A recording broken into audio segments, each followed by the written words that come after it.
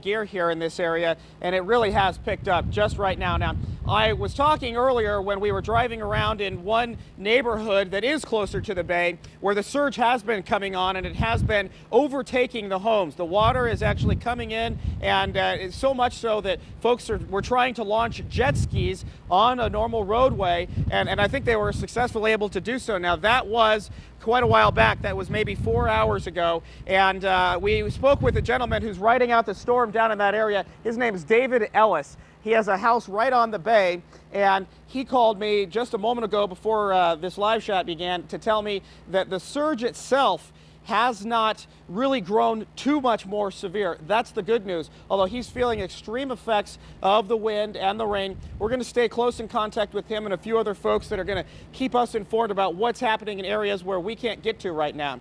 Reporting live from Baytown, I'm Mark Greenblatt. Now back to you. Thank you, Mark. The time now is 9:31, so let's get to that bottom of the hour update on Hurricane Ike. We have you covered on all aspects of this storm. We're giving you an update every 30 minutes on what's going on right now. 200,000 electric customers in our area are without power.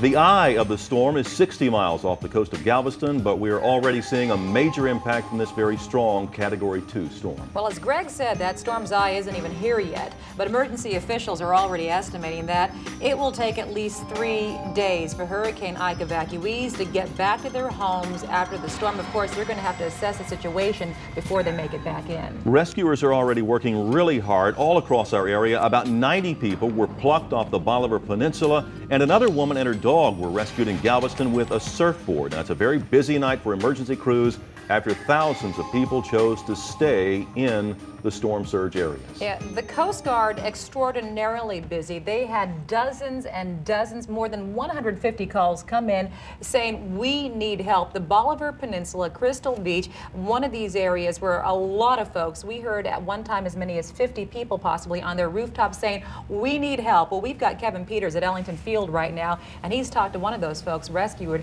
off the Bolivar Peninsula. Kevin? Yeah, Lucy, we're dry right now because we are inside the lobby of a company called Southwest Services. They provide fuel services for incoming and outgoing planes here at Ellington Field. This is also a place, they also have facilities here where they are housing a number of folks, at least a dozen folks who were picked up by the U.S. Coast Guard and the National Guard off the Galveston, off Galveston Island, off the coastline. And tonight we are just hearing some remarkable stories from those folks. We have joining us right now a gentleman, Bill King. Bill, tell us exactly where do you live on Galveston Island? Takeman's Point, near the causeway. Now, Bill, you were telling me earlier that you intended to get out to evacuate. Kind of waiting it out, but then it just got too deep. There was no, a friend of mine was going to come this morning and pick me up, but the water was way too deep then. And it just kept coming up, and it just never stopped. Fences started going down, and it's pretty bad down there. A lot of debris, telephone poles floating around. I mean, it's going to be bad. So the water's rising just underneath your house, which is up on stilts, you said about 10 or 12 feet. No, it's up about 8 foot, but there's about 5.5, 6 foot of water under my house, which I've never seen. Carla didn't do it, and Alicia didn't do it. Did you call the Coast Guard? No, I don't even have a phone. My phone went out, and I don't have a cell phone. I was stuck there standing on a porch with 2 dogs, and I said, 2 dogs and me, and they came and got me. So the Coast Guard, they see you, they're flying with a helicopter? National Guard. National Guard, they see you from overhead. Tell us, what flying around looking, and it took about 2 or 3 passes, and then came back, and 2 guys were on my front porch going, you need some help? You know, we'll get you out of here. And I said, well, I got 2 dogs, and I'll leave if you take the dogs. So we loaded up. And these are 2 dogs right below, I don't know if you can see. I flew in a helicopter, and I was funny, spinning around on a cable with a dog in my arm, and the other guy grabbed my big dog and helped me with him. So we got loaded in the helicopter and made the trip, and I was glad to get out of there. That water is going to get terrible deep. What were the emotions once you got into the chopper? Just relieved to be out of there. It was that bad. And I've been through other storms. I've sit in that house many times. I've been there 33 years. I've never seen the water go this high so fast. Before the storm even gets here, I had more water than what Alicia or Carla put in their final water line. About 1.5 feet before we even got a surge going good. In other words, way beyond belief.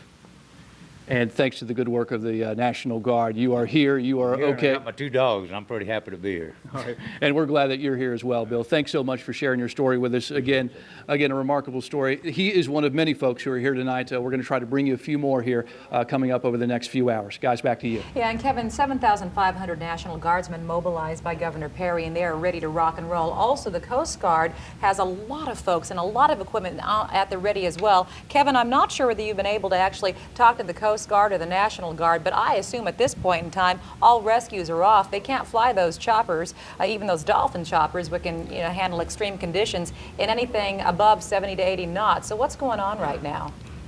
And Lucy, you're right. That's our understanding, at least from the folks who are here at Southwest Services. Their hangar is fairly close by to where the U.S. Coast Guard hangars, and they tell us here that their operations, too dark, they have shut down for the evening, and folks right now are hunkering down.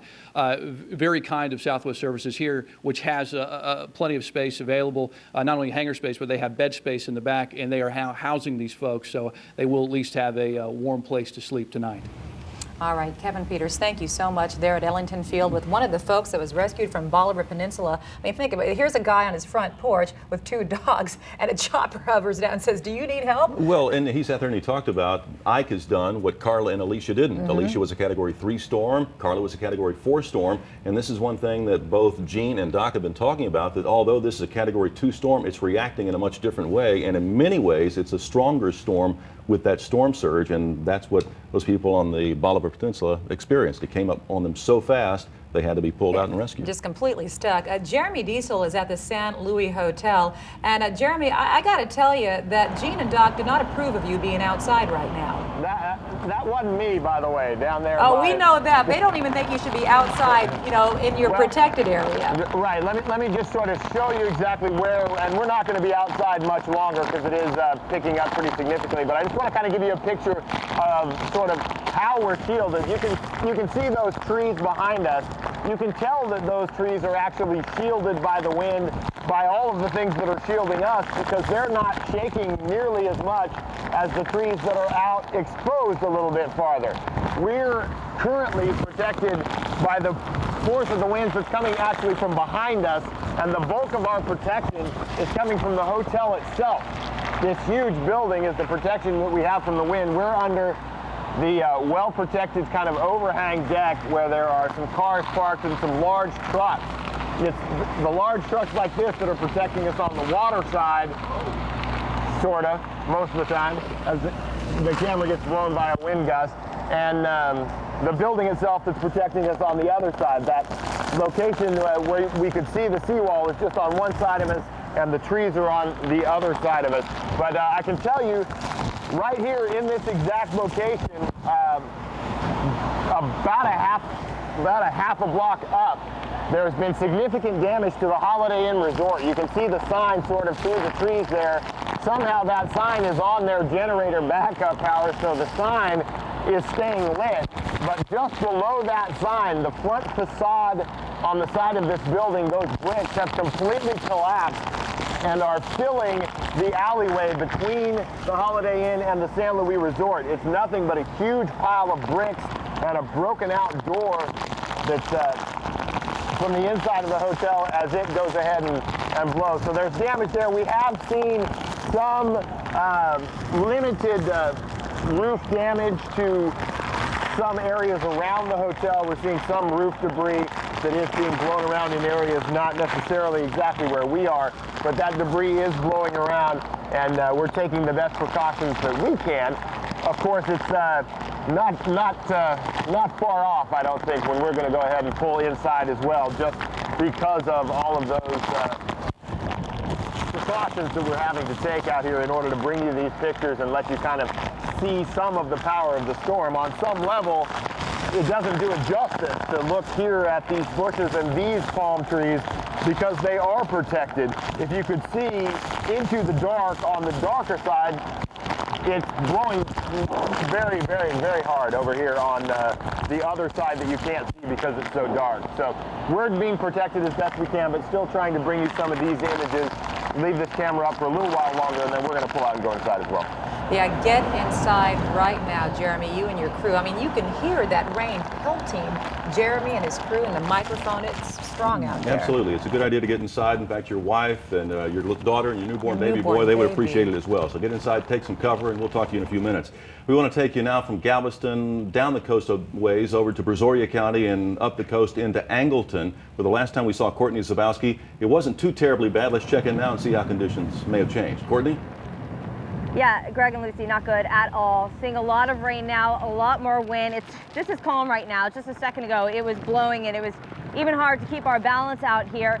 Surprisingly, the power is still on in Angleton. Earlier, we reported that power was out in Freeport, in Lake Jackson, and in Clute. We've heard that the power is back on in Lake Jackson. We've also had reports of power outages in Pearland. We're not sure how widespread those power outages are, but power out certainly throughout the county, Brazoria County. We want to show you where we are. We are in a parking lot in Walmart, and the reason why we're where we are, even though it looks as if it is a little windy, Walmart is blocking us from the main part of the wind, so we're insulated here. That's where we have our crew set up, our satellite truck set up. But if you look out there, you see the rain now just going to the side. It's actually raining now in a diagonal direction, and some of the trees really blowing. We have seen some debris, some minor branches and some leaves on the ground.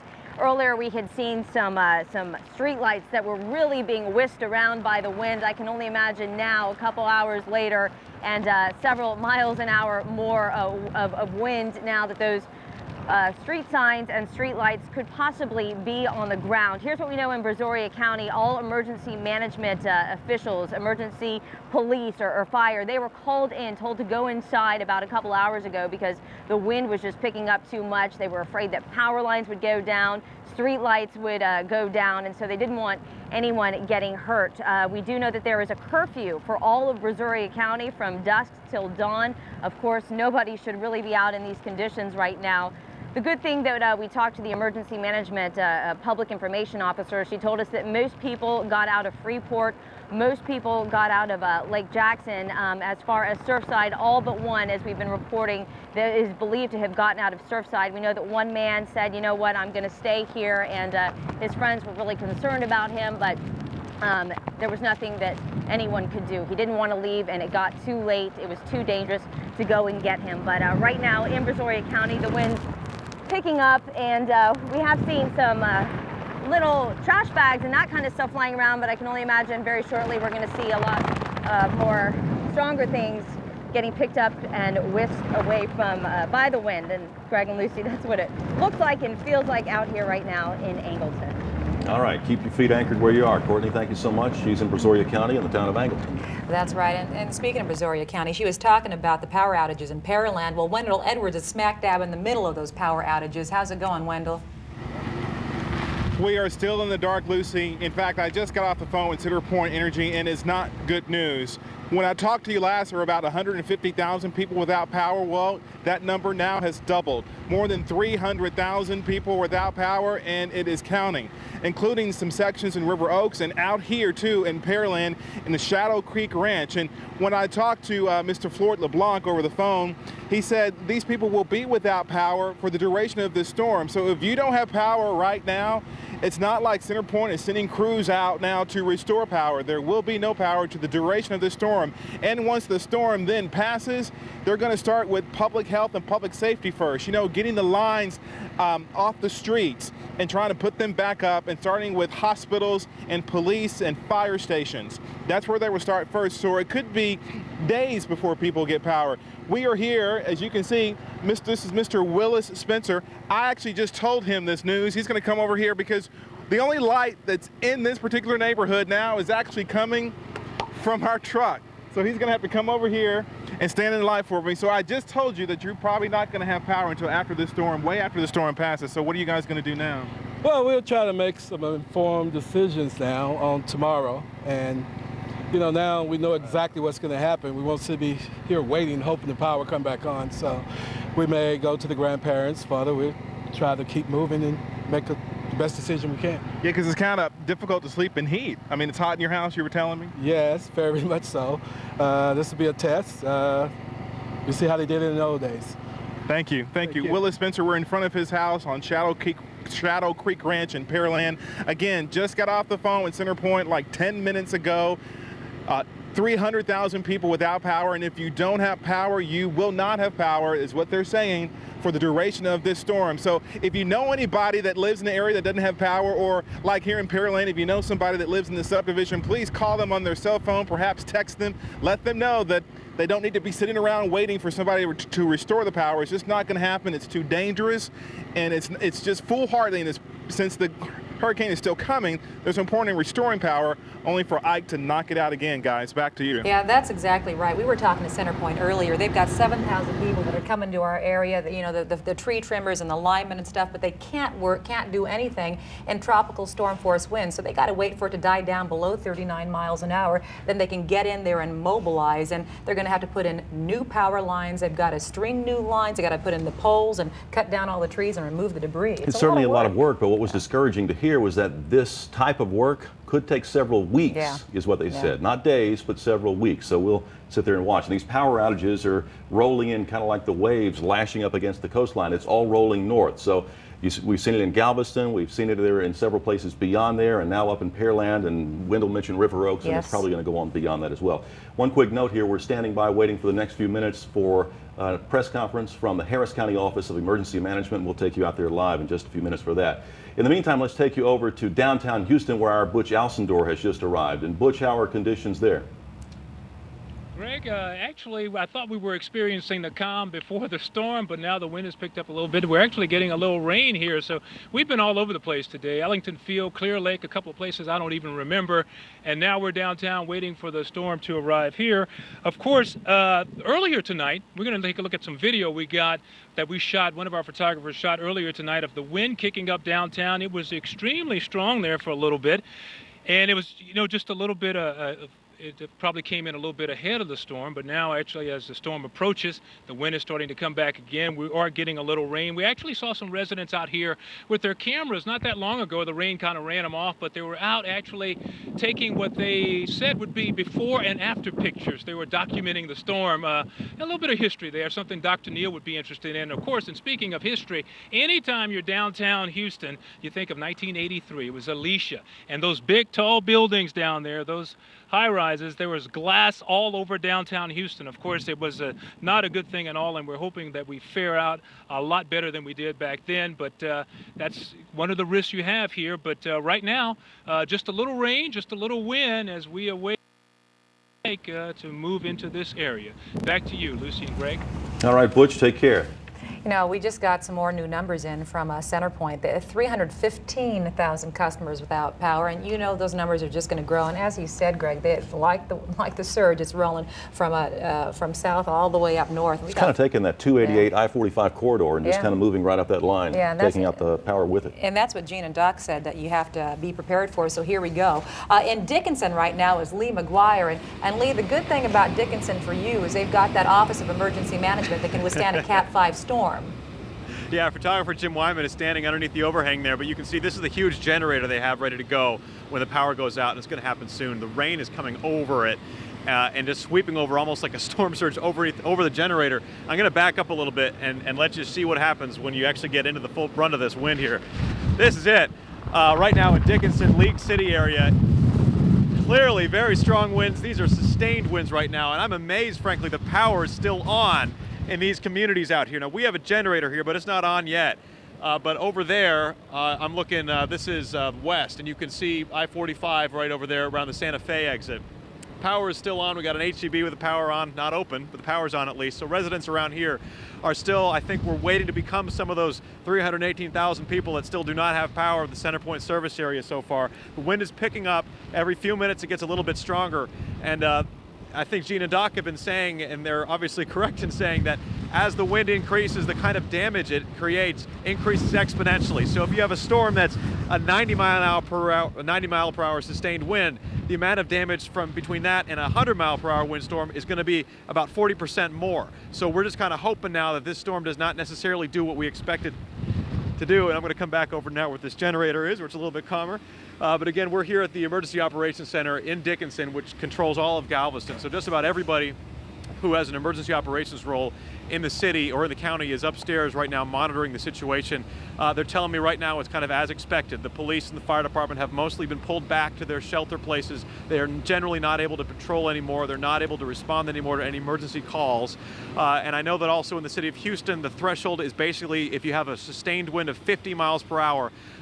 Beyond that, the police really cannot be out on the road. So we're going to see that pretty soon. If we're not seeing it already here in Dickinson and League City, we should see it pretty shortly. And I'm just waiting for this generator to start kicking on so we can have power once we become some of that those statistics that we're talking to you about from CenterPoint Energy. That's the story here from Dickinson. We'll stay on it for you. Lee McGuire, 11 News. Now, Lee, do the people feel pretty comfortable in there where they are? Because that is kind of like a fortress. Lucy mentioned that this thing was built. It's about 23,000 square feet. It's built to withstand a Cat 5, 155 mile per hour winds. And I think, if I'm not mistaken, you're up about 20 feet above sea level, right? Yeah, right now, Greg, we're standing about 22 feet above sea levels where the highest point of this parking garage is, or parking lot is. Now, there's a building next door which used to be the old County Emergency Operations Center, and we were talking to some of the people here about that building. That was built back in the Cold War. They built a bunker underneath it and then realized that up above the building wasn't so good when you had a big storm. So they built this building in 2005. They built it on pilings. These concrete barriers go into the ground and up into the building. And so this is a 3-story building, of which the top 2 stories are being used for the Emergency Operations Center. There are huge concrete pilings that keep this thing secure in the ground. And I'll tell you, inside that building, you have no idea there's a storm outside, except when somebody opens a door and then the wind kind of blows around a little bit inside. But we feel very safe in that building. It's high enough, I'm standing high enough right now that even if the storm surge is 22 feet, I'd be safe. And so the building is going to be just fine. So we're going to be okay in there. The question is, how long can we stay out here and keep broadcasting from this point? Well, that's absolutely true. And, you know, we were talking to County Judge Jim Yarborough a little bit ago, and he said the first responders, they're now taking shelter at Santa Fe High School. And Lee, you said that if folks are in trouble now, unfortunately, they're on their own. And I sure as heck hope that you haven't seen anybody out there on the roadways. Can't help you there, Lucy. We've seen some people here on the roadways tonight. Not very many, but a couple. I mean, I'm looking right now. I don't see anybody right now on 646. I can't quite see I-45, but there's nobody out here right now, which is good. But every now and again, you do see a stray driver because, you know, technically you could probably make it where you're trying to go, but you don't want to do that because the wind could pick up at any minute and you'd be stranded wherever you are. So that's why the police and the fire officials are saying, seriously, don't go anywhere tonight at this point. The winds are too high. Even the police are not able to be out at this point anymore. All right, sounds good, Lee. Thank you so much. Another update here. Now up to 315,000 customers that are without power. Obviously, if you're one of those, you're not hearing us right now, but we do want to let you know that if you are watching us, you may lose power because power has gone out all the way down south in Galveston, up as far as northwest as Jersey Village and up north into Kingwood and the Humble area. So there is a possibility that you may lose power as well. If that does happen, we are simulcasting this broadcast with a number of different partners here. First of all, KRBE 104.1, 103.7, Jack FM, and 97.5 ESPN radio, and then also XM radio, which is free on channel 247. So if by chance you do lose power, you can turn on your radio, your battery operated radio, and you can pick us up there and still get the information that you need to make it through the storm. Well, like Ike's winds, the news is coming in fast and furious. Doug Miller is on top of it all in our newsroom. Doug, what do you have? Power outages we're seeing around town. As you say, 315,000 customers according to CenterPoint. I wanted to go through a little list of some of the places we're hearing about where they're suffering some sort of power outages.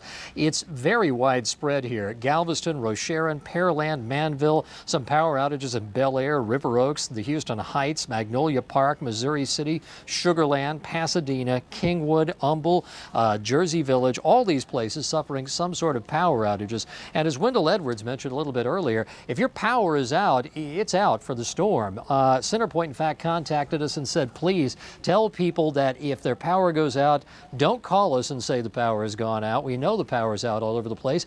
We can't do anything about it. What they're hoping is that people will clear the phone lines out. That the priority for them right now is to try to get to places where there are downed power lines. They do want to hear reports of downed power lines because, after all, those pose a very imminent risk. Obviously, they could provoke some sort of danger, start a fire, whatever. That they do want to know about. But down power lines, don't bother calling CenterPoint about power outages at this point.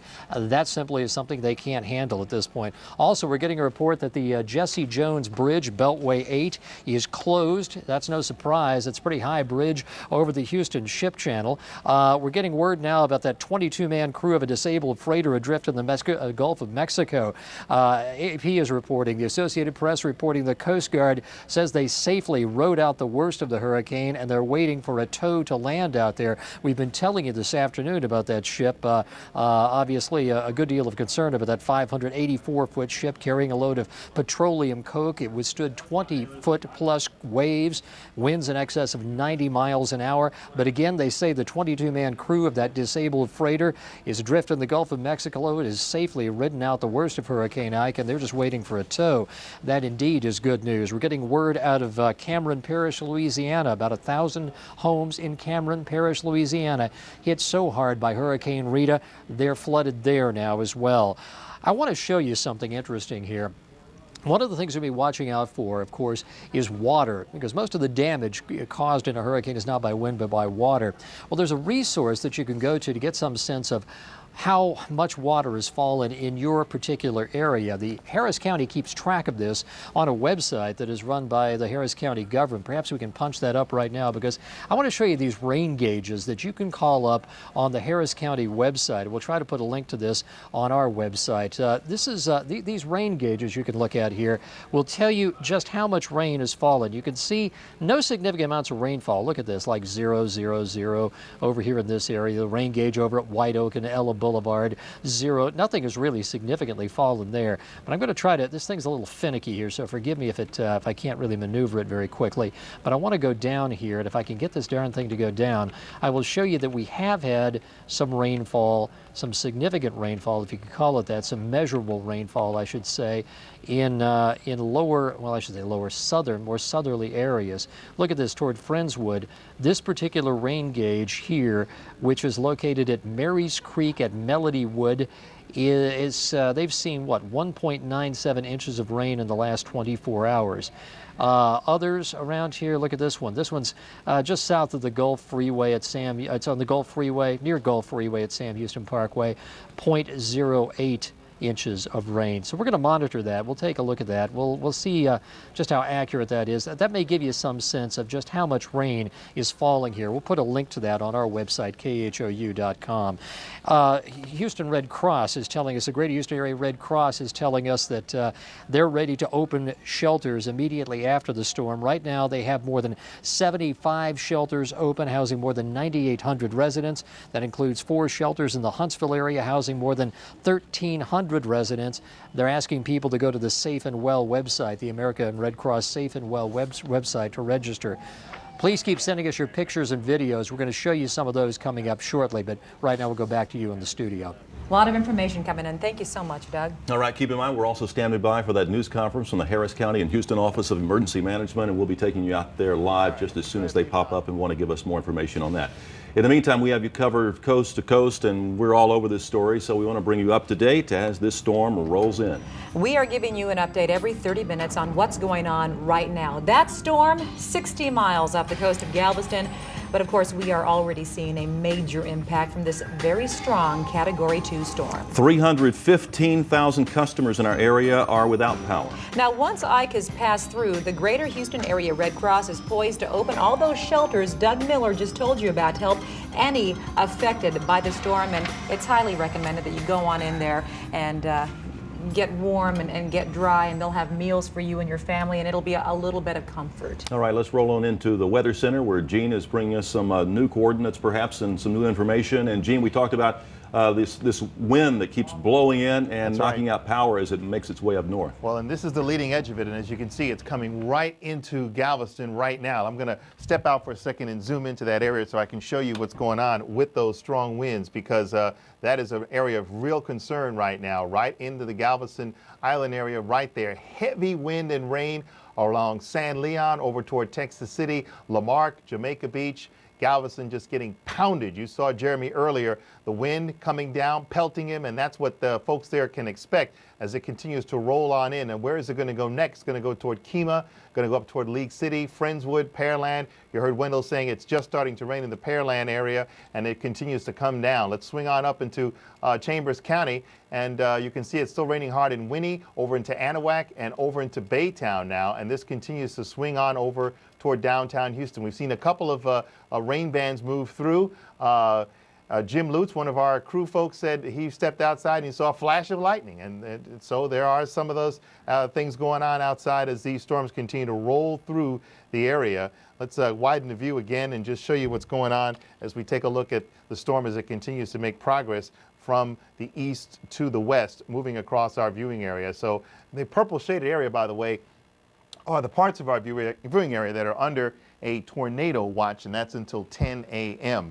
Now let's take a look at our live weather bug sensors. This one now in the Bear Creek neighborhood. Strong northerly wind at 12 miles an hour with a gust of 39. No rain yet on the northwest side of town. It's all along the coast right now, as we just showed you. Chambers County, along the western side of Galveston Bay, and down I-45 heading into Galveston and sections of southern Galveston County as well. Officially at Bush Intercontinental Airport, they have a wind gust of 51 miles an hour, Conroe 33, Tomball 45, and Wharton 45. The very latest coordinates show that the storm's position is 28.6 north, 94.4 west. Not a lot of change since the last position. It's still moving to the northwest at 12 miles an hour. And again, you see this stair-step motion as the storm continues to come toward the coast. First to the north, then to the west, then to the north, then to the west, then to the north, and it may make another wobble west and north before it finally makes that landfall. So that's why we continue to say that we're fairly confident it's going to make a landfall somewhere here near Galveston or perhaps just east of Galveston, but Galveston looks to be kind of like the ground zero point of where the storm will make a landfall. Let's take a look at the latest track information because that kind of confirms that. Here it is coming in as a Category 2 by 1 or 2 a.m., so a little bit later than we first anticipated, and continuing straight up I-45, right through downtown Houston, and then up into Conroe as a Category 1 hurricane. And notice the cone of uncertainty that we've been talking about all week long is getting narrower and narrower because the Weather Service has more and more confidence that this is where the storm is going to make a landfall. But it's still kind of a wide range. It looks like it's ranging about 30 miles either side of Galveston. Could come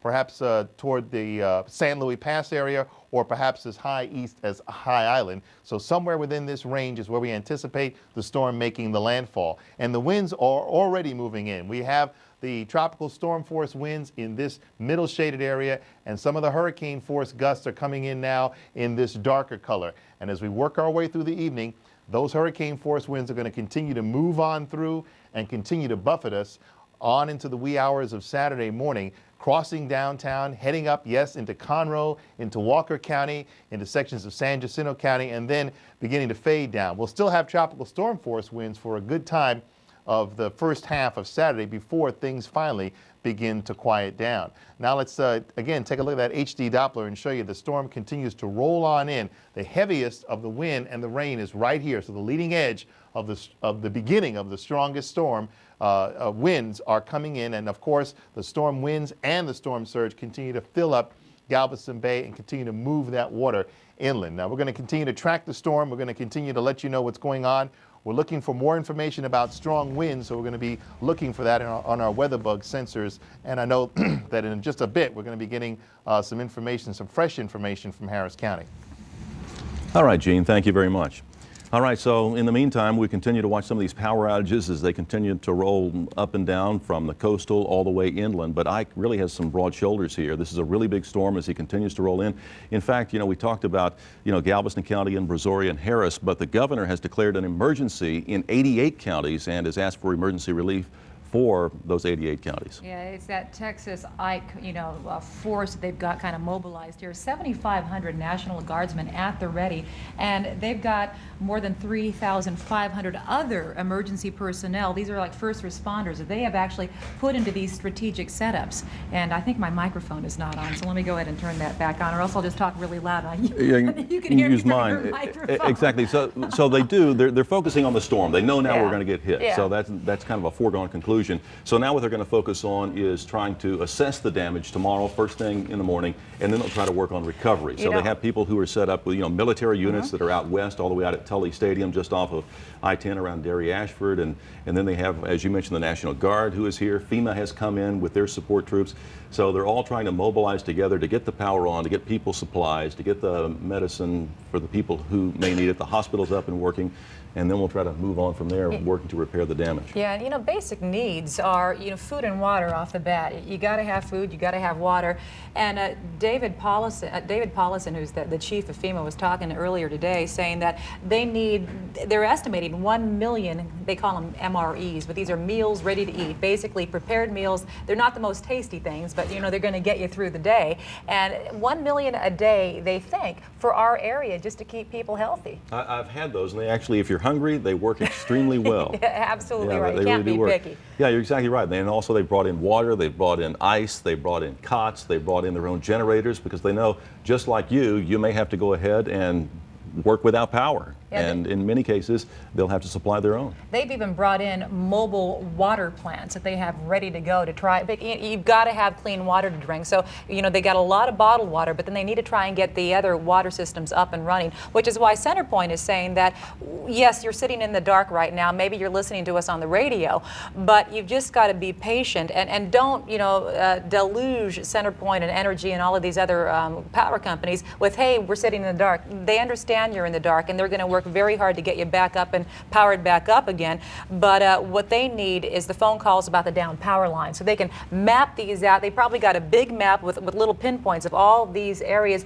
that once this storm goes through, they can send their first responders out there and start tackling this, power pole by power pole by power pole. So it's just a huge logistical force that they've got to bring in together. And you see, we certainly have power, we have lights, but we're nowhere near the top of the priority list. We're on an enormous generator.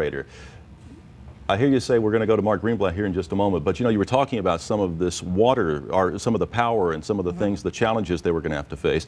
Galveston, for instance, shut off their water supply because they thought that it was going to be compromised, and indeed they believe part of it may have been compromised with broken pipes and so forth. So that's going to be shut off at least until the storm passes, and then they'll have to go in there and test it to make sure there is no bacteria, no salt water in there, and then they'll have to turn that back on. So several challenges are still ahead. Yeah, very big challenges. Do we have a Mark Greenblatt that we're going to go to? All right. I believe the last time we saw him, he was in Baytown, so let's see what he's discovered. This is Baytown Fire Station number 1. It's one of 5 stations in Baytown where all the firefighters in Baytown, all emergency personnel, are choosing to ride out the storm right here, hunkered down in place in their various stations. Well, you can see some equipment, like an ambulance, is also going to be here. Some firefighters aren't taking any chances here in Baytown. Check out this monster truck of sorts. It's actually a personal vehicle. It doesn't belong to the Baytown Fire Department. One of the firefighters decided to borrow the vehicle and bring it in for this event, not taking any chances. If the roadways are blocked or not cleared, they're going to get by in this truck. All right, thank you very much, Mark Greenblatt. All right, let's go back into the newsroom, and Doug Miller is standing by with some more information there. Doug? Yeah, we're gathering information from all sorts of sources all over the place here in the newsroom. We just got a message from our reporter, Rux Russell, who's one of our many reporters we have deployed down on Galveston Island. He's been talking to some Galveston police officials, and he wanted to pass along the word. One of the big concerns, of course, is when there's an evacuation like this, looting, the possibility that people will leave their houses, people break in and steal their stuff and so on. Well, they have one report of a burglary to a home so far. 4 people were arrested in connection with that burglary and or attempting to loot. They're now in Galveston police custody. Also, we're getting information that tomorrow at 12:30 tomorrow, emergency management officials in Galveston are going to meet to determine when residents will be allowed to return to the island. Of course, law enforcement authorities control the roads leading into Galveston, that one bridge leading in there. They'll make the decision when people will be allowed to come back in and go back to their houses again. They're going to meet at 12:30 tomorrow to talk about when they can do that. We want to talk to you a little bit about some of the pictures we've been soliciting. You know, we've been asking for photographs, people to send in their photographs. There are places our reporters can't get to. We only have so many cameras, so many people out there, and there are some interesting things that folks are seeing out there. As you see them, please email them to us at khou.com, Ike at khou.com. Steve Corey in Deer Park sent this. He came from outside his house. He took that picture about 6:30. Joanne Lammers in Pirates Cove, lots of water there in the Pirates Cove area came in, and so she stuck her head outside and took that picture. Obviously an area where they're accustomed to some water, but not quite that much. Katie Boback sent this in. This comes from the Kemah Boardwalk. Of course, this was taken from the Highway 146, the Kemah Bridge. Looks like that was taken sometime around 6:30. Look at this, clouds rolling in. This was in southeast Houston. We got this from one unidentified viewer. We sure appreciate them sending that in. Just some pictures of the clouds rolling in southeast Houston before the sun went down this evening. This is Texas City, some damage to a convenience store there. Somebody took this picture with a cell phone and was kind enough to send it to us on Ike at KHOU.com. Again, that picture taken with a cell phone, pretty good quality on that particular picture. Now we got some video as well. This video has come in from Anahuac, just pictures of the wind as it was rolling in late this afternoon, early this evening. Anahuac feeling the effects there of Hurricane Ike as it blew in there. That was just some video that looks like it might have been taken with a cell phone. It really is amazing that we can get these pictures taken with just a cell phone. We also have some pictures of lightning in the Memorial area. This was taken right around sundown. Look at that, the lightning flashing in the sky, kind of that red brick sky that we see before any big storm rolls in. Maybe we're just maybe I'm just imagining that just through the clouds there, but it sure looks red, sure looks like the kind of thing we are accustomed to seeing before any big storm rolls in. This is the sort of information that we're counting on people sending to us. You're seeing a lot of things in your own neighborhood. You're hearing a lot of things. Send that information to us. We certainly look for that, and we're going to use that information to send it to us. We've also set up a place on our website that you can send this in, so send it in to us at KHOU.com. All right, Doug, we'll get back to you in a few minutes because we have a news conference we're going to. That's right, Harris County Office of Emergency Management, Judge Ed Emmett now talking to us. Well, good evening. It's 10 after 10, and I realize a fair amount of the county seems to have lost power. We just lost it here, but now we're on generator backup. So we mainly just wanted to give a little bit of a report. This has been such an odd day. For hours we've been watching what's going on in Galveston and in the lower parts of Harris County, upper Galveston County, Kemah, places like that. And yet here at Transtar, looking out the windows, we barely had wind and barely had rain, and we know it'll get here sooner or later. So we understand what some of you are suffering through, and I'm sure that that's of great concern. We wanted to talk about several things in anticipation of not only what is going on right now, but what may go on in the future. And first, Jeff Lindner, was with Harris County Flood Control District. Would like to update a little bit about what the flooding is. And if you would, if you have questions about flooding, go ahead and ask him now, and then we'll just do this sort of one at a time. All right, I want to get everybody an update on the status of the flooding in Harris County. This is storm surge related flooding. There is no rainfall flooding at this time. We have flooding in progress along Clear Lake and around Clear Lake. We have near bank full conditions on Clear Creek east of Bay Area Boulevard. We have near bank full conditions on Greens Bayou south of Interstate 10. We have Little Vince Bayou in the Pasadena area, 1/3 full on the lower end. We have Brays Bayou at Lawndale and eastward, half full. And low-lying areas on the Ship Channel, the San Jacinto River, and the San Jacinto River tributaries are flooding. Let me explain a little bit about what is going on with the storm surge. We are seeing the surge rise in Galveston Bay, and it is producing water level rises in the lower ends of our bayous and creeks. Okay, it's important to understand that even though we are flooding in the lower ends of our channels, that the water, when it does start to rain, will be able to drain to the bay. it will be able to drain because of the elevation rise across Harris County. Does anybody have any questions? Can you run through those again? The areas are affected. Yeah, Clear Lake, we have flooding in progress around the lake. Right now, we know we have flooding. It's getting close to getting in some of the homes down there, but it's hard to tell at this time exactly how bad it is. On Clear Creek, east of Bay Area Boulevard, we have near bank full conditions. On Greens Bayou at I-10, south of I-10, we have near bank full conditions. On Little Vince Bayou, on the lower end, it's 1/3 full. Brays Bayou at Lawndale and eastward is 1/2 full. And we have flooding on the low-lying areas along the Houston Ship Channel, the San Jacinto River, and the San Jacinto River tributaries. Now, given the flooding we've had so far, do you have a sense for how bad it could get when the storm moves on? From the storm surge aspect, it is going to get worse as the storm surge comes in. We are still looking at a potential of 16 to 20 feet of storm surge in the northwest side of Galveston Bay and in the Ship Channel, and so we are going to see a lot of surge flooding in the southeastern 1/3 part of the county, in those areas that were under the mandatory evacuation order. What is the storm surge right now that's causing all this flooding? Right now, currently, our tide gauges are showing that we have water level rise in the Houston Ship Channel around 6 feet, around 7 feet on Clear Lake, and around 8 feet at Morgan's Point. So if it goes up to 16 to 20 feet, that could be very serious, it sounds like. Yes, and that is why we had the mandatory evacuations for those areas. Do you think the combination of potential heavy rainfall along with the surge flooding is a kind of a double whammy? Could you explain how that would impact homes? Yeah. Again, the surge is confined to the southeastern part of the county on the lower ends of our watersheds. On the upper ends of the watersheds in Jersey Village, in Spring, and Humble, when it begins to rain, that water will drain like it would normally drain on any day.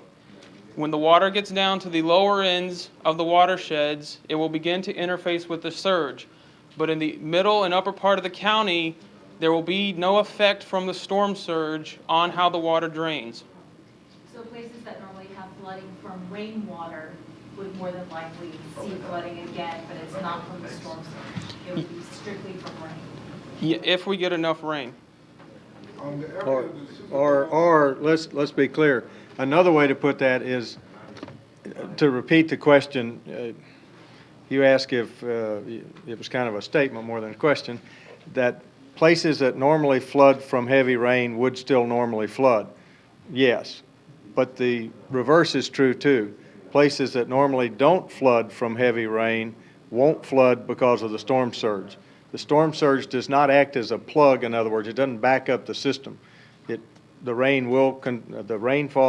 water from the rainfall will continue to flow down to the bay, and it might add to the complications down there, but the storm surge should not affect flooding in any other part of the county. So then is the storm surge actually affecting parts of the county, essentially areas that normally would not have flooded because of rain, and it's just hitting like essentially a new area? The question is the storm surge hitting a new area? The simplest way to put it, and Jeff, correct me if you'd like, the simplest way to put it, the storm surge just means that the tide is a whole lot higher than it is normally, and it's coming onto land that normally doesn't have water on it. It's not a question of drainage, it's purely a question of height. If you have elevation of 4 feet above sea level, and suddenly the sea level goes up 16 feet, then do the math, you're now 12 feet below sea level for that brief period of time. Any other questions specifically? Yeah, just real quick, generally how many homes might be affected by the bayou flooding? I know that's kind of a large question, but in Harris County? Well, keep in mind, I don't believe he mentioned bayou flooding. He mentioned storm surge flooding and flooding around Clear Lake. That's all related to the storm surge.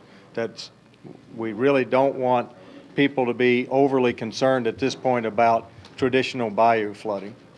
If we have Okay. storm surge through Galveston Bay, what happens Right. then? Is that bayous? Yes, but but what he's saying is the rain won't necessarily cause those bios to go out of their bank in any other place.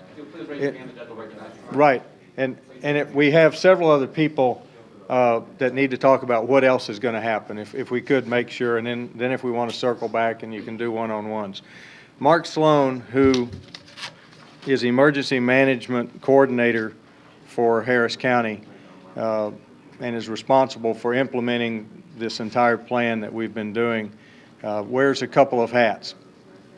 The other hat Mark wears is he's in charge of the Citizens Corps, and it's very important that he say a few words about the Citizens Corps and what their responsibilities are going to be immediately following, because we've already transitioned and we're beginning to think about what do we do after the storm. So, Mark.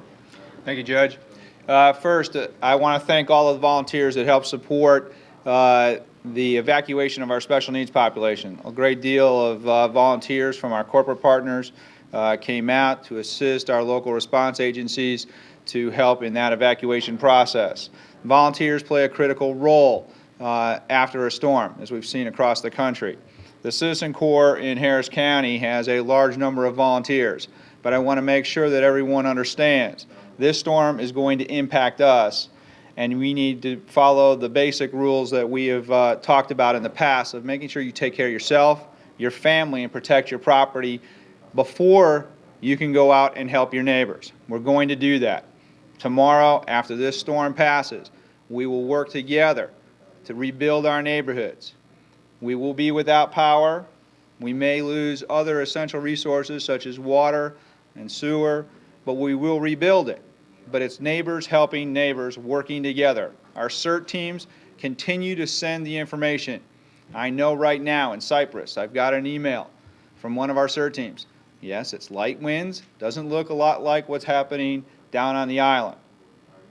Things are going to change. They're going to change quite rapidly in the next few hours. Continue to send us as much information as you can so we can establish our plan and our recovery process here within the EOC. So we appreciate everyone's patience as this storm comes in. We've been watching all day. Here in Harris County, doesn't look like a lot of things have changed over the past few hours. It's going to change dramatically. Any questions from Mark? Yes. They are sending me emails. They already have the contact information through the Citizen Corps and the website on anything that's happening within their neighborhoods through our point of contacts for our CERT teams and our Citizen Corps members. Yes. Pardon? Well, if regular citizens want to send an email and they have that capability to give us an update of what's happening within their community, they can go to the harriscountyscitizencorps.com website, and they can find my email probably more than on more than one page and send it out to me. Yes? We were hearing that people in the mandatory evacuation zones who have left their homes, that it will be 72 hours before they're left back. Is that correct? It all depends. Repeat the question.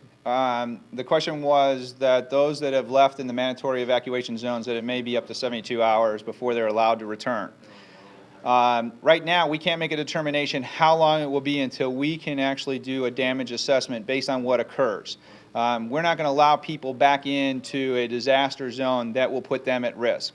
So until this storm passes through so that we can get our damage assessment teams out to see what has occurred, then the repatriation of bringing our citizens back to their homes can begin. But first, we have to know what the impact is of this storm. Okay. Let me add a couple of things to that. The American Red Cross Greater Houston Area Chapter just gave me a brief. The American Red Cross will be going door to door to assess damage to homes in the evacuated zip codes. Red Cross will then move into other affected areas to do a damage assessment. Shelters will be open to assist displaced families in all affected counties. Families can access HoustonRedCross.org for more information. That's HoustonRedCross.org if you find yourself displaced. Let me also add one more thing. We have multiple jurisdictions. A lot of the zip codes that have been evacuated are in particular cities. 3 of them are in the city of Houston. Some are in LaPorte, Nassau Bay, Taylor Lake Village, other cities. Those cities will also be responsible for determining if it's safe to come back in. And so you should check with your city if you live in a city. For the unincorporated parts of Harris County, clearly the county would be involved. There's one other key piece and one reason we're having this press announcement now. After the storm, there are some critical health and safety issues that need to be considered. And Dr. Palacio from the Harris County Health Department is here to talk about those. Dr. Palacio. Good evening. Thank you, Judge. Thank you, Congresswoman. A couple of things that we wanted to mention. First and foremost is your own safety and the safety of your family. So really injury prevention as we move from the storm towards recovery. When you go outside and you're doing debris movement, protect yourself. Make sure you have a good understanding of the situation. This is a great opportunity, unfortunately, for injuring yourself with rusted nails or other things. So make sure that your tetanus status is up to date. Work with your healthcare providers to ensure that you maintain your tetanus status up to date.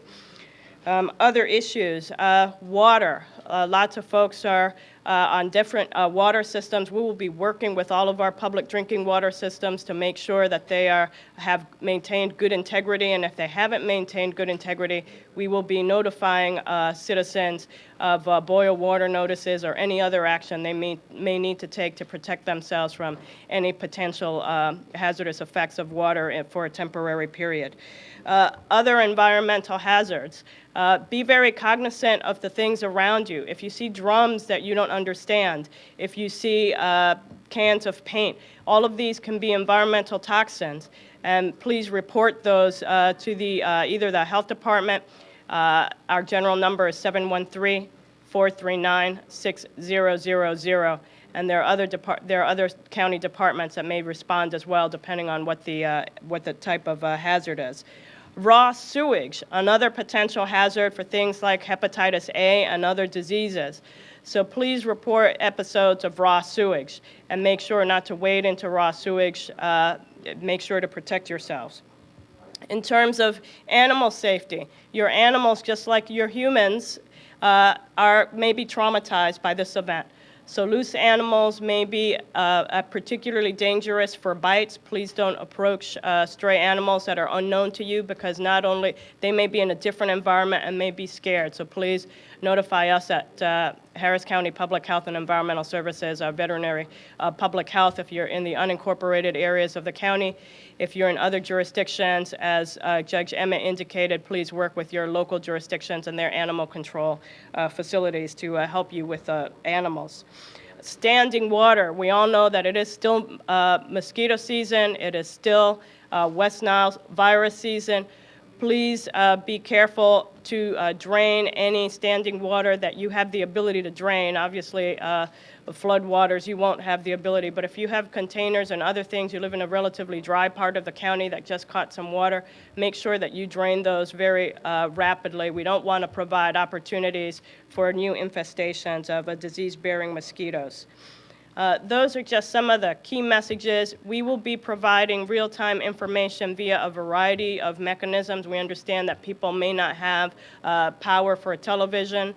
We will be contacting radio, since folks are likely to have battery power operated radio, but we also have a number of community partners. We will be trying to get out messages relevant to your neighborhood, any health risks that we identify, to make sure that you're informed. Right now, the water, as far as in Harris County, is still safe. People there's no need to boil, or should they boil to be safe? We have not had, obviously, we've been in here, as has everybody else. We, like all the other county departments that will be involved in recovery, will be making assessments. So I can't speak as to the integrity of any particular public drinking water system as we speak, because we haven't had the opportunity to make those assessments. What is the Harris County Medical Center doing to protect the patients in intensive care? Have they moved any of them out to shelters elsewhere, or are they sheltered in place right now? Hospitals in the evacuation zone, we've been working with our partners at the Catastrophic Medical Operations Center and the Houston Emergency Department to, they have taken care of the evacuations of hospitals in the surge zones. In terms of, hospitals and what they're protecting, I would have to refer you to the individual hospitals to have you take their direction. If I may offer a word here, just Hang on just a second, please. Let me wrap up the county portion, and then I think Congresswoman Lee would like to say something. We, as I said, have already begun to turn the corner and look at what happens after the storm passes.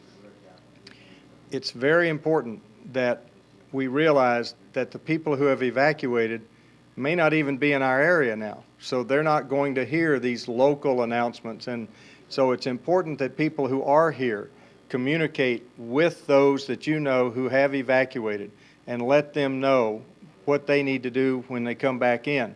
And one of the key pieces, and I cannot stress this enough, most of the evacuated areas are in particular local jurisdictions. The City of Houston, City of LaPorte, other cities. Contact your city to find out the answers to the questions, is the water supply safe when you come back? Are there any particular environmental hazards? One of the issues that is being addressed, because so much of this flooding is along the ship channel, the petrochemical industry, we don't know what the impact's going to be on environmental issues that could affect your health and safety coming back in. So please, everybody, do your best to help get the word out to those who have evacuated. If there are any questions, all of these people will be around afterwards to answer directly to you. But again, I thank the public for all that they've done to make this as palatable of a storm as I think we've seen in a while. But now it's time. A lot of people are going to lose power. From here on, we'll just come through on the other side. Congresswoman, welcome. Thank you very much, Judge. And I just wanted to reemphasize earlier today and over the last 48 hours, the mayor and the judge formulated a model for evacuation. I want to remind everyone that there are still people in the non-evacuated areas. And it is extremely important after this storm passes that the vulnerable, the elderly, and these areas that are older, that we each try to ensure that someone is accounting for everyone in the homes on your block. And the vulnerable persons most likely have not left the area, particularly if they were in non-evacuated areas. It will be very important in light of the fact that we will be out of power. We expect there to be power loss in about 1 million homes plus. We also expect damage in almost 4,000 or so homes in and around the area. So there will be obviously a lot to do, and you should be safe, but I think it's very important to look for the vulnerable populations. I'd like to leave a number, 713-655-0050, an additional number that will be manned tomorrow for those who may have inquiries, and we'll try to help you as quickly as possible. And to indicate that, as the judge said, more shelters will be opening in the rescue and recovery. There are some even open now that have opened early, and we expect the Red Cross to be assisting us with doing that. Lastly, I would say that one of the things that I know that the judge and the mayor will be looking at will be a fast response by the federal government, somewhat, we hope, faster than what occurred some 3 years ago. We hope that there will be vehicles that will allow us to secure funding as quickly as possible, such as the economic stimulus package that will be moving through Congress maybe in the short time frame. So we hope that everyone realizes that we're a team and that our most important element is, again, to save lives, but to focus on the elderly and the most vulnerable to make sure that we can assure their safety over the next couple of hours. Anything else? Thank you very much. Okay, you've been watching the emergency management briefing for Harris County, and the emergency management team has transitioned to recovery, starting to think about what to do after the storm. And there will be infrastructure damage. They admitted that to the water and the sewer systems, but they said we will rebuild. So there's some hope and optimism there. Evacuation zones. They're not sure how long it will take to get people back, but they do have to make a damage assessment and then determine that it's safe for people to come back. And they said they won't be allowing those people to come back until it is safe to get back in. They also mentioned that the Red Cross will be going door to door, making their own assessments as well, asking how they can help and also providing shelters. You know, Ed Emmett was talking off the bat, and it's hard to put into words what's going on right now. He started off by saying this has been such an odd day, and it really, truly has been. If you are seeing flooding in areas that you rarely see flooding, and you're in the lower lying areas, they wanted to let you know from the flood control district, this is storm surge related flooding right now. They don't have any rain coming in enough in the inland areas of Harris County to make for any flooding. So this is storm surge related. It's going to keep on coming up in these bayous, San Jacinto River, San Jacinto tributaries and such, and then it'll eventually push back down. They still believe that all of that water, because of the elevation, gravity is going to come into work, and all that stuff that comes down on us when the storm hits is going to wash back down and then head back out to the Gulf. All those people in the coastal communities, probably not much solace for them, because Not they're at getting all. flooded regardless. Yeah, whether exactly. it's bayou water or it's bay water, the result is still the same. They also mentioned some health and safety issues which we'll want to take care of somewhere down the road, because several things to be considered. They talked about injury prevention and water systems and raw sewage. Need we say more about that? And then also we'll let you know about any boil water orders that are issued. Yeah, that's going to be coming in soon, because you don't want to get any bacteria, especially if that raw sewage starts running in and such. Time now is 10:34. We're at the bottom of the hour. We want to have you covered here, so we certainly do. We have you covered from the coast all the way inland and beyond. And we want to get you the latest update on Hurricane Ike. Yeah, this comes every 30 minutes to you, top and bottom of the hour. What's going on right now? Well, that storm is 55 miles off the coast of Galveston, but we are already seeing a major impact from this very strong Cat 2 storm. 315,000 customers in our area are without power, but you heard the Congresswoman say, especially in the Harris County area, there could be many, many more. Well, an evacuee from Calhoun County gave birth to a baby girl in the bathroom of a shelter in New Braunfels today. We wish them the very best. The mother had help from a nurse and volunteers, so hopefully she's doing just fine, as is her new little one. Absolutely remarkable there. And in the corner of your screen, we've been showing you some pictures during that news conference, and maybe you saw some of the shopping carts that were in a parking lot moving along. They were being pushed along. That was in the Angleton area in Brazoria County. And the last time we saw Courtney Zabowski, she was being pelted by the rain and the wind, and it looks like it may have increased a little bit. Courtney? Well, we actually moved a little out of the wind and the rain. It's just getting too scary out there right now.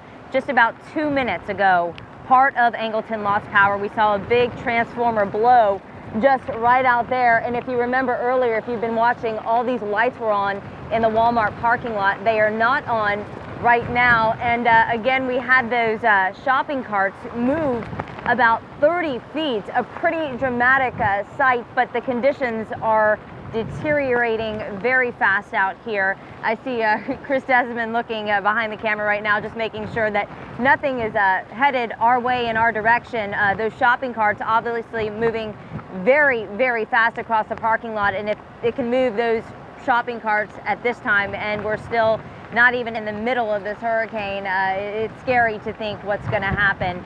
We did have power outages, reports of power outages in many parts of Brazoria County. We heard that power was back on in Lake Jackson for a little while, but we were doing pretty well until just about 3 minutes here in Angleton. It doesn't appear, obviously, you see some lights on behind me, that all the power is out in Angleton, but again, just the beginning of what's to come. We had that video of the shopping carts. We also had some video earlier. It was some wind that's blowing, just street lights we saw earlier dangling. Those are probably on the ground by now with some of the wind blowing. If you look in the direction over there, the Blockbuster sign, and obviously the Blockbuster has power. There's an apartment complex, or rather maybe a hotel, that also has power, but this parking lot was lit up a lot earlier, so obviously many people now in Angleton without power. Good news, there's not too many people in town, not too many people in Angleton, not too many people in Lake Jackson, Freeport, Surfside. Good news that a lot of people got out. We are under a curfew. We have not seen one person out. You wouldn't think now that the winds are kicking up to 45, maybe 50 miles an hour, gusts of wind that high, that people would be outside, but definitely more and more rain, sheets of rain, that diagonal side, winds kicking up. So we are just getting started for a very long night and early morning. Greg and Lucy. Take cover For now, we'll get back to you in a little bit. Thanks, Courtney. You know what we were just seeing there in the bottom left of your screen was Hurricane Ike, and it's hard to see from what's going on behind us here, but Darby Douglas just came running out and said they're scrambling in the Weather Center right now. Well, they've been scrambling for, you know, days at this point in time, but really scrambling because what we were looking at was this big empty spot just north of that eye wall, you know, of the eye wall. Little hole in the storm. Well, it kind of looked like a big hole in the storm, so we've got to figure out what's going on with that. Looking at a very small set. Well, here. yeah, this is true. And so we're going to have to go check in with Gene and Doc in just a little bit. But right now we've got Mark Greenblatt just east of that ship channel in Baytown. Mark, that wind is a lot stronger now than it was last time we talked to you.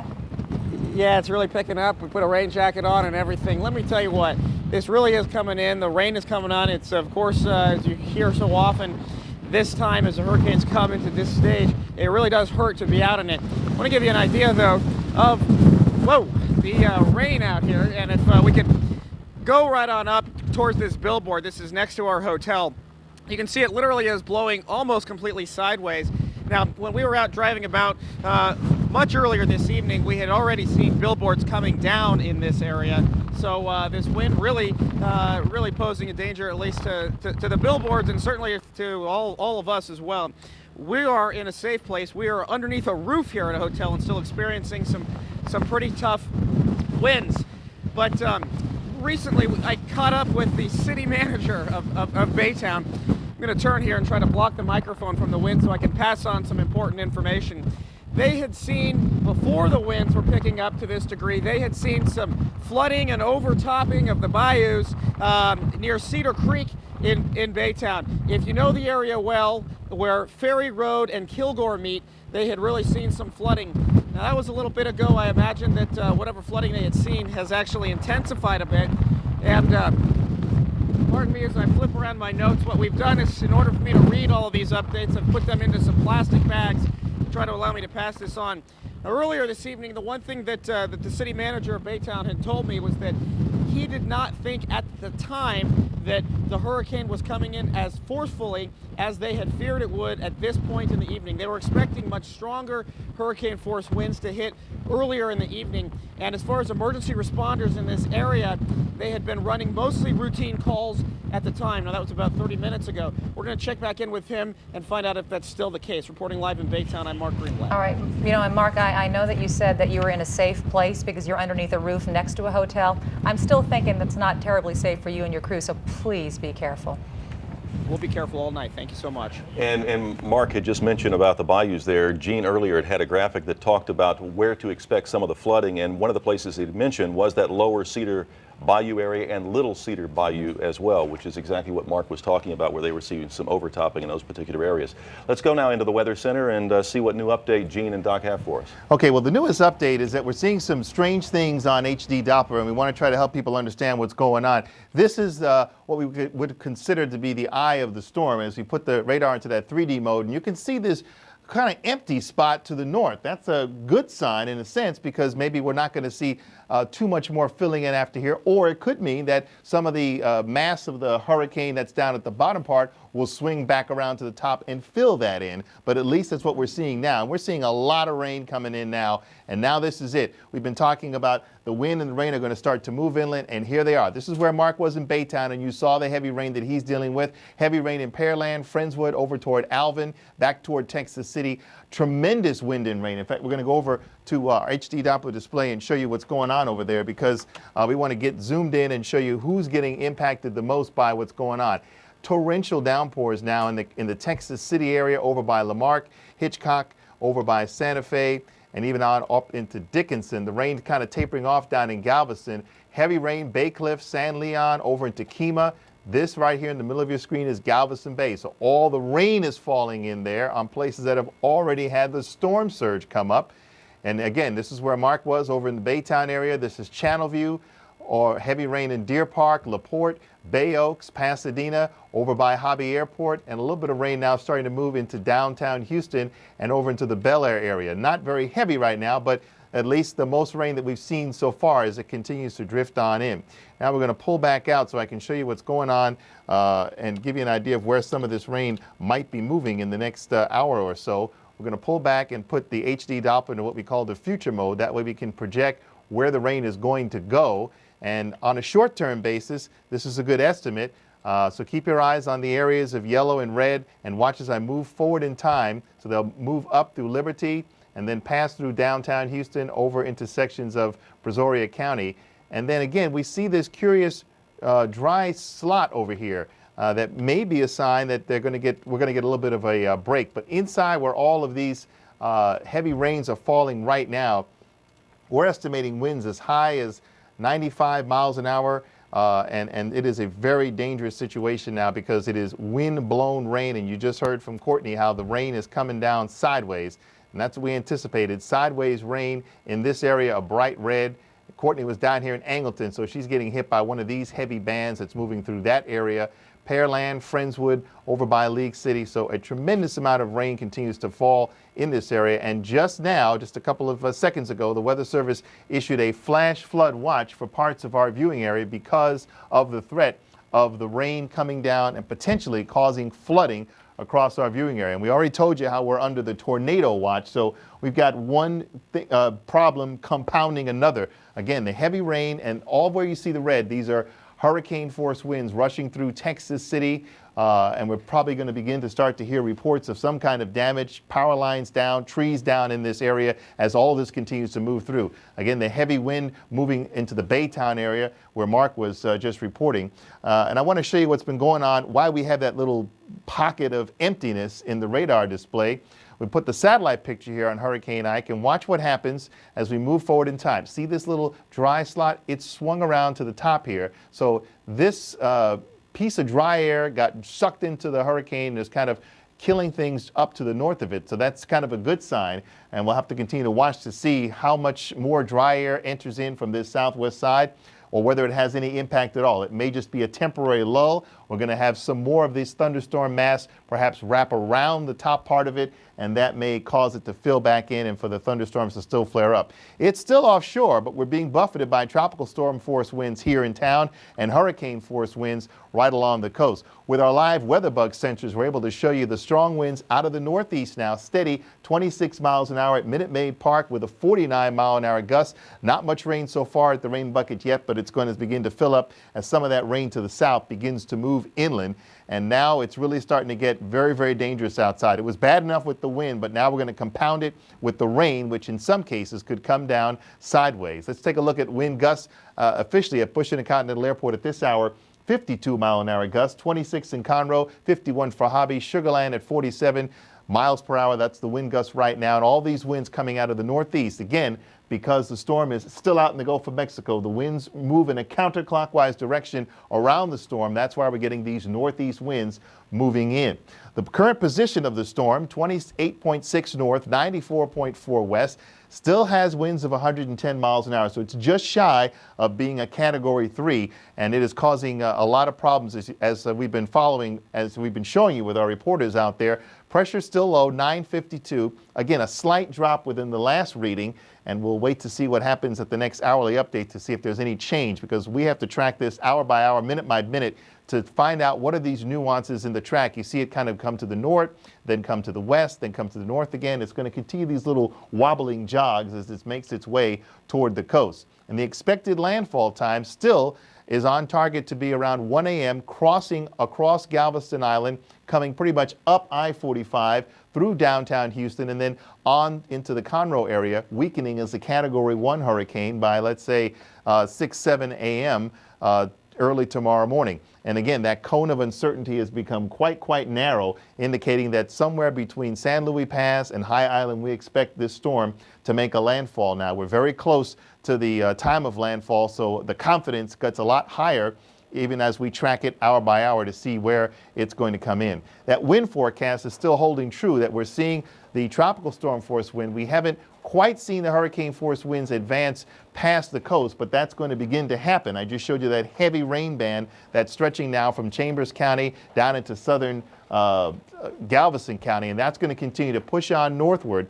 So we're going to start to see the winds pick up here in the next couple of hours here in the Houston area. So get ready for that. Get ready for the wind sound to increase. You're probably already hearing that steady sound if you're in your home and you can hear me, and it's going to continue to get worse as we work our way into the early hours of Saturday morning, and then eventually this system will begin to push up to the north and begin to move on out, and things will relax a little bit, and then we can begin the recovery effort that you just heard the judge and our U.S. Representative Sheila Jackson Lee and the mayor talking about, how we're going to be in a recovery mode once we get past this storm. So once again, on HD Doppler, you can see the heavy rains coming in and these swinging, sweeping rain bands pushing across the area. Heavy rain right now beginning to move through downtown, just to the southeast of downtown. It's probably pouring right here at the KHOU studios. Also, the rain crossing Galveston Bay, so we have heavy rain falling on a place that's already had a storm surge, and then heavy wind and rain indicated by these yellow and red areas in Texas City. We're going to check in with our hurricane expert, Dr. Neil Frank, because we've been talking about the rise in the bays, or in Galveston Bay, that is, and along the coast. And we kind of want to flesh that out a little bit, get some more details on it. And you've been collecting some information from the National Weather Service about what are the current tide levels. Okay, let's take a look. Eagle Point is around Bay Cliff, and you can see that the tides there are running about 8 feet, and that would be the height of the storm surge, essentially. And Morgan's Point, that's up at LaPorte, and they're showing 6 right now. And the ship channel, that's 6.4. That's way up on the north end, near the battleship up there. And in Clear Lake, the entrance there is about 6 feet at the present time. And when we say 6 feet, we're talking about an area where we'd anticipate they might have as much as 15 feet. Okay, but remember, this the storm surge is just getting started, really. Exactly. I mean, I know we've been talking about how the bays have been rising, or Galveston Bay has been rising, but that really is just the beginning, because once the eye crosses land, that's when the highest storm surge occurs. That's when you get that wall of water effect that people have been talking about. And that's probably 2 or 3, maybe 4 hours away before that real surge begins to move into the southern part. But these numbers are already up high. And then we have some numbers from the Bolivar Peninsula over toward Galveston. Right. The North Jetty, that's at the right at the point there of the Bolivar Peninsula. And they're looking at 9.5 feet. I just looked there, they've upped it to about 10 at the present time. And it's anticipated the water levels might rise there to as much as 20 feet and roll over past. That's also over on the Bolivar Peninsula. That's over towards the High Island. Well, they're a little lower now because they're further to the east. Pier 21, that's near the city there in Galveston, and they're up to 9 feet. And the Pleasure Pier, that's on the outside of Galveston Island, that's up to 8 feet. So already we're seeing the tide levels running almost to 10 feet, at least over the southern part of Galveston Bay. And we heard the discussion about some of the bayous flooding down there. Well, that is literally the storm surge working back up those bayous. It sure is. It sure is. And we still have several hours before landfall. We're projecting a landfall around 1 a.m., maybe 1:30 a.m. It's almost 11 o'clock, so that's another 2.5, 3 hours before the worst of the storm surge. So as bad as what we've been seeing, as bad as our photographers have been showing us and our reporters all day long, it's just going to get worse, because these numbers are projected to be almost twice what they are right now. Yeah, and over here at on the North Jetty, there on the end of Bolivar Peninsula, they're reporting winds gusting to 75 now. Wow. Okay. All right. Greg, Lucy, you got anything else? You got any questions for us? Well, you know, you talked about the rain just getting started there in the northernmost part of Brazoria County and the southern tip of Harris County and on into Fort Bend, but the wind is really already really strong there and destructive as well, as we've seen some of these power outages roll through Manville and also in Pearland and over into Rocheron and River Oaks, Bel Air, Missouri City, Sugar Land, Pasadena, a lot of these areas. So the wind is starting to do some of the damage that, and the rain's just going to pile up on top of that, I suppose. That's right. And again, it's really that 1-2 effect, because with those heavy rain bands, we still have the threat for isolated tornadoes. So you have some folks who are without power. Hopefully they're listening to us on a battery-powered radio, one of those crank radios, or they're listening in some way that they can hear us. So you want to be aware that if that wind sound picks up, sounds like a freight train. If you've ever heard it, you'll never forget it. It sounds like a freight train, and you want to get to an interior room if that were to happen. Because as steady as these of the hurricane is, That sound gets amplified when there is a potential tornado coming. We're going to continue to track it, and we'll have some updates coming up. All right, we'll get back to you at the top of the hour. Thanks, guys. You know, in less than 2 hours, they're talking about landfall at Galveston. Now, the city of Galveston has staged its command center at the San Luis Hotel. Well, so have we, and that's where you find our Jeff McShannon. Jeff, I understand you've got some news coming in that doesn't sound at all good. No, actually, we've been looking out the window. If we can turn off the light just a second, Greg. Basically, you're not going to be able to see it, but you can kind of tell when it's dark outside. I mean, it's just pitch black. You're looking over the entire city of Galveston right there, and it really doesn't do justice. But there is another huge fire, and I'm just estimating that it's around 40th Street and near Broadway. That's just an estimation from where we are right here at the San Luis Hotel. We've also got about 5 or 6 areas that are glowing up around town, and obviously they are fires, but one is very, very large due south of this hotel, and it looks like it may be around the 40th and Broadway, but it's hard to tell. Also, Houston Police, the Galveston Police Department telling Rex Russell down on the 3rd floor tonight that during their patrols before they came in, they did get a call about a burglary taking place. They got to the house and found 4 people inside trying to take everybody's belongings, but they did get those 4 people, and they are in Galveston Police Department custody right now. So they were in the motion of trying to loot someone's house, which is very, very, very sad news. Right now, as we speak, down the hallway here, about 3 or 4 rooms, the mayor is down there with the city manager and other people as well. They're meeting, and the entire lights went off in the hotel, including the generator earlier. And they had a looked like a electric Coleman lantern on the conference table, and they were sitting there discussing their plans. Obviously, they told us earlier they're going to be starting to talk about the cleanup, but the cleanup is still a long way to go. This is back at our place where we've been hanging out.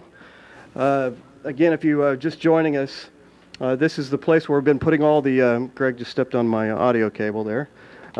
Excuse me, the IFB cable. This is where we've been putting everything together for our newscast tonight. Jeremy Diesel is down 3 floors down by the satellite truck, and we're up here kind of a little bit more safe, obviously, on the 4th floor. This is our bureau where we've been putting everything together, and we've got our chips and our bread and everything just in case we're here for several days. But things have been going pretty well. But again, they're not going so well outdoors. We've got at least 4 or 5 fires working out there. The firemen are staying on this floor and down on the 2nd floor right now. They're frustrated as well. They can't get out there. They can only guess, like we are, where these fires are taking place.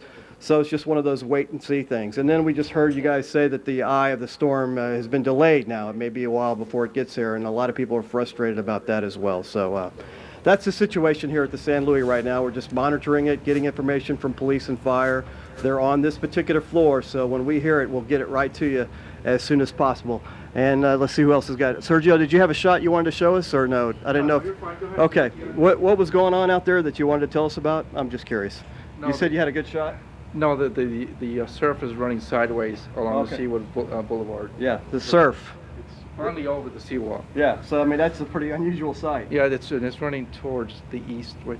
It's running towards the east. It's like Yeah. a river, so it's over the seawall for sure. Yeah, so there you go. The surge is over the seawall now. We're not just getting the breakers, and it's going eastbound on Seawall Boulevard, so that's very bizarre indeed. And then again, as you guys mentioned as well, the surge, the peak of the surge is not going to happen until the eye gets here. That's several hours away. You can only imagine what it's going to be like several hours from now. Of course, Yeah, we're you've gonna got a keep you couple posted. of hours, Jeff. Doc Yeah. and Gene are saying landfall right around 1 a.m. And Yeah. you know, it does sound strange when you say they're frustrated that they haven't seen the eye yet. But I do understand. You just want to get it over with. Just do it and let's get over with and let's start recovery mode. Yeah, there's been people, firemen have come by and actually walked in here and watched you guys' coverage, which you guys are doing a terrific job, by the way. And they also want to know, hey, when the eye goes over, are we going to have time to run out there and take a look at some of these fires? And, I'm not the expert on that. Maybe we can ask We'll ask. Yeah. the fire, maybe we can ask Dr. Neal and Gene about that. But I told them that it's not coming for quite some time. So anyway, you guys keep me posted, and I'll keep telling them as well. I know they're watching down the hall, but we have the battery power here, so we're doing a little bit better than they are at this point. Well, we know a lot of people are just like you, Jeff. They're operating on battery power. Some aren't as fortunate to have those televisions, and they're listening to us on the radio. So we'll try to pass this along to you and Jeremy Rogowski, who's coming up in a minute, and some of our other reporters, and we'll try to do a good job doing this as well.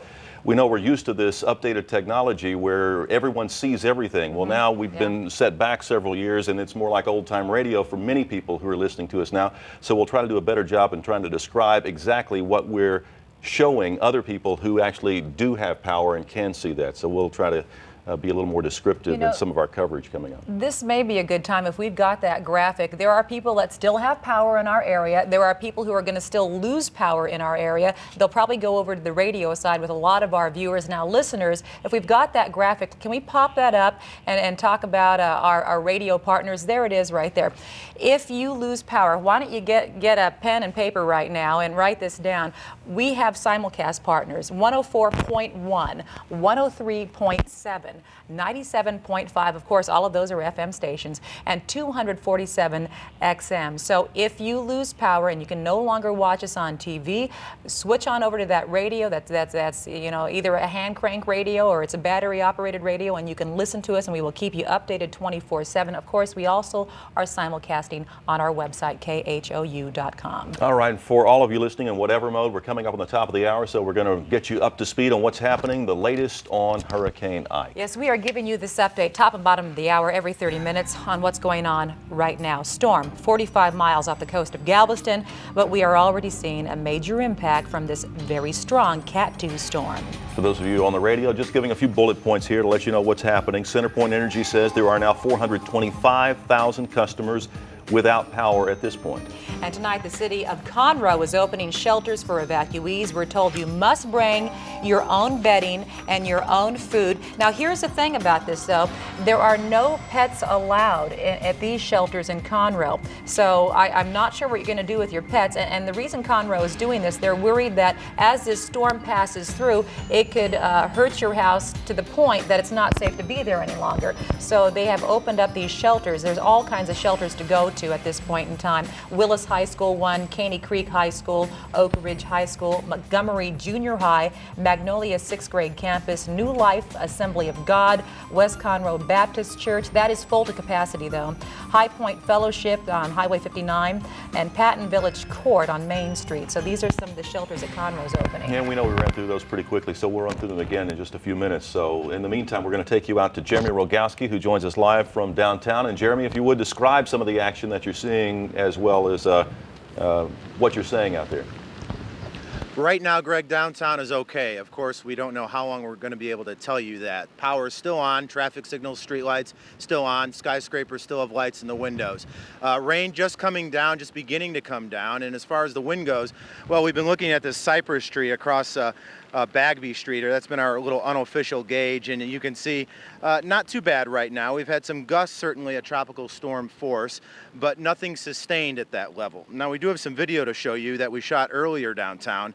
It'll be interesting to see what effect Ike has, because when we drove through downtown earlier, the majority of businesses, the majority of storefronts did not choose to board up their windows. We only really counted 2 major buildings that boarded up, that being the City Hall Annex, as well as 1200 Travis, which of course is the Houston Police Department headquarters, which is all glass at 1200 Travis.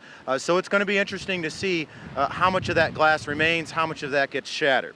And all of this while we're waiting for the majority of Ike to come here, I do have to share with you all an ironic twist. You know, when you're covering hurricanes, there's always those memorable moments. Let me share one of those with you as we come back live. You're looking at that blue tint. This is the downtown aquarium, and you can see those massive fish tanks there and the marine life in there. Of course, the aquarium, like every other restaurant, is closed for the night, but for the majority of the evening, the outdoor soundtrack was still on, where the amusement park activities are. And I have to share with you some of the songs that were playing. We had Otis Redding's I Can See Clearly Now, The Rain Is Gone, followed by the Beach Boys' Good Vibrations. Certainly it's going to be a long time before we see those bright, sunshiny days. And as far as vibrations go, we're going to feel those too. I'm sure they're not going to be good. One final number was the old instrumental drum beat of Wipeout, played by the Surfaris. So read into that what you will, but it was sort of very eerie there, Lucy and Greg, to have nothing going on in what is normally a very weekend hotspot, and then to hear those songs. So an ironic twist a file away as we cover this storm here. We'll be sure to check back with you later, and particularly when things pick up downtown. Jeremy Rogowski reporting live. I think he covered all the bases there. Thanks, Jeremy. And we're all hoping there is no wipeout. We go from downtown to near downtown. Jason Whiteley joining us now. Jason, what are you seeing? What are you feeling? Well, Lucy, right now we are right outside the studio here, just 1 mile west of the skyline. We have felt torrential bursts of wind here in the last half hour, last 45 minutes or so. We have yet to see any of the severe rain that has come through Galveston, just 42 miles southeast of us here. The good news is, in this part of town, there is still electricity on. We did find some folks, though, trying to take it in stride and enjoy this hurricane coming ashore tonight. Hurricanes go for $2 on this night. Hurricane party is what it is. That's why all the TV's on the hurricane. You got to have a hurricane party. At Christian's Tailgate Bar and Grill in downtown Houston, the radar replaced the game. And despite the weather, business at the bar is brisk. We expect this and a lot more. Our phones have been buzzing today, want to know if we're going to be open. I mean, we've even got our DJ starts at 9 o'clock tonight, keep the karaoke music going on. Steve Christian plans to stay open until 2 in the morning. Afterwards, the game room will become the bedroom. One of the waitresses even brought her dog. Christian and his 12 employees will ride out Ike in here, the same place they stayed during Rita, trying to make the most of an uncertain situation. Hurricane! Christian's is one of 3 places we know of open tonight, all in the Midtown area. The front porch there on West Gray is also open, was earlier tonight. And Katz's on Westheimer was reportedly open also from some of our Houston police officer friends. At this hour, though, most Houstonians are hunkered down. This is Allen Parkway behind us. There's been very little traffic. Normally, you guys know this is a very busy thoroughfare leading in and out of downtown. Very few people are out tonight. The main people we see on the roads, though, are Houston police officers. Tell us they are out in force. Working 12-hour shifts, 2 to a car, looking for looters. At this hour, though, the good news is they haven't had any reports of any looting so far. We'll keep in contact with them and find out what's going on with them as well. Back to you. All right, Jason, thank you very much. Jason Whiteley, thank you. And now we go back to Clear Lake. We have seen a lot of pictures down there with a lot of blowing wind. Yeah, a lot of wind, a lot of rain, and it's really picking up. Seems to be intensifying at this point. It is, and there you see it, reporter Manuel Gallegos. And Manuel, tell us what's happening. You look in bad shape there. Yeah, well, I'm hanging on. We're starting to get hit pretty hard. As you saw earlier when we talked, it was coming in, and now we're really starting to get hit with those strong gusts of wind, as you can see. Almost lift you off your feet, and that kind of horizontal rain that sort of gets in your eyes. We're right here on Galveston Bay. The water's been lapping up. We don't expect any giant waves, but certainly the water to continue to go up. And I can tell you across Galveston Bay now, it's all dark. And we did have power over there in the last hour or so, and now it's completely out. In fact, we saw it looked like a transformer blow over there or something explode, and that was the end of the power on that side of the bay. I can tell you here on the west side, though, looking out in the distance, we still have power, and we still have power here where we're staying. So for now, we're in good shape. We expect to lose it, though, obviously, as that night goes on. And as you can see, Manuel, the wind just continues to really blow at a fierce pace. This is probably as strong as it's been since you've been there, hasn't it? Yeah, absolutely. This is as strong as it's getting as it's been since we've been here. Sorry, a little distracted because we just get hit with this water that comes directly at you. But yeah, for example, very calm right now for the moment, and then it's going to pick up really quickly. But it's certainly coming in steady now, the worst that we've seen all night. And we'll get in eventually, and we're not going to stay out here.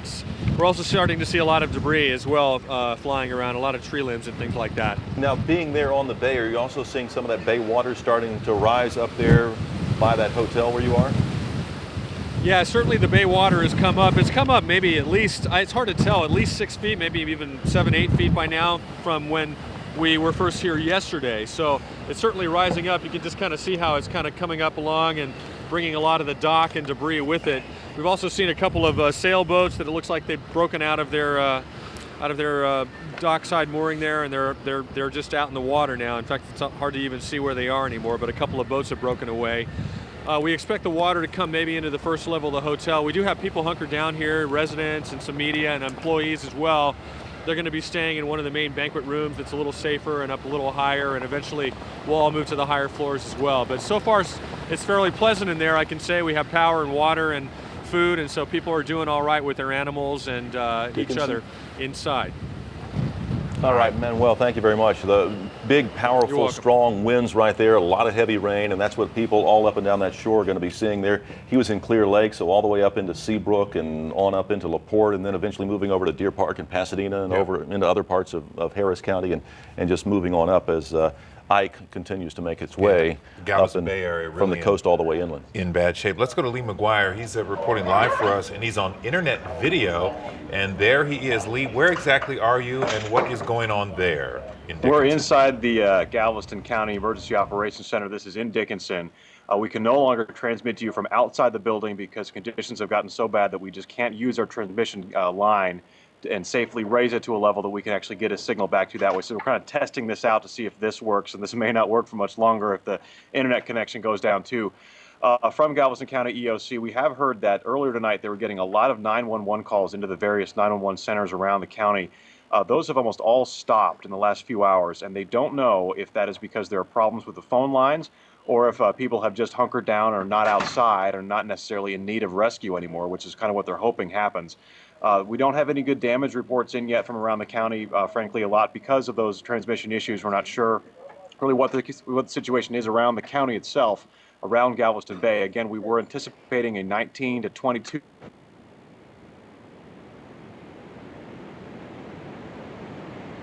Galveston Emergency Management System there went his signal in Dickinson. He said they might lose it, and we did. So it's no surprise there as we try to get that live internet thing going. We'll try and get back to him a little bit later. Part of the problems we are going to face tonight because of high wind and heavy rain, and he cannot be outside anymore because it's just not safe. Amazing it even works at all, because when we saw him earlier, he was outside. The conditions were much the same as we saw with Manuel Gallegos. A lot of heavy rain, a lot of strong wind, which more and more people within our viewing area, within our listening area, people who have now lost power, will be seeing coming to their homes as well. Yeah, I know we're going to go to Doug Miller in just a second, but I went outside just to get some fresh air not too long ago, and it started to blow really hard here right near downtown. Pretty fast at this point. Yeah, so a lot of wind and a lot of rain starting here right near downtown Houston. As you can see outside, you can't hardly tell it's raining there, but the wind is picking up, and there were sheets of rain when I stepped outside just about 15 minutes ago. Yeah, but what we're seeing here near the downtown area is the wind is blowing, the trees are swaying, and it's again, the rain is starting to come down, but just not very heavy at this point. And so we'll probably see more than that as we took a look at some of those storm bands as they started to move, make that northward move from the coast. Let's go into the newsroom again. Doug Miller with more information. And Doug, what do you have for us? Yeah, listen, I'll tell you what, I was paying attention to a conversation going on behind me here. TJ Alds, who works on our website, KHOU.com, has got a lot of friends over there in Galveston, and he's talking to one of them right now who is on Crystal Beach. You know, earlier tonight we had a report that a lot of people were stranded on top of buildings on Crystal Beach. He's talking to them right now, and we should have some more information on that right now. I can hear him trying to yell in the background here, trying to communicate with those people. There are still people trapped there on Crystal Beach who had hoped to be rescued.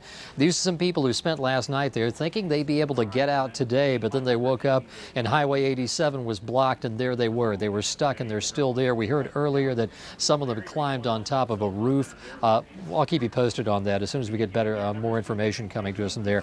I wanted to pass on something interesting here. You know, tonight a lot of people have turned on generators. All these people without power. Everybody's got their people listening to the radio right now. I thought it was appropriate that we ought to try to pass on some tips about generators. I was talking to a handyman earlier tonight. He calls up and he says, "Listen, you got to tell people, don't just buy these things at Pep Boys or wherever and throw them in your living room. Don't put these things in your garage. What you've got to remember about generators is they're gasoline powered. They give off carbon monoxide." And carbon monoxide can kill you. TJ and I were just talking about that a little bit earlier. There was some guy down in Galveston thought he'd done the right thing. Hooks up his generator, sticks it inside his garage, and guess what? It fed through the garage back into his house.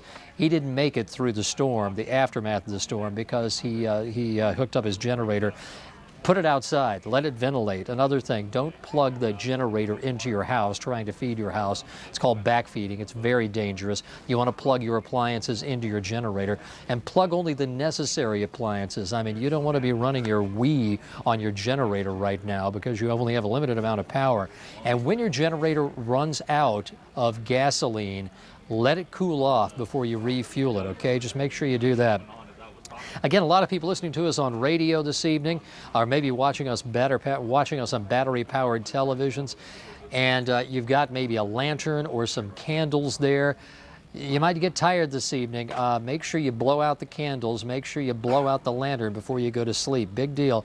That could cause a fire. And you know, as you can see from those pictures we're getting from Galveston, quite often the fire, the emergency responders, they can't get to you. So you're on your own. You got to make sure you take care of yourself tonight. You might want to go around and unplug some of your appliances too if you're walking around the house tonight. Just because quite often the power comes back on. If there's water that rises in your house, it creates a problem. It can even spark a fire, so you got to be careful about that.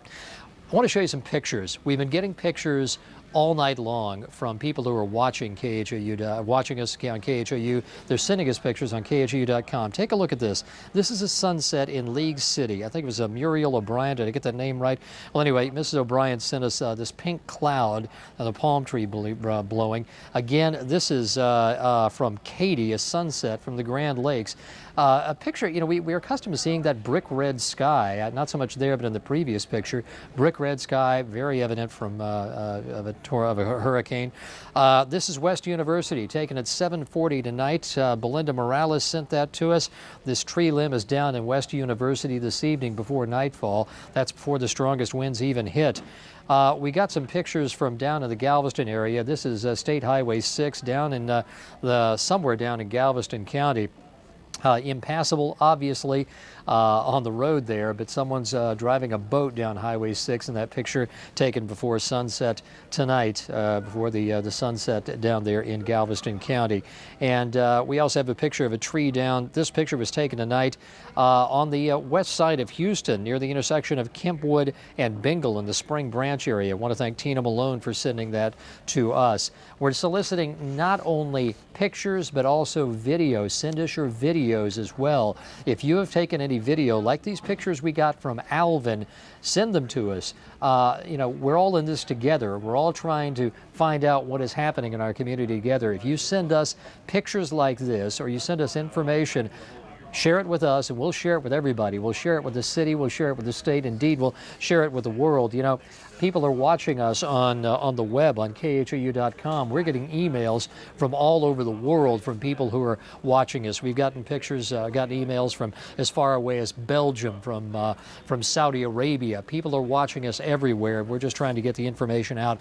So if you will send us any information you've got, or any videos or any photographs, to Ike@KHOU.com, we'll put them on the air. We'll share them with people. We're sifting through them as we go. So any kind of information like that you send to us, send it on in, and we'll get it out there, not just across Houston, not only in our community, but around the world, to show everybody what it's like as Ike moves ashore. Back to you in the studio, guys. We want to get as much information as we possibly can because, like you mentioned, we're in this together. We want to share our information with you. And the other fact of the matter is we do have reporters fanned out all across the area, but if there is damage in your area, for instance, there is a special spot on our webpage. You can just scroll down to the home page. In the middle of that home page, just below where it says inside KHOU.com, and over on the right-hand side, if you do have internet access, you can go to Ike Damage Reports, and there's a whole list from whether it's Galveston Island or Galveston County, Southeast Houston, wherever, and you can file those damage reports right in there. And again, like Doug said, we can pass those along to the proper authorities. Yeah, it's good to see some of the pictures we've seen throughout the day of people showing different areas where they've had damage, as he just showed, even before high winds got in. Tree damage, tree down in West University, just places you don't expect. I know I have friends in the university area, and they said they lost power about an hour ago. So it's just kind of all over the place right now where it's hitting. One of our reporters we've been going to often because it's one of the worst hit areas and they have no power. There he is. Jeremy Diesel is in the San Luis Hotel, and he's been talking to the mayor of Galveston, Lyda Ann Thomas. And what is she saying, Jeremy? Well, she's riding out the storm like everybody else. We actually hope to bring her over here to chat with you in a few moments or so when she gets finished doing something else just around the corner. She'll come over and hopefully chat with us live a little bit here. At the moment, you know, the storm is starting to pick up significantly. We've moved inside and have been inside for quite some time because it's starting to get significantly more dangerous outside. I can see from where I'm standing, but you can't see with the power out, the thick sliding glass airlock doors that are at the front of the hotel. They've been closed and locked for quite quite some time, but they literally will bow in and out as that wind blows against them. And the facade of the Holiday Inn Hotel, which is right next door to us, there's kind of an alley between the two hotels. Part of the front facade, the brick facade of that building, has actually collapsed and fallen into the alleyway, blocking that alleyway from any kind of passage. So it's difficult now starting to even try to get around for folks that may be trying to do it out there, but we're hearing that there really isn't much of that. Galveston police actually have been out and about doing some work earlier this evening, and they did make some arrests for a robbery of a home that was happening in this area. But I've been hearing some conversations about how they want to handle exactly getting back out and trying to secure the city and all of that. And it looks like 6 a.m. is the time when they're going to kind of take a look at all of their folks who they have at roll call, and they're going to then get out as best they can. There was some level of debate about whether, if the eye actually came over this part, whether they'd want to take advantage of that lull in the storm and go sort of check things out. And it certainly seems like that's not something they're inclined to do, at least at this hour here in Galveston. It's eerie to stand inside and have it seem so quiet and so tame, comparatively speaking, when all you do is walk outside and it's very significant wind and rain that is blowing around here in Galveston.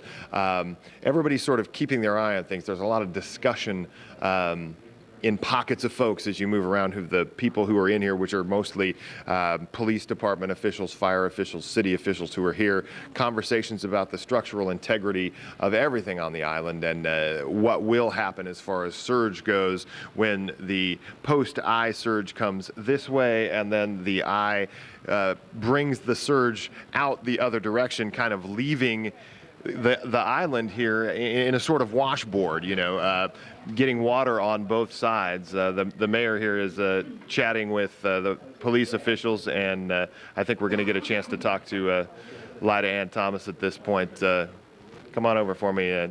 You've got the look of a lady that's done a lot of work in the last few days. Well, we're a little tired, but we've got a long way to go. We're going to get out early in the morning and start assessing the damage.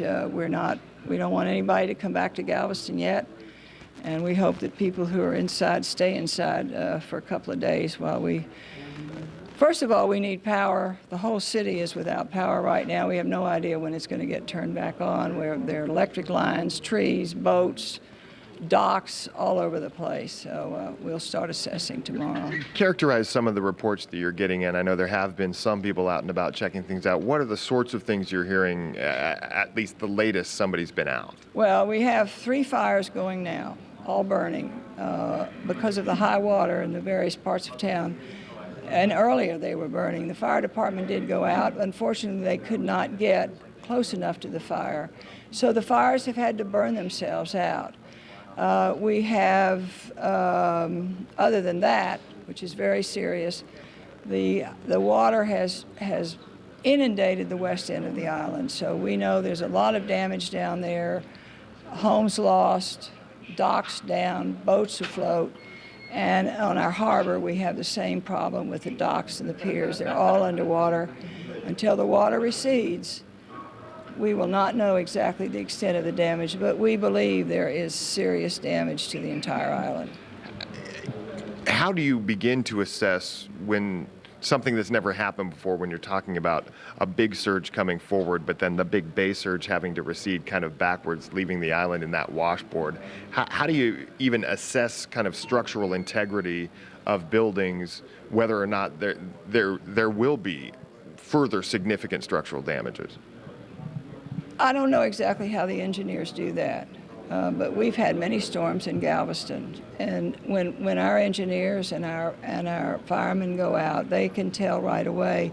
We also, since Rita and Katrina, we have documented all of our historical structures, both buildings and in the neighborhoods, so we will be able to tell, how strong they were before the storm and what's missing after the storm, and I think that's going to help with the assessment a lot.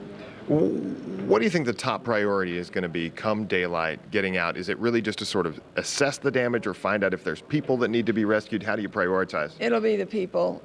The first thing we will look for are citizens who may be injured. We have no reports. We have no reports of death and hope we don't get any.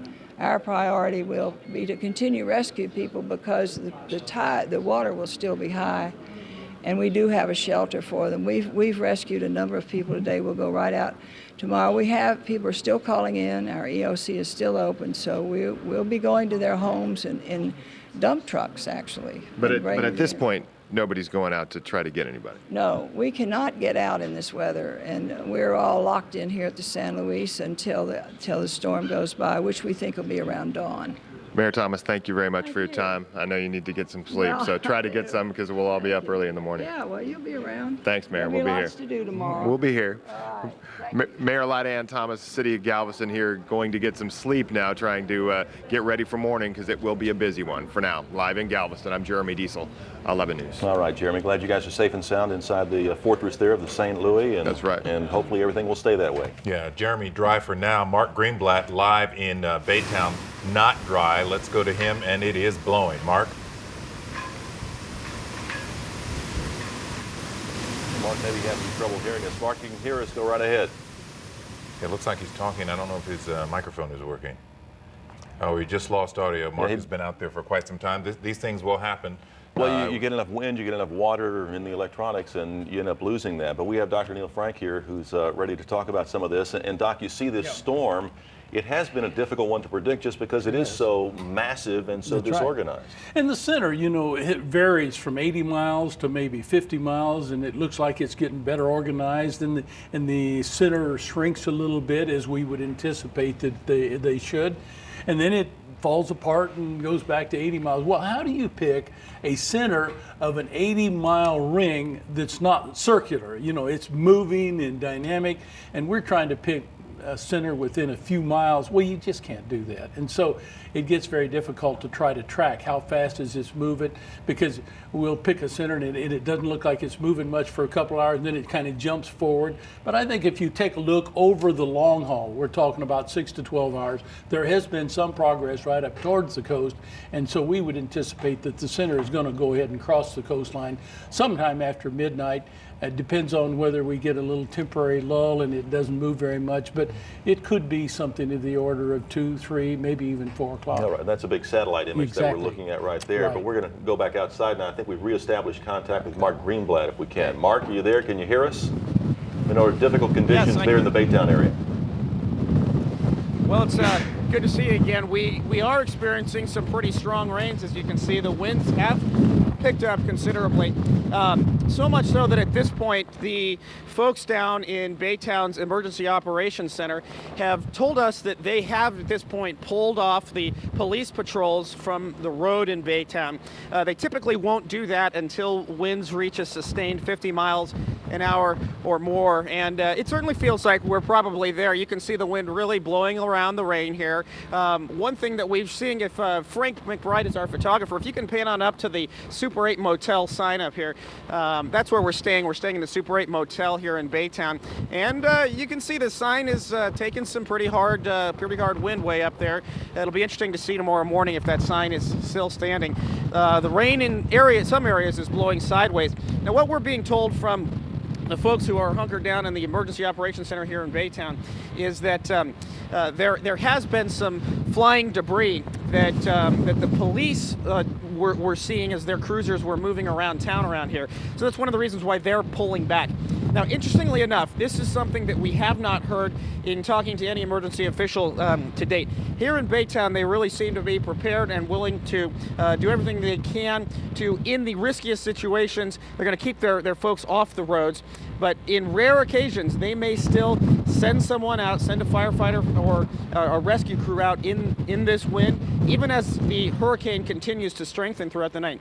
They stress that this is only going to be in the rarest of occasions, but if you happen to be somewhere, if you decided to stay, if you decided not to heed all of the warnings that we've been telling you about for days now, and you do find yourself in a life-threatening situation, still call 911 if you live in Baytown. They won't necessarily come, but they may consider on a case-by-case basis the idea of coming out and actually putting on a rescue operation. They stress, though, call 911, let them know where you are. In most cases, they're probably still not going to send somebody out. One of the things that we can tell you is that that not only have they seen conditions worsening a little bit, but here in Baytown, we're kind of ground zero in many ways for some of the concerns about potential storm surge. And it's something that we've been following closely. We're in touch with some of the folks who are hunkered down, still very close to the bay. As we were reporting earlier in the day, what some of the neighborhoods in there were taking on water, and water was actually covering and getting into some of the homes out in this area. Well, we're in touch with David Ellis, who is riding the storm out right on the bay in his home. He calls and he tells us that the storm surge is rising for the first time that he's seen since our initial reports hours ago. He says, of course, the winds, he's noticing the same thing that we are, which are occasionally we get some of these strong gusts like we did right there.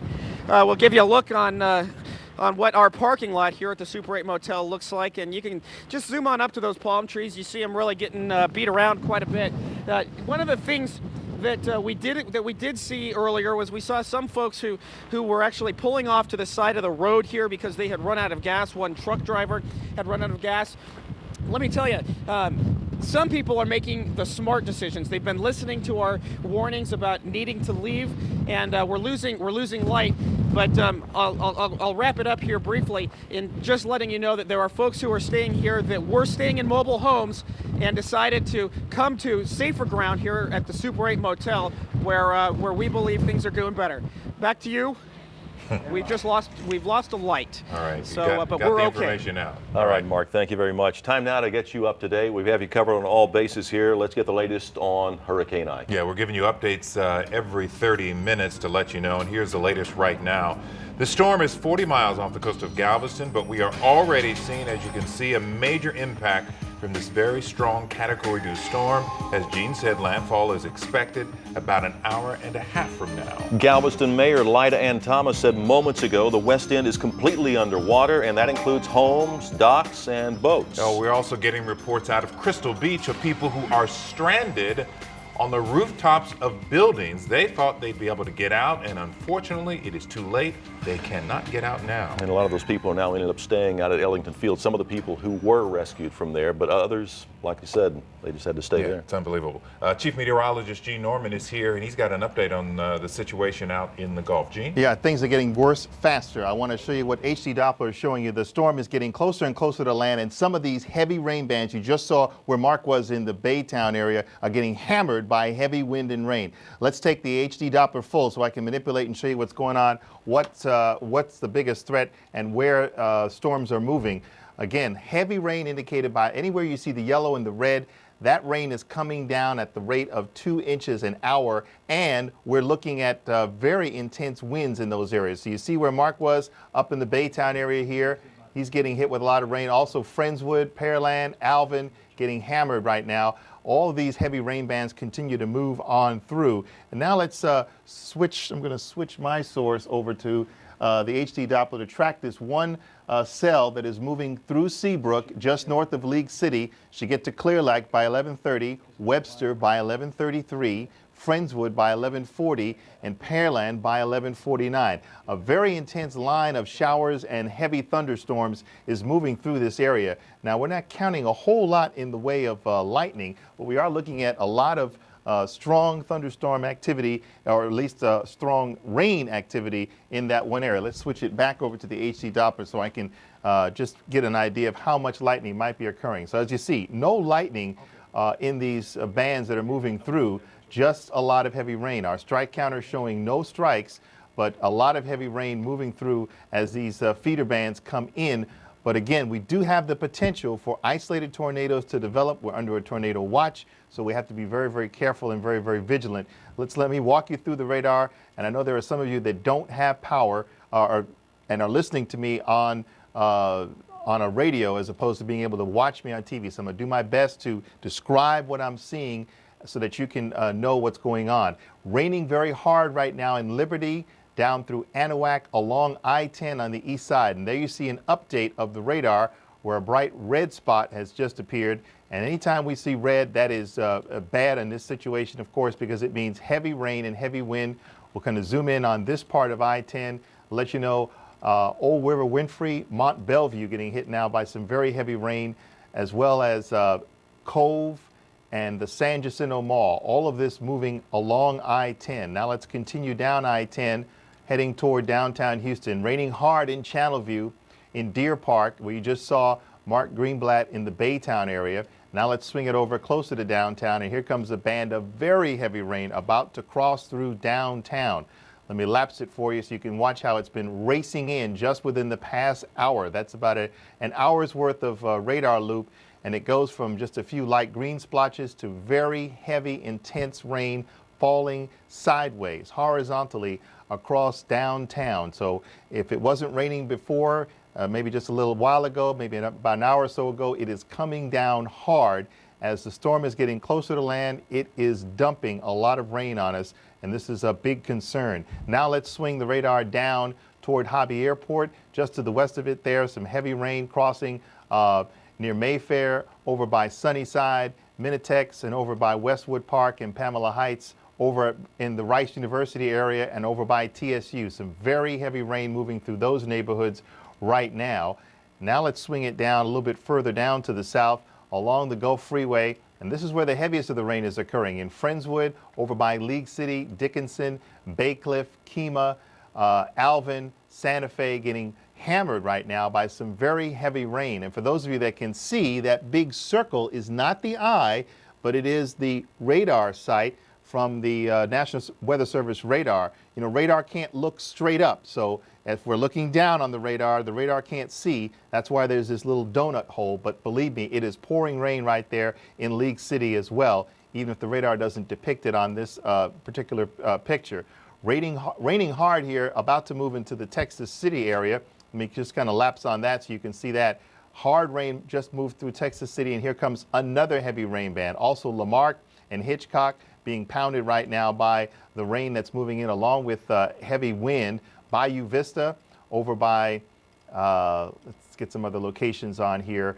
Virginia Point, this is right along I-45, the part that leads to the causeway. Between Virginia Point and the other side is the causeway. And the village of Tiki Island getting hammered right now. They're already underwater. We heard that from the mayor earlier, and that continues in that one particular area. Now we're going to widen the view again just so that we can get a better perspective of what all is going on. The heavy rains, the outer rain bands are just now beginning to move in. The eye is still 40 miles from making some kind of a landfall. We're going to show it to you there. So here's Galveston. We pull this out, and right there in the middle is about 36, 37 miles to the center of where the storm is. And if it's moving at 10 to 12 to maybe even 15 miles an hour, well, it's just going to be another couple of hours before it makes that landfall. We had projected sometime around 1, maybe it might be a little bit around 1:30, 2 o'clock. And we had also talked about a bit of a thinning out of the rain shield just to the north of the center. And that thinning out area, as you see, has now moved into southern Chambers County, but back behind it, it's filled in. So we were slightly optimistic that maybe things might be calming down. We're just now getting a report of power lines and trees down in the Missouri City area. So this is just getting worse second by second as these heavy rain bands move through. And I mentioned before how we might be looking at, we might have thought we might have been into a break period. Well, here's what's going on. The winds are whipping around the bottom side of the storm on the south side of the eye and then swinging back up toward the top. So all of this heavy rain that is still out in the Gulf of Mexico is going to swing around to the top and hit you again. If you've already had a period of heavy rain in Texas City and on Seabrook and in Kemah and in Liberty, you're going to get hit again as this second wave rolls back around as the eye continues to march toward the coast. We want to also talk about what the wind field is like, and one of the ways that we can do that is by checking in with some of the buoys that we have in and around the Gulf area and along Galveston Bay. So we're going to zoom in on some of these buoys to see what they're reading at this time, and we're going to first check on this one up in the northern section of the bay, 52-mile-an-hour gusts. Right behind it, there's another one measuring a 44-mile-an-hour gust. This one here, 57. And then right near Galveston Island, we have one that is measuring a 68-mile-an-hour wind gust. There's one just to the right of that one in Galveston. It's measuring, it's not actually registering right now, so there might be a problem with that buoy. This buoy, appearing to be on High Island, is now measuring a wind gust of 70 miles per hour. And then this buoy, just north of the eye, is gusting to 69. So the very strong winds continue to move in along the coast, and those are eventually going to make their way into downtown. Now let's see if we can see any other wind gust indicators. This one now, look at this, the wind gust at Minute Maid Park, 60 miles an hour with sustained winds of 33, 35 miles an hour. So this is in downtown. So we're starting to get those tropical storm force winds and closing in on hurricane force winds as far as the gusts go. So this continues to make its way through the downtown area. We can show you with our exclusive WeatherBug network, we've had within the past hour a wind gust of 52 miles an hour at the Museum of Science at Herman Park. Over at San Jacinto College in Pasadena, we've had a wind gust of 51. Denver Harbor, we've had a wind gust of 51. And again, these are this is exclusive data coming to us from our WeatherBug network. A wider view across the greater Houston area shows Deer Park checking in with a wind gust of 64 miles an hour. 41 in the Woodsdale neighborhood north of downtown, 41 in the Hunters Creek neighborhood west of downtown. Bear Creek checking in with a 40-mile-an-hour wind gust. Sugarland, a 54-mile-an-hour wind gust now. Cambridge Village neighborhood, 49 miles an hour. Bel Air, I don't think that's right. It says 28, but I think there may be a problem with that center. We may have to take it off of our maps because it's been 28 for the last 2 hours now. And several of our other centers that we're reporting seem to be failing now, perhaps. But LaPorte, up to 69. So LaPorte, very close to hurricane force as far as the wind gusts go in that one particular area. Officially at the airports now, Hobby Airport is reporting a 60-mile-an-hour wind gust. Sugarland, a 54-mile-an-hour wind gust. Wharton, 45. Tomball, 37. Conroe, 23. So the situation just continues to get worse as that eye gets closer and closer to land. The core of the stronger winds, as we have been talking about for the last 2 days, they would be arriving around this time, around 11 o'clock, and here they come. First along the coast, and now they're getting a little bit closer to the downtown parts of Houston. And you can see the areas of red. Any place you see red, that is an indication of heavy rain. So heavy rain and heavy wind crossing I-10 near Baytown, crossing downtown right now, swinging down toward the Missouri City area and Sugarland. Another batch of heavy rain moving along Highway 6, along the Gulf Freeway, just on the other side of the causeway there. So a lot of heavy rain activity. Now, we have not seen, or we don't have any indications that any of these are producing tornadoes at this time, but it is possible that that could be happening as we work our way into the next couple of hours. We are under a tornado watch because of that threat, so you need to be prepared, need to be aware that you may hear for a very brief period of time that rushing sound like a freight train. That would be different than the hurricane wind that you've been hearing. And if you hear that, you need to get to an interior room like a closet or the bathroom and make sure that you get away from windows. So we wanted to kind of track around and show you where this stuff is coming in because it is really getting a lot worse. If you thought it was bad before, it is getting worse now. And some of those hurricane force wind gusts are going to start to make their way into downtown Houston, and that could cause even more problems than what we've been talking about. So guys, we're continuing to track it with the radar. We're going to give you more updates, and if there is any change as far as a possible tornado warning, we're going to get that to you as fast as we can. All right, Gene Norman, thank you. And as he pointed out, hurricane force wind gusts that we're starting to see near downtown, getting very close to it, 58, 59, 60 miles an hour near downtown. So yes, it's starting to get worse. And all the rain, he said 2 inches an hour in all the cities that he mentioned along Galveston Bay. And so, and some of it just whipping back around and some of those areas getting hit more than once. So yeah, it's interesting really to look at that radar, and Gene did a great job of giving us that overview. And Doc, as you take a look at that storm and you see that eye wall is going to be coming across the shore. And then at some point, the people that are directly under that eye, they won't have any rain for a period of time. It'll come to a lull, but it's not over yet. No, it isn't. And you have a situation here where the center of this storm could be as much as 40 miles across. And now if it's moving 10 miles an hour, how long would you see those kind of lighter winds? Could be 3-4 hours. Don't be deceived. Don't go out and, don't get in your car and go across town and take a look at what's going on someplace else. In past history, many people have been deceived when the eye comes by and it's kind of calm for 2 or 3 hours and they think it's over and they go outside or get in their car and go do something. That's the calm before the second punch. Exactly. Yeah. All right. Yeah. People have to be patient here. Well, I remember in Miami in 1926, a real tragic story there. And of course, they didn't know much about the eye then, but we had a Category 4 storm that moved right across Miami. Now, if you know Miami at all, there's the peninsula, that's Miami Beach, and then you have a big bay, and then you have the downtown. Well, it's a couple miles over there. Well, the first part of the storm came by, you had northerly winds, and the water washed out of the bay. And so the folks thought it was all over, and they wanted to go over and see what the damage was on the beach. And they were walking across the causeway going to the beach when the second part come by, and here come this storm surge rolling back into the bay, and several hundred people died going over to see the damage. Well, that was one thing that you noticed when you sat there and you watched Jeremy Diesel, who was standing there by the San Luis when he was out, and you noticed that the palm trees were actually pointing out towards the Gulf. Right. So that wind was whipping around, and they were coming from the north to the south, but then they were whipping back around and heading back up into the bay.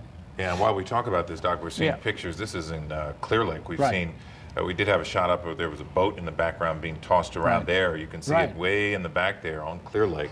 And we've been down there several times with reporters. That's even better shot. You can see how the rain is almost sideways in that area. This is part of the area that Gene was talking about, where they're getting up to 2 inches of rain an hour and high winds, and they continue to get buffeted. And as you pointed out, it could clear up for a while and then it could come back. And another important feature, let me kind of update you on what the status of this storm surge is. We know that the water levels on the outside of Galveston Island are up about 10 feet. Same thing on the west end of the Bolivar Peninsula, and then you go up around Bay Cliff and it's 10 feet up there. Now the mayor down there said the whole west end of the island was underwater. Well, that's right, because the water levels now are at about 10 feet, and that means that the water is coming in on the back side of the island into the downtown area there at Galveston. You're getting flooding there.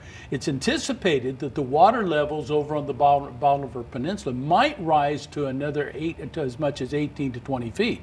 You know, you've got people over there already on the housetops trying to get away from the water. Well, the water might come up another 5 to 10 feet in those areas before it's over. And over down the west end, they're at sea level, and you're saying that, that there it's about 10 feet now? Well, 10 feet. This dome of water, is about the mayor had mentioned that the houses, the boats, the docks were all underwater there out there on the far west end. Exactly. All right, Doc, thank you. Okay.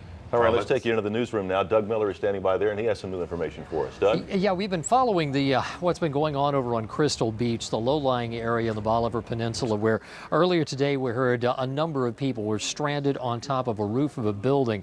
Well, TJ Alds at KHOU.com has been on the telephone with some of the people who are over there. And I got to tell you that I've been listening in on the conversations, very broken, it's kind of staccato conversations we're getting out of there. And what we're finding out is that those people who are on top of the building, on top of a lumber building, have apparently escaped. I want to show you something interesting. We're going to switch over to a computer view. We pulled up on Google Earth, Google Maps Street View. If you can pop that up on the screen here, pop up directly to the computer. There it is. Okay, look, let me show you something. This is the Google Maps Street View of where this happened. Now, apparently what happened today was some people were out here being rescued. It was so loud, it was so, we're getting some noise in that monitor. Can we turn that down? Thank you. Okay, here's what's going on. There were people out here on this road. It's Highway 87. It's very low. And water goes over this road anytime it rains heavily. So people were waiting out here today. They spent the night out there last night thinking they could get out of here. So then overnight the rain comes in. They can't get out. They had to call for help, and rescuers came in. And so what we're hearing from a man named Robert Reed, who is over there, is that he was helping people be rescued over there. He was just staying there helping with the rescuing, thought the rescuers would come back for him and the other people. Apparently the rescuers couldn't make it back, and there they were stuck. And here's where they were stuck. Let me try to zoom in on this just a little bit so you can see. They were stuck on top of that building right there. That's a lumber building. That's Seaside Lumber. For hours, apparently, they were stuck on top of that building. They finally made it over here, we believe, to this building. This is, we believe, a church building, and that, we understand, is where 5 people are riding it out right now. It's pretty rough over there. We know it's pretty rough because we're hearing it from the people who are out there on this part of Highway 87. Again, that's Crystal Beach over there. I'm going to zoom out again because if you've been over there, if you're across over the Bolivar Ferry, you know that this is a really low-lying road there. I almost got stuck in the sand back over there one time during a storm. It's really low-lying. But that's where all of this has been happening. People stuck on that roof on top of that lumber building finally made it over there tonight, and we talked to them just a couple of minutes ago. Over on that side, 5 people are safe at a church over there, having crossed over from earlier today. Now, I want to show you some pictures that we are getting from our website, from KHOU.com. We've been asking people to send in their photographs. This is the Pasadena Twin Oaks Apartments, the facade fallen down on that. The brick facade has fallen there. We got this on KHOU.com. People sending us photographs. If you've seen anything like this, send it to us. We'll put it on television. This is a picture that one of our viewers took, the Galveston industrial fire from earlier today. That fire over there and that we've been covering rather extensively. You can see the smoke for many miles. Brad Woodard was in that vicinity. We also have some pictures of just the darkness over Cypress. Donna Gillis sent us that picture from earlier today. See that? We've been talking about that red brick view all over town. That's what we're looking at all over the city. This is the sunset in the Woodlands. Stephen Beauregard sent that to us. We're getting lots of pictures like that that came earlier, right around the time of the sunset. And you know, you've been hearing this phrase hunkered down so much. We're talking about taking a shot of caffeine every time somebody says hunkered down. We're going to show you a picture of hunkering down in just a second, as soon as we get to this picture that was sent by one of our viewers. Hopefully we can get to that in just a second. Well, maybe we're not going to get to that. Okay, well, we'll get to that one in just a moment. Somebody sent us a really cute picture of a child hunkering down tonight. Send us your pictures at ike@khou.com. We'll share them with everybody. Back to you in the studio. Thank you, Doug. Let's go downtown. Jeremy Rogowski has been hanging out there. We're seeing the wind starting to pick up. And Jeremy, how's it looking right now? Winds are on again, off again. Certainly when the gusts come, I would say they're tropical storm force. Probably not. I'm just estimating, of course, hurricane. But take a look over here at this tree. This is about a 30-foot cypress, and that's been one of our gauges to check out the wind. It'll be fine like it is right now, and in another 5 seconds, this thing will bend back and forth, back and forth. So gusty is still, at this hour, the condition of the wind. Nothing sustained, certainly no tropical storm force wind sustained. Downtown, as you can see, still has some power. Street lights, traffic lights still operating. Of course, that could change by the minute. Here's one of those gusts, and the diagonal rain coming down. Not quite yet horizontal rain, but things are going to go downhill quickly. And over to my left, this is to the south. This is, of course, the theater district. You look up there, that's the guitar for the Hard Rock Cafe, still lit up. That thing has done a couple of 360s, if you will, turning on its base over the last half hour or so. So that's also getting whipped around. So that's the situation downtown. We have seen no traffic to speak of, no vehicular traffic. A couple people, pedestrians actually, wandering the streets. Don't quite know if they're homeless or not, but certainly they need to find any kind of shelter now, whether it be a parking garage or anywhere inside behind a brick structure. That's what we're doing. We're tucked in to the Wortham Center, which if you're familiar with the theater district, is this huge brick building. We're just tucked in behind the Wortham Center. As you were mentioning, Gene Norman and the rest of the weather team, these winds are coming in from northeast to southwest. I am facing north right now. We're looking back towards downtown, towards the south. So they are whipping around here, and they're only going to intensify. So as long as we can get a live shot out of here, you folks in the studio, we'll continue to bring you these images. All right, Jeremy, thank you. We appreciate that. And you can see heavy rains now moving into downtown Houston, along with intermittent heavy winds as well. All right, and we're going to take you from downtown Houston all the way down to the coast, where our Sergio Soto and Greg Hamilton and Jeff McShann, as Doug Miller said, are all hunkered down. Jeff, what's going on there down at the San Luis? All right, we're out here on the Seawall Boulevard right now. We got 3 of us, Brad Woodard, Greg Hamilton, and Sergio DeSoto. We're going to show you the surf that Sergio was talking about earlier. This is water over the seawall, and it's actually just blowing down south of here towards the west end of the island, east to west. This is the situation right now.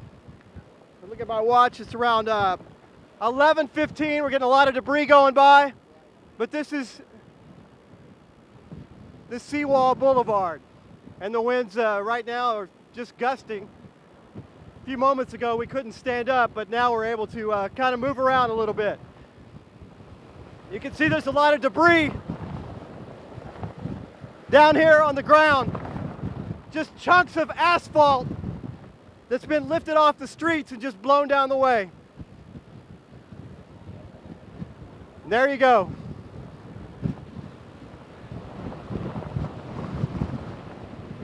I've lived in Houston my entire life, and I've never seen the water come up over the seawall before. And again, that's about 17 feet. We're standing in front of the San Luis Hotel. And Hurricane Ike's eye hasn't even made it ashore yet. Anyway, we wanted to show you the pictures, so here we are. Back to you. All right, Jeff. All Thank you very Jeff much. McShann. Yeah, he's talking to what a lot of people have echoed. And Doc is here. You can weigh in on this. It's a first for a lot of people. Some people said, look, I've been through Carla, I've been through Alicia, and did not see the kind of storm surge that we're seeing tonight, even this early. Well, Alicia had a storm surge of about 8 to 12 feet on the outside of Galveston Island. Now, Carla had a storm surge of 22 feet down in Matagorda Bay, but the water came up about 15 feet here around Galveston Bay and on the outside So of the this island. area in particular, Galveston Bay, looks like it could exceed 15 feet. Yeah. But generally speaking, that was the intensity of that storm was much greater than this one. Oh. So why are the characteristics different in this one? Emulating a Category 4 storm in some cases, although it's only a Category 2. Well, Carla, yes, was stronger. But Right. again, the eye crossed the Matagorda Bay area, so we were on the distant fringes of that. It was more like a Category 3 storm coming through the Galveston area. Now, Alicia was a little bit stronger in terms of its winds. Not much, but it was a much smaller storm, so it wasn't pushing the water in here. And keep in mind that Alicia doubled in strength in the final hours before landfall, so it wasn't pushing all the water that this one has been pushing. Well, that's what I was wondering, though. Why is this one pushing that much water in this storm surge as a Category 2, more so even than like Alicia did in 1983? Well, the amount of water that is pushed depends on how big the wind field is. So that's and the answer. Exactly. It's because it's so big and It's broad. got this huge wind field, and that's pushing a lot of water up in here. Now, Alicia was a much smaller storm, and it was weaker until it doubled in strength just before landfall, so it didn't have time to push the kind of water up in here that this storm is. There you go. Okay. Yeah, that explains it. All right, Doc, thank you very much. We have Jason Fowler on the phone. He is in Alvin. That is one of the places that Gene Norman talked about getting hammered with rain. Jason, can you hear us? I'm here. All right, tell me, where are you? You in an apartment? Yes, sir. And what are conditions like there? I'm seeing about 65 to 70 mile an hour gusts. It's ripped off some siding on our side of our building. It's tore down some awnings that are landing on cars. The metal boxes that the cable is in that are bolted to the concrete on the wall, it's ripped those off on several buildings. It's split one of our trees in half, and as I'm sitting in the living room now, you can feel the pressure in your ears from the storm just coming around. You can feel it circling around. Now, Jason, do you still have power there? No, sir. We haven't had power for about 3 hours.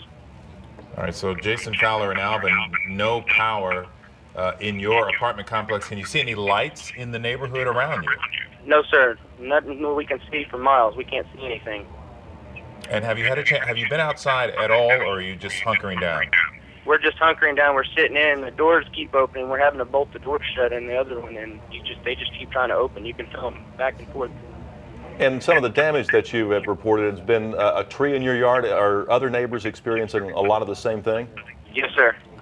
So you have trees down within your neighborhood there. Whereabouts in Alvin are you? We're on the 2400 South Loop 35 in Alvin. All right, so you're just south of Pearland, correct? Yes, sir. All right, so that's what's going on there in Alvin. James, thanks, or Jason, thank you so much for giving us a call, and we wish you all the best. You try to ride out this storm.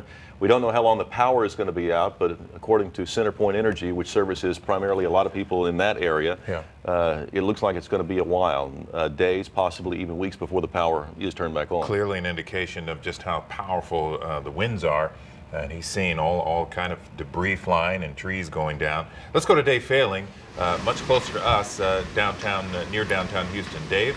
Yeah, we're right here on Allen Parkway, and we're just about a mile or so west of downtown. The wind is really picking up here. As you can see behind us, you may see some branches blow down. There's been constant small branches coming off the trees, nothing substantial. Traffic's still obviously getting through. The rain's getting harder, but mostly it is the wind. We've had some tremendous gusts here. We just heard one of the transformers here behind us blow. You hear that bizarre kind of humming noise that happens simultaneous with a green flash of light, and then some of the lights went out. But let me show you that right across the street from us here, these townhomes have still got power. So it's, even though we've had now at least a good half hour's worth of really gusty winds, power is still staying on, at least here just outside of downtown Houston. And again, the trees are holding up. Nothing really too substantial blowing down yet. And it's subsiding, but the time, the lag between the big gusts seems to be getting smaller and smaller. I'm getting blown around here a lot more than I was just about 10 minutes ago, so clearly have one of those bands coming through downtown. But so far, though, again, the electricity, at least in this immediate area, still holding for the moment, but we can hear the transformers every so often blowing, and as we said, the green light shows up, the big flash of it, and always indicating that the transformers are not having too good of a night right now. The only thing I wanted to mention was, just kind of looking ahead as to what's going to happen tomorrow. All this is going to have to be obviously cleaned up and whatnot, and there really is a huge contingent of national help standing by. For example, FEMA has about 3,500 rescue workers standing by. They have 2.4 million quarts of water, 2 million MREs, and 200 generators. This is all stuff that's been staged just outside the city, ready to be moved in, along with 7,500 Texas National Guard. So as we watch all what will be certainly the destruction here, you can be assured that there's going to be a lot of help come tomorrow to help clean things up. Back to you guys. All right, Dave Failing, thank you very much. Also, the Red Cross very much involved in the recovery efforts. In fact, they've already talked about it. They've got 75 shelters across the state, and they're also, according to the Red Cross, if you go to the website, they're going to have a Red Cross post-disaster shelters for those who are displaced because of the damage we are starting to see right now. So everybody already starting to prepare for that, even though we're just getting to the beginning of the really heavy winds and heavy rain. Well, and even in the Houston-Harris County briefing, they talked about how they were transitioning to recovery, which they would certainly need to do, and they talked about how Red Cross would be going in and even going door to door within Harris County, and they'll probably do that in Galveston and Brazoria as well, see what people's needs truly are, and then also tell them about other shelters that they'll be setting up as well. So we'll be keeping you posted on that. Yeah, Lyda Ann Thomas talked about in Galveston the very same thing. They can't wait till morning comes. They can get out and see what kind of damage that they're dealing with, see what the damage that the fires they could never get to caused, and start rebuilding. Exactly. So that's the next step. The next step for us here, we're coming up on the top of the hour, so we're going to give you an update on what's happening with Hurricane Ike. We're giving you an update every 30 minutes on what is going on right now. The storm is now 40 miles off the coast of Galveston, but we are already seeing, as you have seen from the pictures, a major impact from this strong Category 2 storm. Landfall now expected hour and a half or so from right now. Galveston police arrested 4 people for burglarizing a home in Galveston. Amazingly, they were out there in the height of the storm, and officers were driving through neighborhoods when they actually saw this going on. And we have some good news, actually, about a stranded crew of 22 in the Gulf. This is on a large tanker, and we've been talking about this all day. The Coast Guard says a tugboat from Corpus Christi is on its way and is expected to reach the freighter around noon tomorrow. A freighter, rather. The ship is located 170 miles southeast of Galveston, so it has drifted about 80 miles from where it was before, that freighter. So that is good news that a tugboat can get out there and hopefully get those crewmen off that freighter. Yeah, a remarkable story of survival for those guys. You know, we've been watching this storm for several days, and initially it looked like it was going to hit Matagorda, and then it kept moving a little bit more to the right. It looked like maybe Surfside or Freeport, and now it moved on in toward Galveston. And in Brazoria County, that's where Courtney Zabowski has been. We've been watching her as some of the shopping carts have been pushing across a parking lot. The wind and rain have been pouring down, and we'll get an update there now from Angleton. Courtney? That's right. We are in Angleton, where the emergency management has stationed all of their emergency management officials. I want to explain where we are. We are in the Walmart parking lot. That's Business 288, one of the major thoroughfares in Angleton. Want to show you what we're seeing right now. Winds picking up, rain coming down harder. We've been watching a few things in this parking lot, and it just goes to show how much windier it is and how much the wind is gusting. That Blockbuster sign wasn't even really moving before, but now parts of it are dangling. If we move over to the gas station, you can see that those gas station pumps that have been wrapped, those are really starting to flutter, and just for a few seconds, we saw the power go out, then it came back on. But that gas station and the Blockbuster you just saw, really the only two things that we see with power in the area, except for a bank. Want to pan over here, and this is a tree that we've been watching, and you know, at first it was just blowing a little, a few leaves coming off, but now we've seen a few branches rather blow. If you want to come back to us over here, we have been watching some shopping carts that were right behind us, and I want you to take a look at some video that we shot earlier, and it just shows you how intense the winds can get at times. First of all, the power goes out, just up and down we see transformers blow, but then the wind is so powerful it moves those shopping carts just across the parking lot. A pretty incredible sight there. Not only is it moving shopping carts, but also signs are falling down, and right now we're talking about those paper signs, maybe signs that you see in maybe just a 5-mile-an-hour gust of wind. We can only imagine as this night goes on what other types of signs might be falling down, because there are some Blockbuster signs, the big signs that you see that could take on a lot of wind and a lot of rain hitting it, so we don't know what exactly will happen. We are pretty isolated in this parking lot. We are again in front of a Walmart, the Walmart wall blocking the wind. So I'm going to just step back a little right here, and you can see that, you know, if you're right in the middle of it, obviously not very safe, but a lot worse, a lot more gusty winds. So we are a little behind in hiding almost, but that's to protect the crew, to protect the truck. But you can see just wind, leaves blowing, and over there, power out. So that's what happens. It could pop on in just a second, or you know what? We've never seen it stay off this long, so it might be power out in Angleton, pretty much like the rest of Brazoria County. That's what it looks like in Angleton right now. All right, power back on. We're back in business. Okay, so that's what it is, just back and forth. The wind goes, and then it stops. Power on, power off. So a little bit of everything out here, guys. At last. We'll check back in with you a little bit later. Thanks, Courtney. At least they got the power on part. The power off is at Galveston Island. Pretty much the entire island is off as far as power goes. Jeremy Diesel is at the San Luis Hotel right there. And you know, you were talking to Mayor Lyda Ann Thomas, who's just cannot wait, understandably so, to get this thing through so that she can then go out there in the morning hours with all of her people and assess the damage. It's certainly going to be a long night of waiting out here. I want you to kind of take a look. We moved up closer to access to outside so you can see exactly what's going on here. But look at these doors. These are the front doors of the San Luis Resort. Obviously, the entrance is closed, they say, due to the high winds that enter and exit the hotel. But you can literally see, if you're patient and you watch, that glass begin to bow and buckle as the wind pushes it from the outside. And this front door is the airlock door. There's another door on the opposite side that gives it a buffer from the wind. And Ernesto Torres, our videographer, working hard out here tonight. We're going to actually show you what it looks like outside. It comes and it goes. It comes and it goes.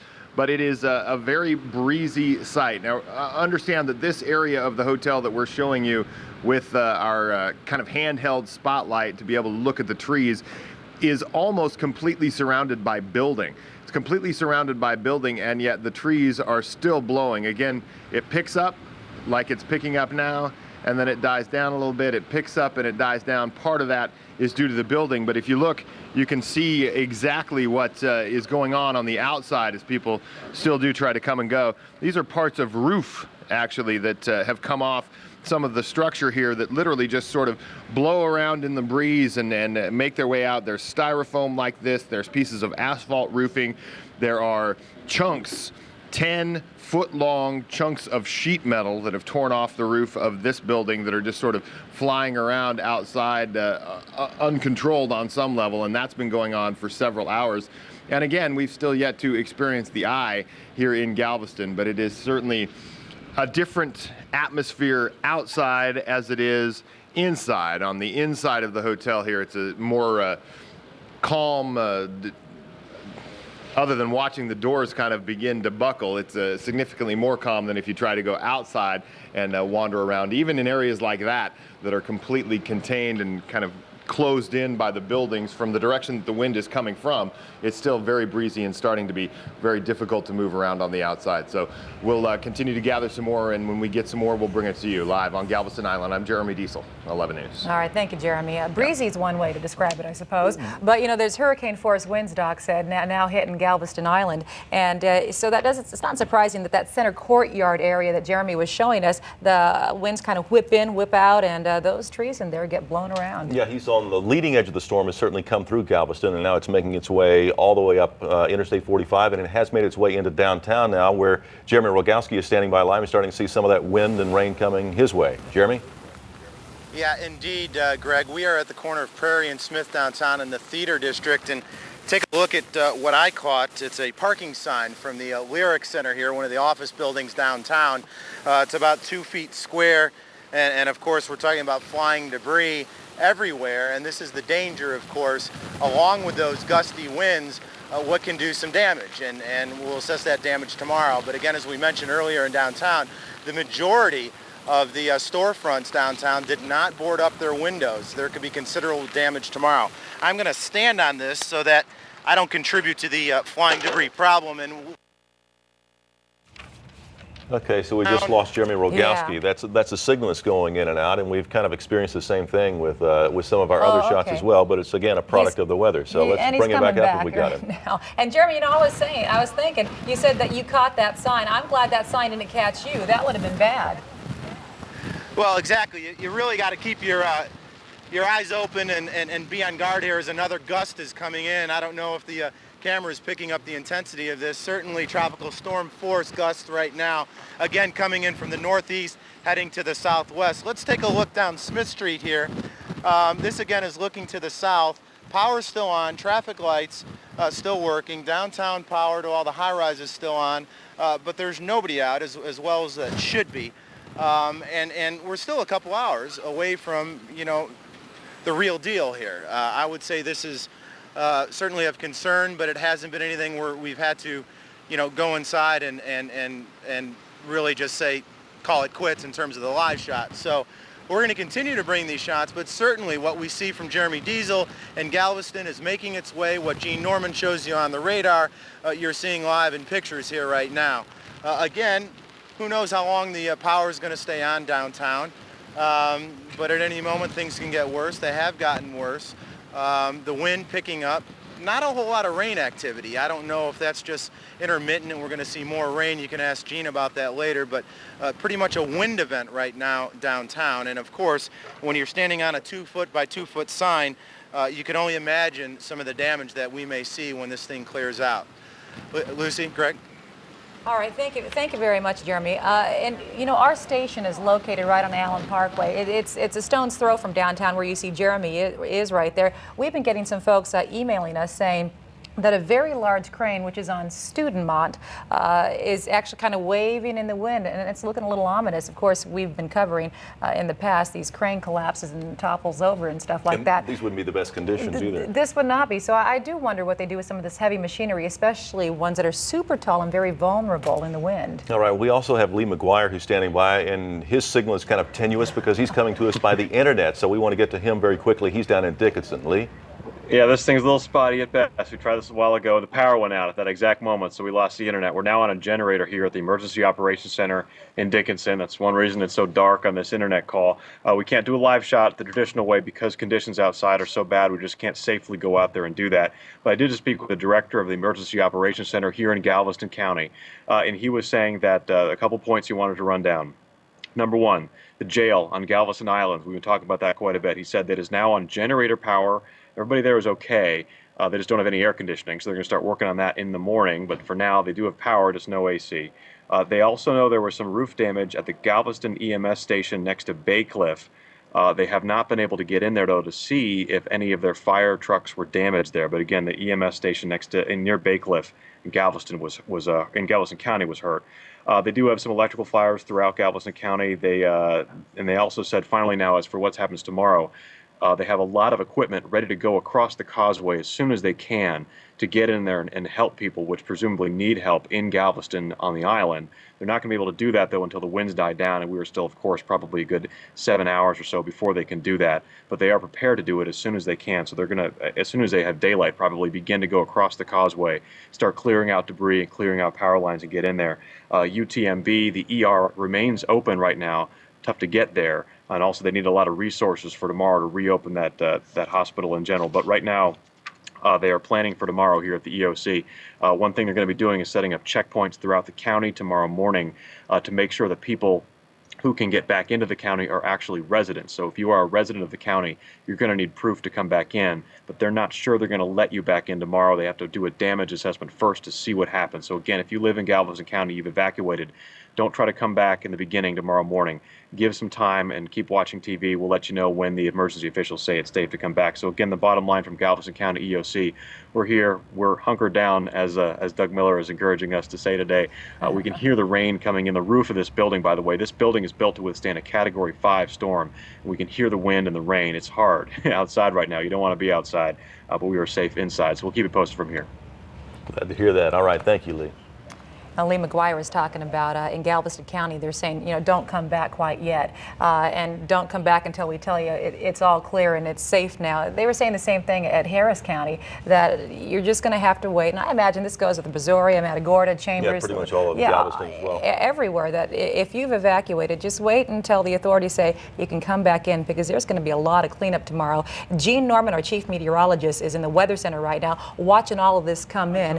What's happening right now, Gene? Okay, we're on the verge of landfall. I think it's going to happen within the next hour. Take a look at this loop of the hurricane as it wobbles its way toward the coast. And you see how that last little wobble, it's been wobbling to the left, and now it's kind of jutting up to the north. This last little push here, and this could be it. We could be looking at the potential landfall within the next hour. You see how close that outer band is coming to where it says TON in Galveston. Behind it is the clear slot, the eye. That's when the winds will drop down once the storm crosses inland. Now let's switch it over to our HD Doppler display, and you can get a better idea of where all the heavy rain is occurring, because that's a big concern.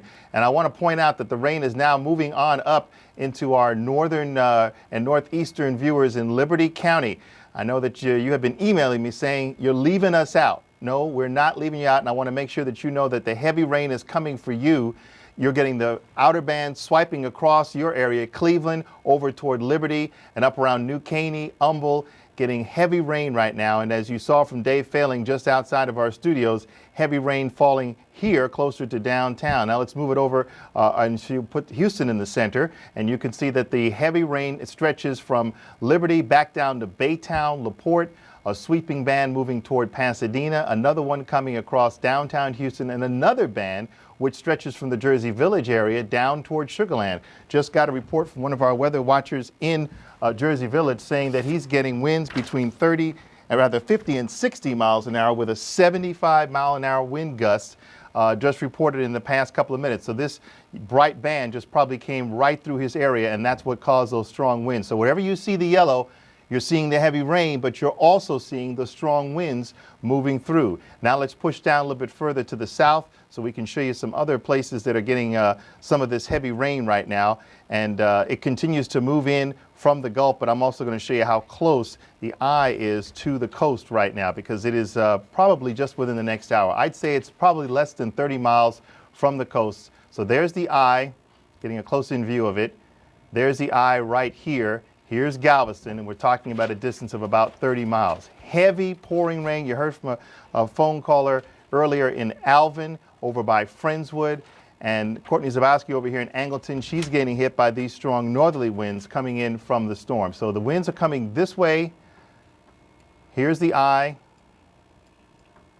And then the winds on the other side of the eye, and the right side of the eye, are coming out of the southeast and then whipping around to the northwest. So that's the motion of the winds coming in as the storm continues to make a landfall. So we're continuing to watch it, continuing to track it, and to show you what's going on as the storm continues to make its way inland. From our land-based weather bug sensors, we're getting now reports of wind gusts up to 27 miles an hour in the Cleveland area.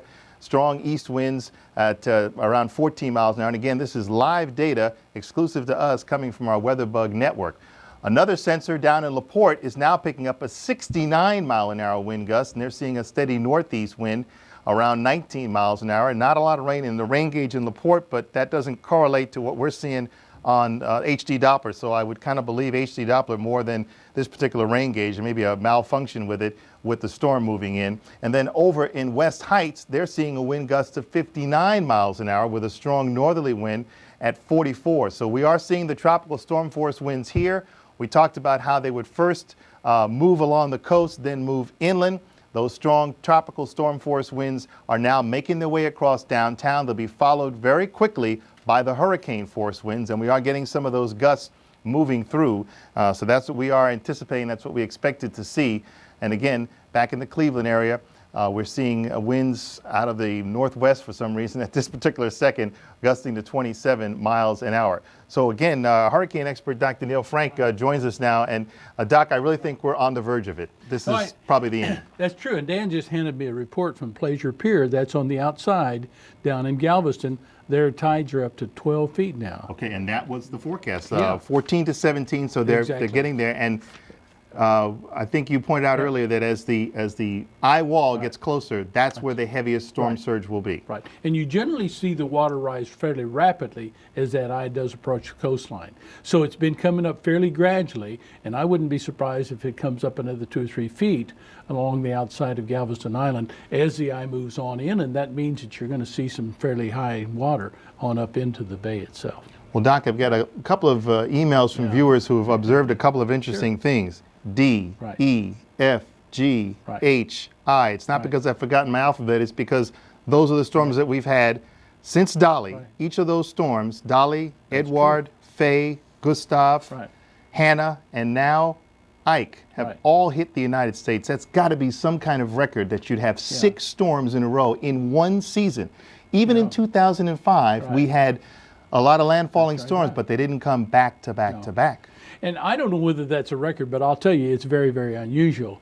And Gina, it's interesting to note that we go through cycles in the Atlantic and in the Gulf of Mexico. We'll have maybe 20 years when there's a lot of hurricane activity. Then we'll have another 20 years when there's not much activity. And then it goes back to an active period. Well, 40s, 50s, and 60s, it was active. Then we went into an inactive period, 70s, 80s, and early 90s. Then in 1995, everything turned around. We went into this active period. We started out with 19 named storms in 1995.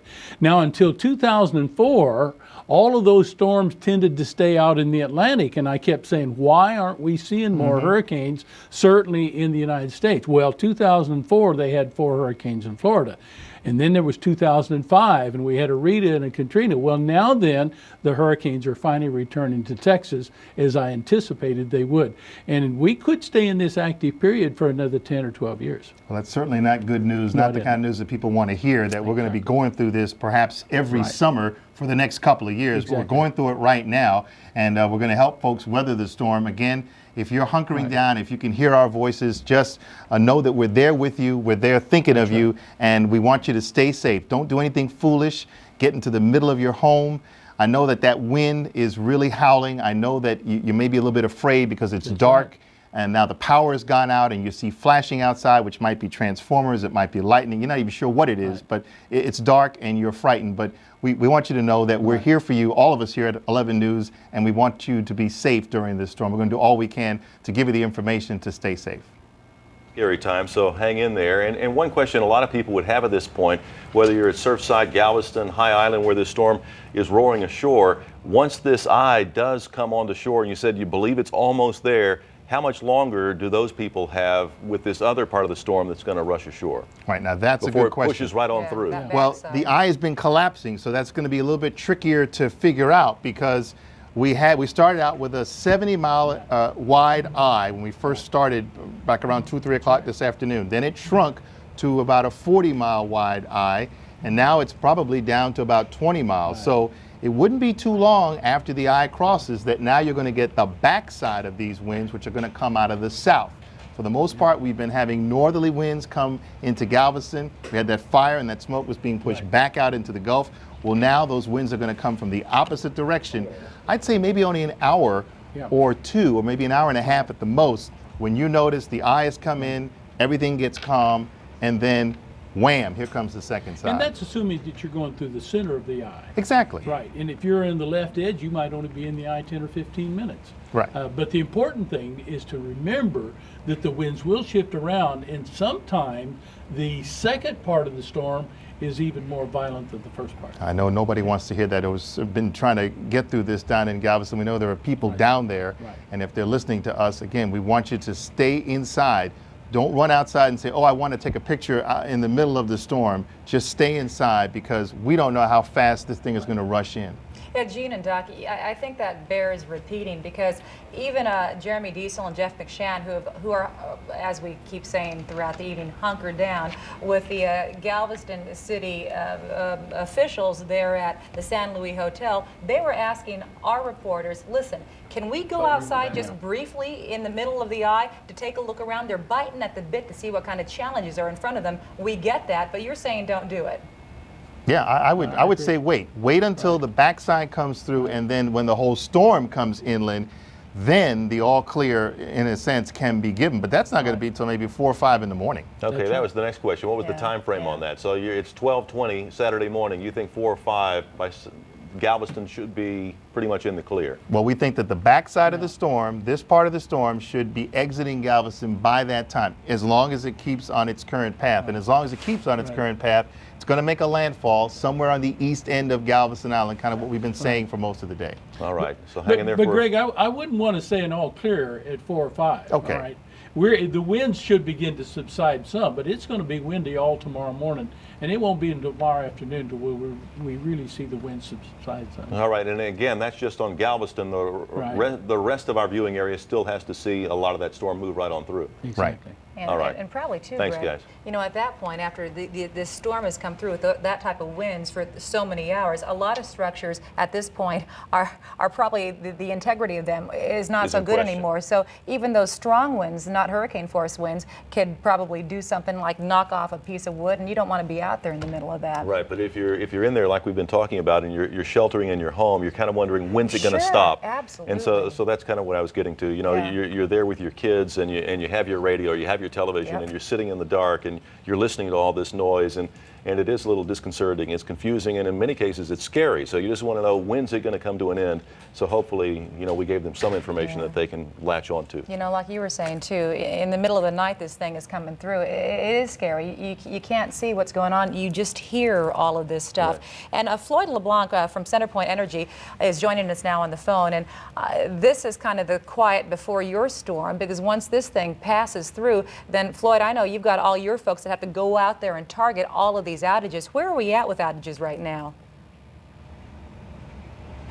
He's supposed to be with us on the phone right now, so hopefully we can reestablish contact with him. I think the last time that we spoke with Centerpoint, they actually said that they had 425,000 outages. Now those are customers. That doesn't include people. So that could be a business, that could be an apartment complex, that could be a single home. So 425,000, and that was just up to, I mean, we had a list of some of the places that had been experiencing some of the outages here. And this was, like you said, a while ago. Galveston and Rocheron and Pearland and Manville, all the way over to up into Bel Air and River Oaks and the Heights, which is over on the north of I-10, and Magnolia, and also Missouri City, Sugar Land, Pasadena. So it keeps on rolling, and this will continue to roll as the storm rolls It sure through. does, and CenterPoint Energy's rolling with it right now. We've got Floyd LeBlanc. We have established contact with him. What are you up against right now, Floyd? Right now, our outage count has risen to 725,000 customers, and if I could geographically describe that to you, it would be the North Belt, Beltway 8 on the north side up by Intercontinental Airport, moving over to the West Belt on the west side, and then draw a line straight down to the coast and move over to the east. So everything south of the North Belt, Beltway 8, and east of the West Belt, Beltway 8, extensive outages across that area, 725,000 customers without power right now. And that's pretty much exactly where the storm is tracking there. So already you're at 725, and when Alicia came through, I think there were 750,000 outages, and that took about 16 days to get those people up and running. So we're looking at a while before power is going to be restored to the area here.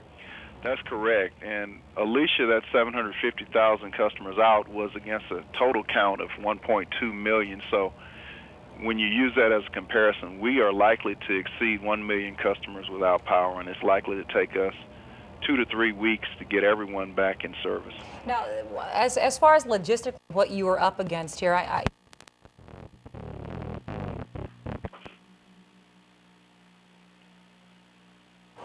Floyd, are you there with us? I am. Okay, well, we just took a power hit ourselves right now, so I don't know that we're on generator power or not, but we're back with you. What I was going to ask you is, I know that you've got 7,000 people coming in, the tree trimmers and linemen and such. We were talking to Energy just a little bit ago as well, and they said they're going to make tent cities for their workers, and they're going to bring in all this food and all of the equipment these folks need and kind of work round the clock. Is that the type of thing you're doing as well? Absolutely. This is going to be a 24-hour-a-day, 7-day-a-week operation. We're going to try to get hotel rooms for the workers who come in from out of town. To the extent we're not able to get hotel rooms, we build a tent city, and the workers will be sleeping in the tent cities. We use staging areas. The Sam Houston Race Park on the North Belt is our primary staging area. It's the first one we set up. You'll see an army of utility trucks, tree trimming trucks, line trucks, bucket trucks, for utility operations, and the crews will be brought in by bus to those locations, and they'll be fed in the morning. They'll get their work orders for the day. We'll have CenterPoint Energy people lead them out into the area. They're not familiar with our area, and they'll go to work to start helping us start put the system back together. Of course, our people already know how to get around the area, and we'll be taking the high priority jobs, the hospitals, etc., and these crews from out of town will be working on other jobs that get us major restoration in terms of reducing the customer count. All right, and we just heard a few minutes ago that the storm probably is going to be with us, at least the effects of the storm, through sometime tomorrow afternoon. When do you guys get started? Well, as soon as we get below tropical storm force winds, we start flying the helicopters. Our personnel will be up in the helicopters evaluating the damage from above. We'll also have field patrol personnel going out, and they'll be going from pole to pole, assessing damage and documenting the damage to come back so that we can create work orders and have the crews go and get the work done. Our focus is to allow the linemen and the tree trimmers to do work clearing lines and rebuilding lines, and that's all we want them to focus on. So we take care of the food, we take care of laundry, we take care of everything they need. We have people who escort them to talk with customers who want to come up and ask questions like, how long will it take to get the power back in this area? We've got people to talk with those customers so that the linemen can get the lights back on. All right, thank you so much, Floyd LeBlanc. I know you've got a huge, huge job in front of you, so Godspeed with that, and we'll talk to you again in a little bit. All right, in the meantime, coming up on the bottom of the hour, we want to get you up to date on the latest on Hurricane Ike. Okay, we are giving you this update, top and bottom of the hour, every 30 minutes on what's going on right now. That storm, now about 30 miles off the coast of Galveston, still a Cat 2 storm. Landfall now expected, well, about an hour from now. Tides are up to 12 feet in Galveston. If you were with us just a moment ago, you just heard CenterPoint Energy gives the update on the outages. There are now around 725,000 customers without power, which means that many of you may now at this point be listening to us on some of the simulcast stations on your radio. We'll try to be as descriptive as possible when telling you what's going on and give you as much information as we possibly can. But CenterPoint believes it could be 2 to 3 weeks to get everyone back in service. Now, emergency officials have equipment ready to go across the causeway. They are hoping to do that, well, sometime tomorrow to get to people and start assessing the damage. They will be setting up checkpoints to make sure you are a resident of Galveston County when you return. So I hope that you brought your ID with you. But they're telling people not to do that. Don't return until they give you the all clear to come on back. All right, and just across the causeway there at the San Luis Hotel, just on the beach of Galveston, is our Jeremy Diesel, who's there in the command center. Jeremy? Yeah, we're here in the San Luis Hotel, just actually above the Emergency Operations Center. And with me at this point is Captain Harry Pareto. He is with the Operations Bureau here in Galveston, commanding this effort, trying to keep these neighborhoods safe tonight. Obviously, a much more difficult job than the last time around. That's correct. Explain that to me, why it's so much harder. Well, we have people that didn't heed the evacuation warning, so it kind of makes a challenge for officers out there trying to protect their neighborhoods. And when we're not protecting neighborhoods, now we're actually conducting rescues. And when we rescue and conducting a rescue operation, it hampers our enforcement capabilities. But we're getting by and we're doing what we need to do. It's just we'd request that people heed the mandatory evacuation. In fact, one of the last things that your guys did before you pulled them back in was a rescue. That's correct. We had 4 officers make a rescue of 2 people at like 8:35 or somewhere in that area. And we have a shelter of last resort now because we had so many people rescued. I think our last count of rescue was 260. But the shelter of last resort for a couple of folks wasn't actually Ball High School, it's the county jail, right? Well, actually, officers, we got calls from citizens, and officers went out to a neighborhood and found some people that were doing things they shouldn't be. It's not tolerated in Galveston, and they're in jail where they belong because our county jail is not evacuated. At least there was a place to put them when you went out there. But now, everybody's kind of hunkered down here, waiting for light, I assume, waiting for the winds to die down at least. What's your first priority when you get back out on the street? Our first priority, as soon as daylight breaks, we will have officers in the neighborhoods. We're going to flood the streets with officers to make sure that everybody's property and their community is safe until they can return. Because until we have to do an evaluation, and we also have to make sure we have people protecting our property. We still have some people on the island that didn't evacuate. And is it a matter of hoping to not get calls here to the EOC for people that are in distress, as well as trying to police the streets? We'd rather not get the calls, but there's some people that they're calling. There's not an opportunity for us to respond to their need because we'll put our officers in danger and peril, and we just can't do that. What are the types of calls that you're getting through since you've been pulled off the streets? We're getting a lot of people that want to be rescued from their house they didn't evacuate, and they're asking for help, and we can't do it. It's got to be difficult to be able to tell those folks no, despite the fact that a mandatory means mandatory.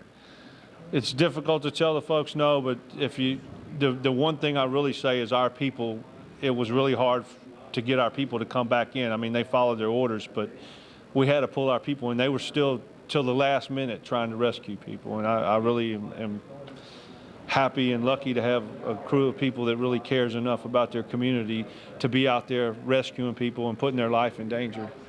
Captain Pareto, thank you for taking a minute for me. Thank you. I know you guys will be busy in the morning, and get out and be safe. We'll see. This is an update from the Galveston County Police Department, just what's going in. They've been pulled in now for over 4 hours, but still getting calls from folks who were hoping to have rescues happen, but there's just simply no way to get out and about. I can tell you, the last time we were outside, completely outside, we were trying to make our way behind a brick wall here in front of the building, down around a corner to get a look at these bricks that had fallen off the facade of the hotel next door. No way. No way we could get out there, that we could get close enough, as dark as it is, to be able to even bring you that picture.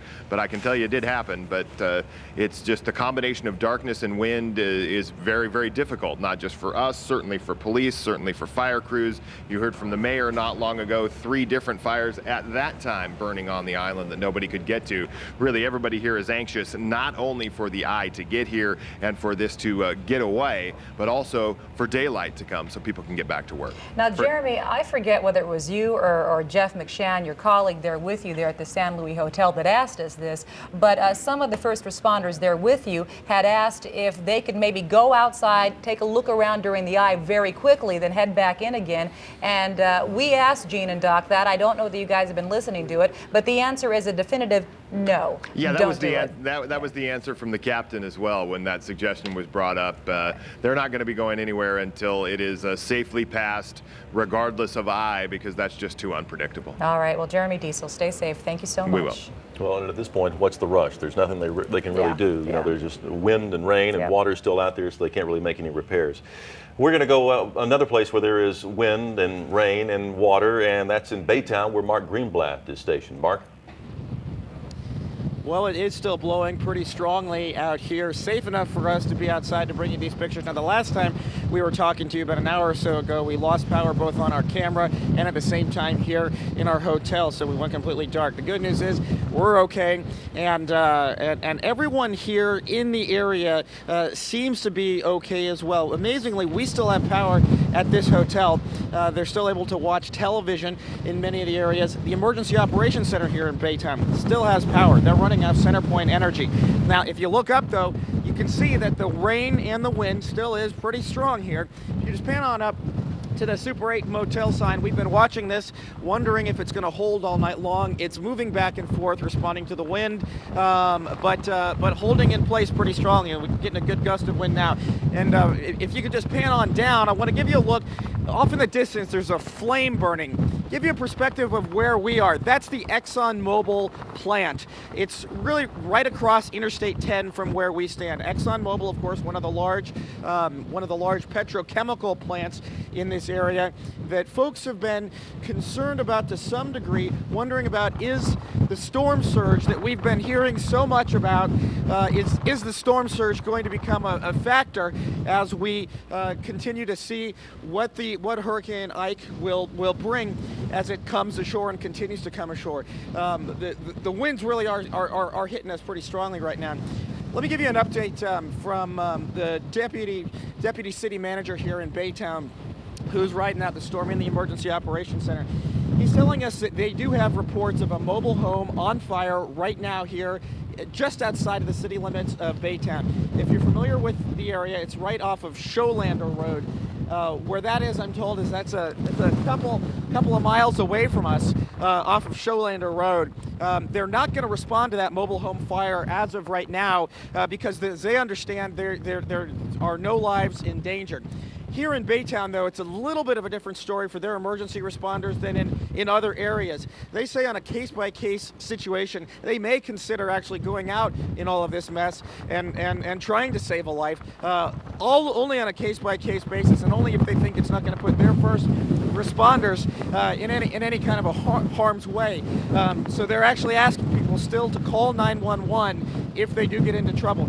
Now, what are they going to do with all of those calls if they don't decide to respond right away? Here's what they're doing. They're putting your calls in a queue, and they're keeping track of them. And then as soon as the winds will die down to 50 miles an hour again after the Hurricane Ike passes, they've got bulldozers stationed all throughout the city here, and they're going to get out on the roads when the winds and the rain are down to 50 miles an hour again, and they're going to start clearing those roads and start responding to your calls for help or for assistance. If you have down power lines, that's when they're going to start trying to clear them and try to get out onto the roads. Other than that, we're getting good gusts just like this. This is a pretty good one, and that's what we're finding right now in the Baytown area. Is that for a while we'll get extremely strong sustained winds, and then it dies down, and then stuff like this starts happening again. This is the ceiling of the Super 8 motel in Baytown, where it's holding up real good, real strong, despite all the winds. And we're real happy to see that. Now we must have touched something here on the light, and it's going back off. We've learned something. It's on live television in the middle of a hurricane. One of the challenges, of course, is if we hit the wrong knob, then the light will go off. But all in the course of reporting live from a hurricane. So from here in Baytown, things holding out nicely. We'll continue to give you updates as the night goes on. Reporting live, I'm Mark Greenblatt. Back to you. We appreciate it, Mark. And you make a good point. He talks about some of these emergency responders, how they do want to go out, and how it's perhaps a little bit different in Baytown. It's different right now primarily because they're not seeing quite as strong a storm as they saw in Galveston, where they absolutely had to stay in, because once things change and things move up into Baytown and perhaps they see the type of flooding or storm surge that they saw in Galveston, the emergency responders might reconsider. Right, and you know, the emergency responders in the Houston area proper, I'm wondering whether they're able to go out still. And Doug Miller is in the newsroom right now, and I understand there is an emergency going on, Doug. Yes, indeed. We just got a report. I spoke with someone with the mayor's office just a moment ago who tells me that Brennan's Restaurant, the historic restaurant in downtown Houston, has burned to the ground. We are hearing that firefighters, when they arrived at the scene, just couldn't do anything about it.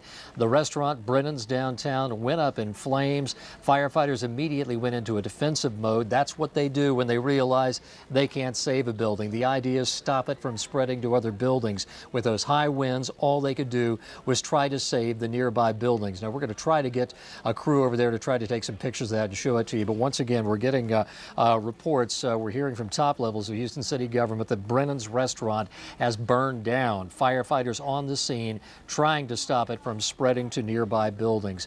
We'll get you more information on that as it becomes available to us. Now, I want to talk to you about something else we've been following all evening long. Down on Crystal Beach, we've been showing you the pictures of rescues that happened yesterday morning as people were trying to leave Bolivar, the Bolivar Peninsula. Crystal Beach people were trapped on top of the roof of a lumber building we were hearing about. We were getting broken communication indicating that a number of people were trapped. Yeah, take a look at that. That lumber building, we're going to pop that up here. Yeah, there we go. Here, we're looking at this lumber building right here. This is Highway 87. This is one of those low-lying road, that very low-lying road that goes through the Bolivar Peninsula. There were people who were trapped inside this lumber building right here. And then, well, we just lost our picture of it, but they were trapped inside that lumber building, and we'll try to pop it up again in a second. But at any rate, they managed tonight to get to a church building that was nearby. And interestingly enough, we were getting broken communication off a cell phone from those folks, from some of those people. And as we look at it, what had apparently happened was they went from this building to this building. Somehow tonight they managed to get from there to there. A gentleman by the name of Robert Reed was there with a friend of his, Larry White, and his wife, and we heard two others. Our phone communication with them was very, very spotty. They apparently helped a bunch of other people get to rescuers yesterday, but when Robert Reed tried to help those people, he got to the rescuers, thought the rescuers were going to be able to come back, but unfortunately the rescuers couldn't make it through the water after that, so there they were. They were stuck over here. Tonight they managed to get over here. But Doug, I'm wondering, is that a better building to be in or on? Are they on that roof or are they in the building? They're in the building is what we're hearing, okay? We're hearing they were up here on top of this roof before. Right. Somehow they made it into this building over here. Now, Lucy, I want to play something for you. We got this weird, eerie sounding voice, a text-to-voice message from apparently one of the people inside that building, and we're going to play that for you right now. Just take a listen to what we heard on that voice-to-text message. I sent you a text-to-landline message. We are in Crystal Beach, 5 men, 1 fatal error, and 1 African lions at the Baptist Church. All right, we listened to that 2 or 3 times, and the best we can tell out of that, a broken message like that, was that there were 3 people inside. 3 people managed to make it over to that other building. They're inside a Baptist church over there. Now, that's Doug, what we got out of that. Quickly for our radio listeners, and we have a lot of them right now that can't see what we're talking about. The first building they were on, which is a lumber building, appears to be taller than the second building. How far apart for our radio listeners are these buildings, and what kind of weather conditions were these people kind of battling to get through? They were pretty dire, the best we could tell. Again, we had these really broken communications with them. It was yelling through phone messages, static stuff. That's why they tried to text us. That's why they did the text-to-voice message. We're looking at, what, about 5 feet? Is that what we're hearing out there? 5 people, yeah, 5 people as we're hearing. 5 people as we're hearing. For the people who are listening to us on the radio, and thanks for pointing that out to me, Lucy, a lot of people listening on the radio, what we've done is we pulled up a Google Street View version of what we're looking at. We're looking at a lumber building. I can't tell quite what it's made out of here. Seaside lumber building. People are on top of that building. Somehow they got to what it looks like maybe 4 or 5 car lengths to the building next door, and they made it over to the building next door, which looks like a 2-story building. It looks like, it's hard to tell just how sturdy that building is. Clearly the people thought they were safer being inside that building than on top of the building next to it. Well, and that's what's confusing about the whole thing, Doug, whether you're watching it on TV or you're listening on the radio, is why you would be on top of the roof of one building and then just simply climb down and walk over and get inside the next one? I don't think they walked. I got to. We don't know everything. Well, We're and getting if they didn't walk, communication. if they had to swim, Yeah. then how are they on the inside of another building where the water would seemingly be the same depth? That's a good question, and we don't know the answer to that. They apparently feel like they're safer over there. Again, you heard that message. That's the kind of broken communication we're getting out of It was that. very cryptic. Yeah, it really is. And certainly we're going to keep up with that. As we hear from them, we'll pass more information on to you. This was the area where we saw those Coast Guard rescues early today. So just imagine what it's like right now as the hurricane crosses over the Bolivar Peninsula. As we hear more, we'll pass it on to you. Well, and some of those people were lucky enough to get out because just before the storm actually hit with this intensity, the Coast Guard was actually able to go down to Bolivar and Crystal Beach and some of these areas and pull some in the neighborhood of 15, 16, 18, 20 people out and take them over to Ellington Field.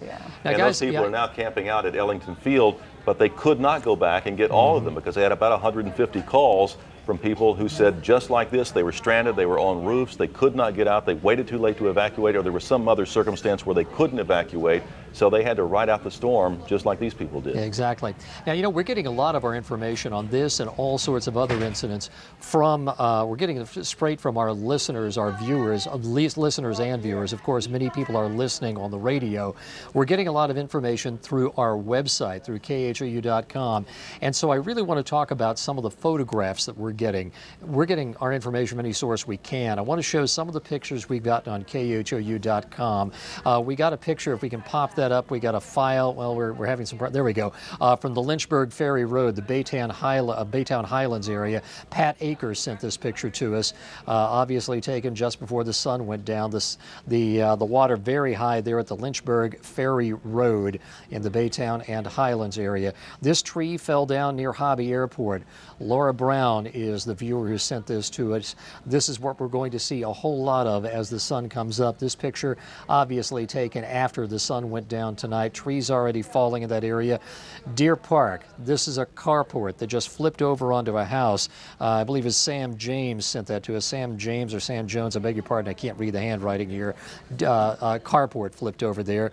Monica Wells sent this to us from the Spring area.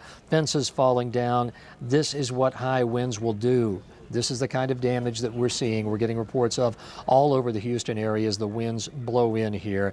And we've been talking all night long about people hunkering down in a storm. Well, check it out. This is what you call hunkering down. These kids in a closet. We got this picture from some of our viewers. You know, we've been joking a lot about how often we're saying hunkering down here, but that's about the best representation of it that we've seen so far. I think a lot of us would like to be those kids right now. They look pretty comfortable, snug in their beds in their closet, which actually is a pretty good place to be. We've been talking all night long about how you want to be someplace that is isolated, away from windows. Well, there you go. You can sleep as sound as a baby, provided you're in the right place. You know, and that's the important thing to remember. You know, we're gonna make it through this okay tonight. Just try to get as much sleep as you can and take care of the kids, and we'll be all right tonight. At least those kids look cozy. Thank you so much, Doug. All right, let's get an update now on the storm. Let's go to the Weather Center, and Gene Norman is standing by to give us the latest coordinates. All right, the latest coordinates are 28.9 north, 94.5 west.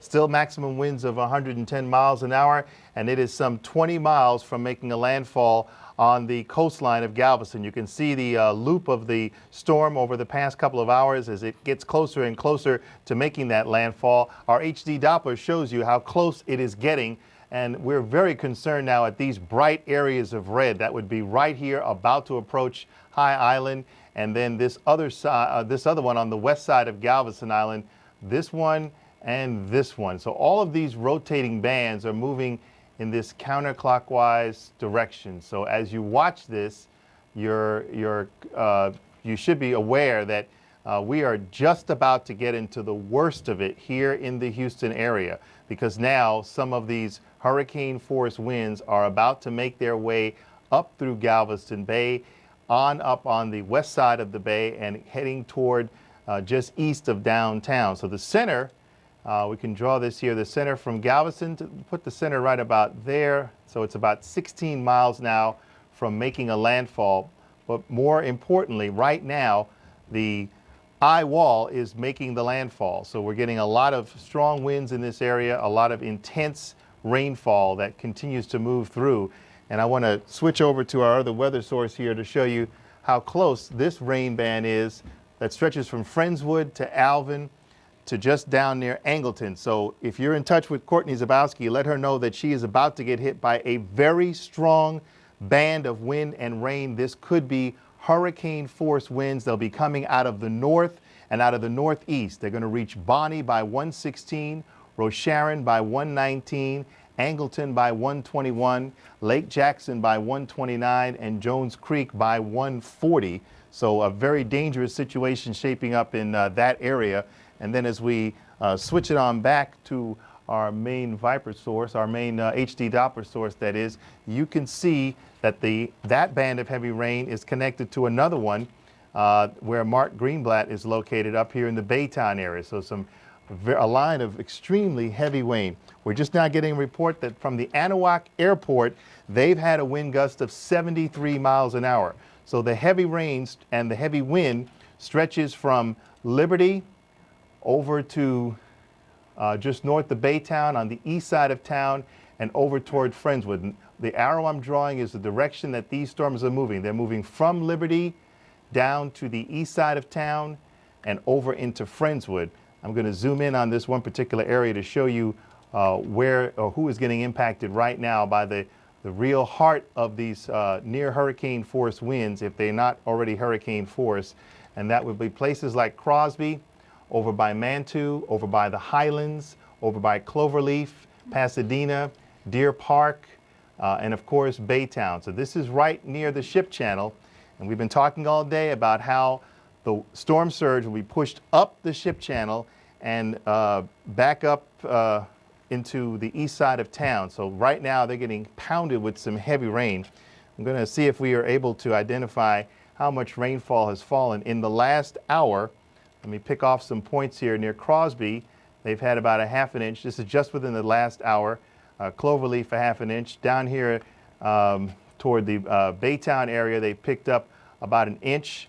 So we're seeing some pretty heavy rainfall amounts in a fairly short period of time as we continue to watch the storm roll on through. So we're going to put this back in a loop mode so you can watch how these rain bands are sweeping across our viewing area, across I-10, across Beltway 8 on the east side, across 225 and all of the refineries along there in the Deer Park and Pasadena area, right across downtown Houston, even over toward Jersey Village. And now let's kind of move on up to the north to show how far north some of these rain bands are starting to move in. Now in Patton Village, in Cleveland, in Kingwood, and in Humble, you're getting some of these heavy rain bands. Light but steady rain in Conroe, a band of heavy rain and wind moving through the Cypress area right now. And then let's wind it off to the southwest side of town.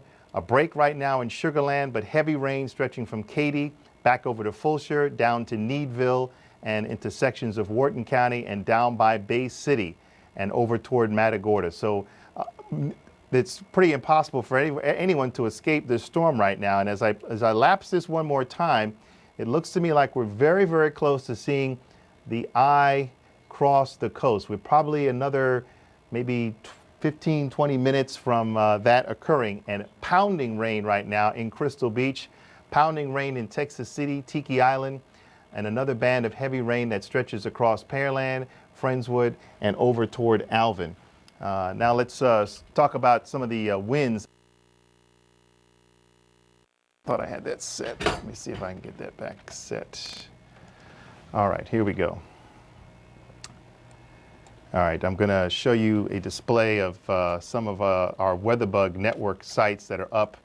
And of course, you're looking first at the wind gusts that are going on at Hobby Airport, 60-mile-an-hour wind gusts. And we just had a viewer send in a picture of a tree down in that area. So 67-mile-an-hour wind gusts knocking down trees. That gives you a sense of the kind of damage that we're about to start to encounter as these stronger winds move in. 46-mile-an-hour wind gusts in Tomball, 53 at Bush Intercontinental Airport, 43 in Wharton. Going back to our WeatherBug sensors, Cleveland right now, their winds have picked up. About an hour ago, we showed you winds in Cleveland were about 16 miles an hour. Now they've nearly doubled to 33-mile-an-hour wind gusts. Let's switch it on over to LaPorte. They have near hurricane force wind gusts at 71 miles an hour with a steady north wind at 30 miles an hour and a ½ an inch of rain. Then let's switch it over to West Heights, where they have a 57-mile-an-hour wind gust with a steady north wind now at 45 miles an hour. So it's starting to pick up there. And here at the KHOU studios, right just a mile west of downtown or less than that, 54-mile-an-hour wind gusts with the winds all over the place. First, you saw they were north for a while, then west, then south, and now back to north, and almost an inch of rain here at the KHOU studios. So the situation continues to get worse, and we're going to continue to follow it, continue to track it for you. But the eye is very close to making a landfall as the strongest winds are moving in. These eye wall winds are moving in. We're going to have more in just a couple of minutes. All right, and that continues to get worse, you say, for everybody, whether you're in Galveston or whether you're up in Humboldt, right, whatever Greg, the this situation you were seeing in the last hour or so, it's getting worse from where it was. Right, this is for everyone. It is deteriorating minute by minute, almost second by second, as these spiral bands wash across our viewing area, and it's not missing anybody. Yeah, it's getting bad in Humboldt. It's getting really, really bad in Galveston. Yes. All right, Gene, thanks. What we could have used was a whole lot of water in downtown Houston a little bit ago, because Brennan's has burned down, a popular restaurant there. Jeremy Rogowski joins us now on the phone. And what's the very latest with this, Jeremy? Well, we are just a half a block from Brennan's, and indeed, Brennan's is no longer fully involved at this time. I'm about 20 feet from ladder 7, which is trying to get some water on these flames, but from top to bottom, Brennan's is fully engulfed at this hour. This fire broke out, we're told, by Assistant Chief Longoria about 12:20, so we're looking in the half-hour mode right now. About 5 minutes ago, we heard the very loud alarm, the get-out alarm. Obviously, given the conditions of Hurricane Ike, HFD did not want to take any chances, obviously, pulling its men and women out of this fire, going into a defensive mode. But I tell you, it's quite a sight here in downtown and near Midtown. These flames pouring out of the roof, pouring out of the window. 2 ladder trucks attacking this from either side, but the flames still fully involved. We do know from Assistant Chief Longoria that 2 people, at least 2 people were inside, and 2 people were transported by ambulance to a local hospital. We do not know the extent of their injuries, but several fire trucks, a lot of apparatus here on Smith Street, the 400 block, as Houston firefighters in a defensive mode, letting this one burn. Of course, with these high winds, you don't want these flames to bounce and hopscotch to any other buildings in this area. So that's pretty much the latest here, Greg and Lucy. So that's what they're doing right now. This defensive mode is just at the Brennan's area so that the flames don't extend beyond that.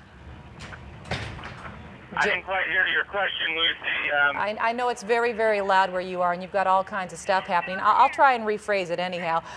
When you're talking about the defensive mode, I'm wondering, is it just this particular situation, or is the Houston Fire Department kind of now also... we've just lost Jeremy. But it seems like what they're doing is this is just this one area. It's very windy. They're going to let this one burn because they don't want to risk their lives. And they've already got the 2 people out of there that were in there, and they just don't want this to spread to any of the other buildings. Yeah, and it certainly sounds like by the time they got there, this was so engulfed in flames that it was a total loss, so there really wasn't anything to save. So now they have gone in this defensive mode, which they do at times, and they'll just throw as much water on it as they possibly can to keep it surrounding to other buildings. And so that defensive mode for this particular time, this particular structure, but Brennan's has been there for almost 40 years or so. It's been a Houston tradition for many, many years. A great place to go. Many people love it. And it was a New Orleans tradition even before that. So a great taste of New Orleans type of seafood and so forth is now gone in downtown Houston. You know, we've been watching these types of fires popping up throughout our area, and a lot of the fire departments, especially in Galveston, you know, it probably is terrible for a firefighter to see a fire burning and they can't do anything about it. Out on the west end of Galveston, they've had to let a number of fires burn because they just can't get to it. Of course, now, as of 9 o'clock on Galveston Island, they're all at the San Luis Hotel, you know, waiting for this thing to pass, and they're going to go back back out. So if anything happens, people are pretty much on their own. Well, and we've heard reports from several people, Jeremy Rogowski included, talking about some of these transformers that have been exploding around town. You get some of these high winds that come through, and a lot of times those can spark a fire, like it apparently did in Galveston as well, over all the way on the east end of Galveston Island, there at the Yacht Basin, where they also had a big fire. Apparently, they believe at this point that some type of transformer exploded, and it started a fire there, and there was quite a bit of damage and a significant fire there at the Yacht Basin. You know, and they were very concerned about this off the bat because it's very close to UTMB, and people were a little worried this could have spread. It did not, so that was the good news out of that one.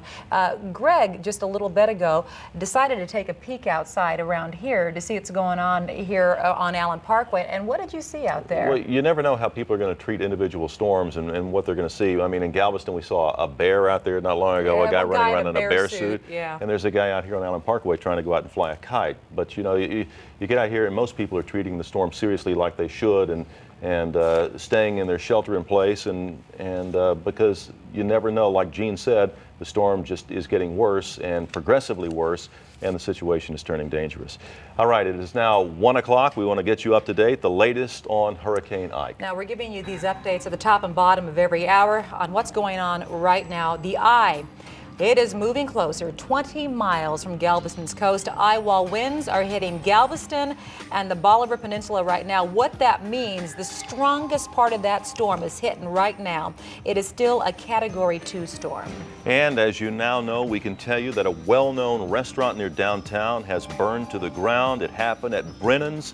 We're told 2 people were transported to the hospital, but we don't know about any possible injuries. We also don't know at this point, but we're trying to find out what caused the fire. And 5 people are stranded on top of well, you know, 5 people were stranded on top of a lumber building in Crystal Beach. We were talking to Doug Miller, who's been on top of this whole thing and watching it throughout the evening, along with TJ Alds, who's kind of our webmaster. And TJ was, in fact, talking to these people. They were stranded on top of the lumber building. Somehow or another, they got to a building relatively close to that. We're not sure how they got there. Most likely, they swam to get there. And now they're inside of the other building. My only guess that the reason they did this is maybe it's a multi-level structure, so they knew they could get up to an attic area and try and ride it out from that point. So the rescuers, of course, have been unable to get to them. All right, Ike is prepared to do its worst. We're in the middle of a hurricane here. We're also under a flash flood warning, and we also at this time are under a tornado watch. So those are some other things to be on the lookout. I know they're coming through some of the worst of it now on Galveston Island, and Jeff McShann is trying to ride out the storm down there at the San Luis. Jeff, how are things going now with the eye wall coming towards Galveston? It is amazing. It really is. There's no wind at this moment. We're about to walk outside. Jeremy's about to do a live shot from inside the hotel, but we're going to run outside real quick and show you some shots here as soon as possible. But there are a lot of people out in the parking lot. It looks like there's actually some firemen out there gathering and going over some sort of plan right now. But we're gathering our equipment, and we're about to head out there. Again, it's pitch black as I look out the 4th floor of the San Luis, looking northbound towards Houston. You cannot see any lights whatsoever. It looks like the fires are now out because of all the heavy rain and the wind that we had just a short while ago. But we just got a phone call from our boss. He said, "What's going on?" And right when I looked out the window, the wind just completely stopped.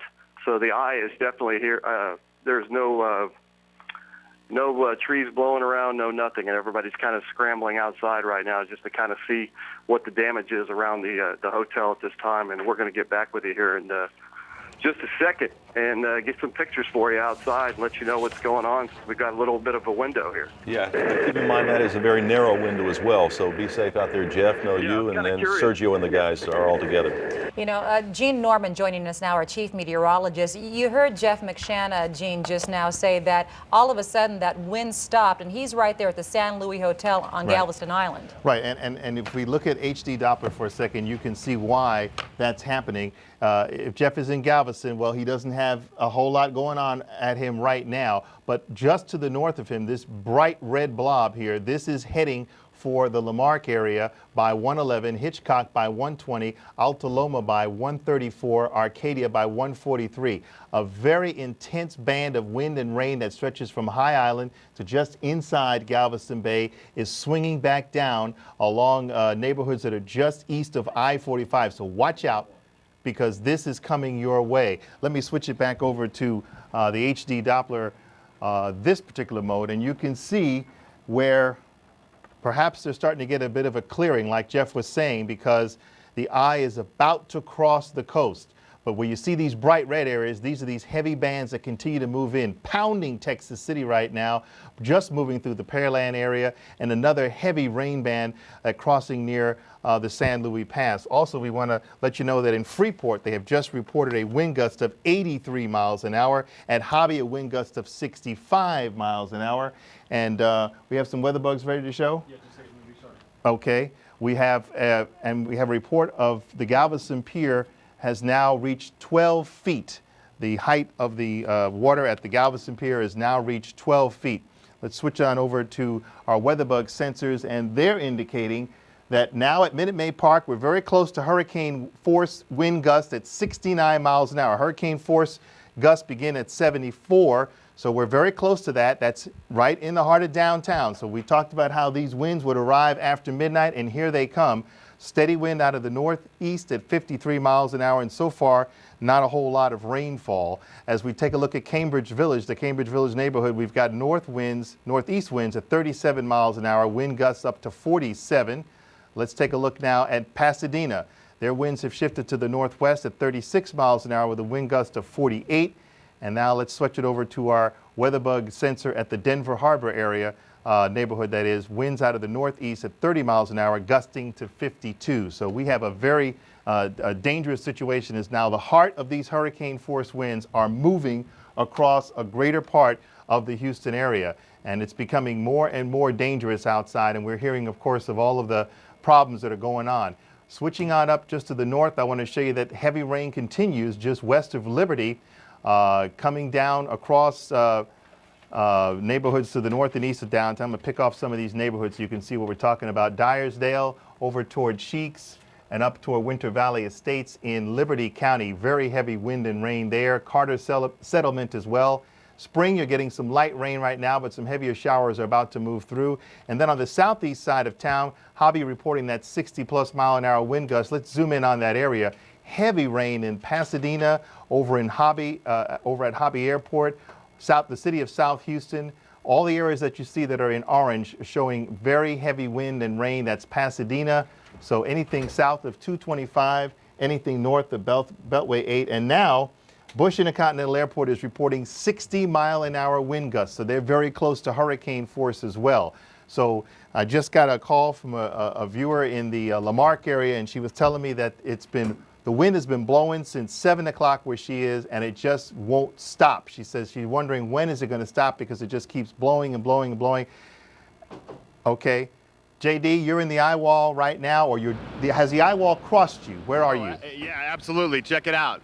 Here we stand. No rain gear outside, barely a breeze, and literally we can see some semblance of stars in the distance way up there. You'd never see them with a camera, but we can see them. Birds have come out and started flying in this area here at the San Luis and Galveston. I mean, it really is a stark contrast, just immediate from 5 minutes ago until now, when it was blowing the hardest that it has blown the entire time we have been here in Galveston, obviously.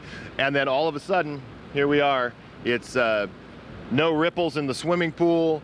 No, I mean, you can see the debris in the swimming pool that's been blowing around out here all of this time, pushed to one end of the swimming pool, and there's hardly a ripple in the swimming pool.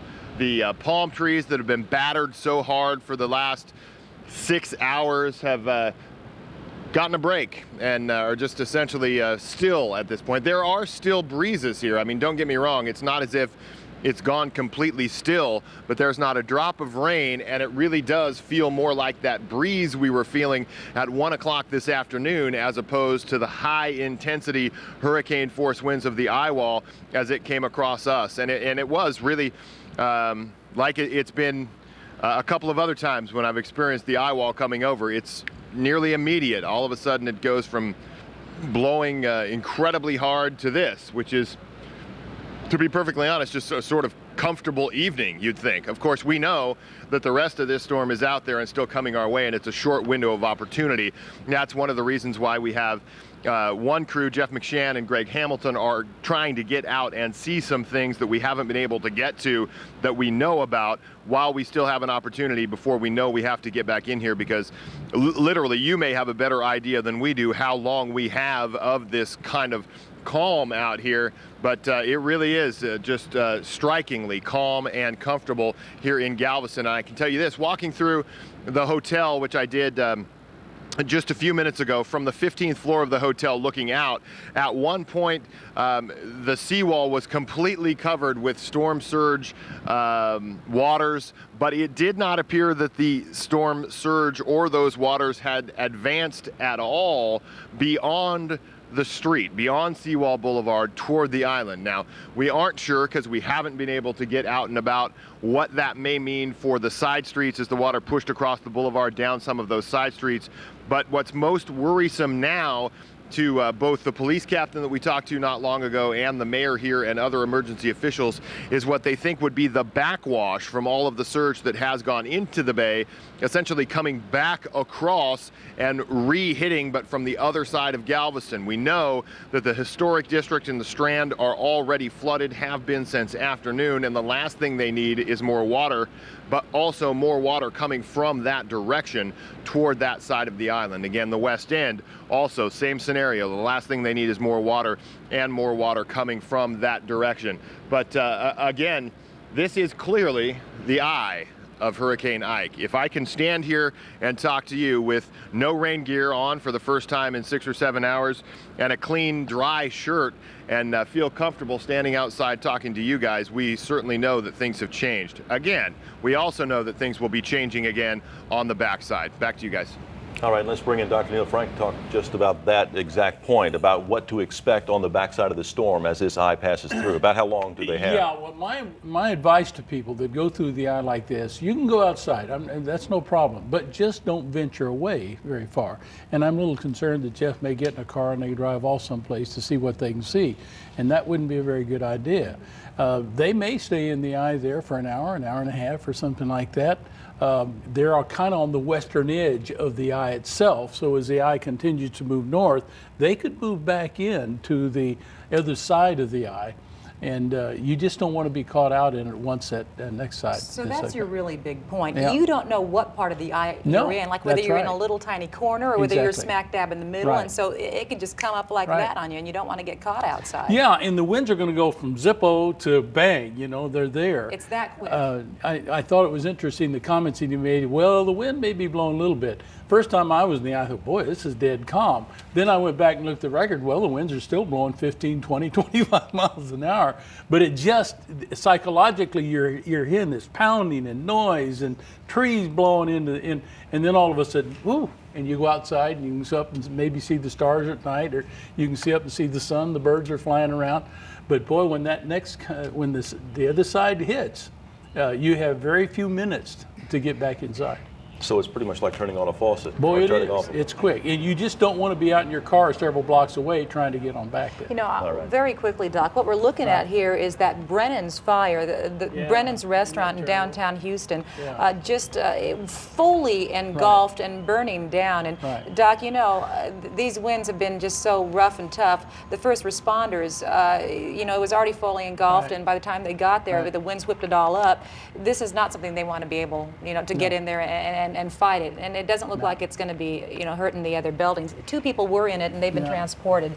And that's the good news. And you can see they clearly went into the defensive mode, and now you pretty much understand why, because you see how intense these flames were burning, how hot it actually was, and there was really nothing at this point they could actually do to save this structure. So that's why they went into that defensive mode. That's why they were just kind of mulling around. And these are pictures that we have just gotten in at this point, and now their biggest concern was trying to save other structures around Brennan's, which again is in downtown Houston. There are other structures around it, and you see all the firefighters they put out there on the scene and all the pumper trucks they had throwing water at it.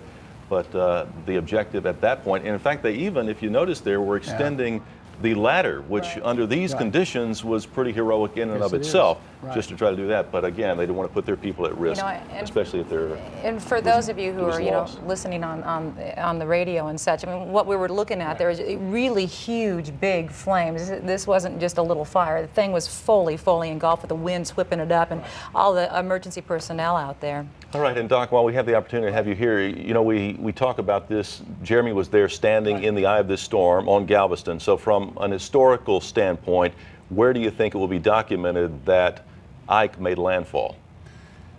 You mean in terms of the records, and you go back and look back? Well, the National Weather Service and the National Hurricane Center has a good archive of data, and they will have the best track, and on that best track they'll say, okay, the center of that eye, not, the center of the eye, that little point in the middle, that crossed the coastline at such and such time. What's your inclination at this point? Well, it's going to be a little while yet before the center crosses the coastline.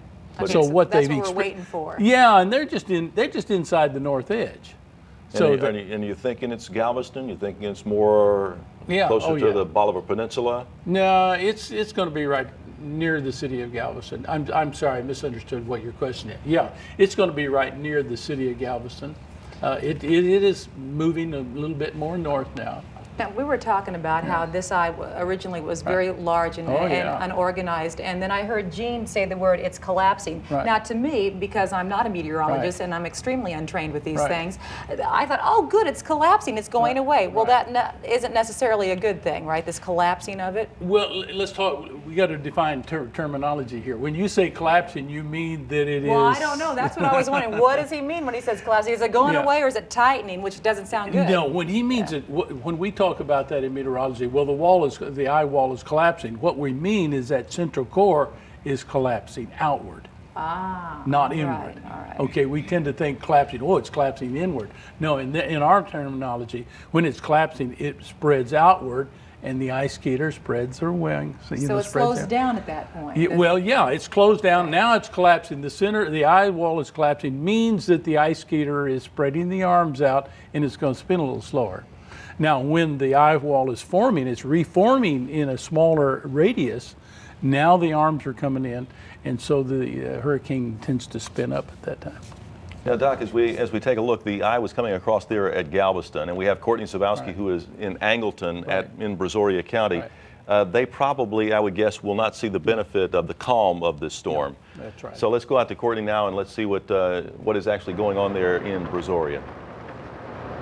Yeah, Greg, we're definitely not seeing any sort of calmness out here. In fact, it has never been windier or rainier. Gene had mentioned probably about 15 minutes ago that, you might be seeing 116-mile-an-hour winds out here. I'm not going out there to see, with an anemometer reading, to see just how high those winds are, but I can tell you they are incredibly high. We had that tree that you just saw. Now you're taking a look at the parking lot where that water is just whisking sideways throughout this open parking lot, and there we've been watching that gas station surprisingly still has power.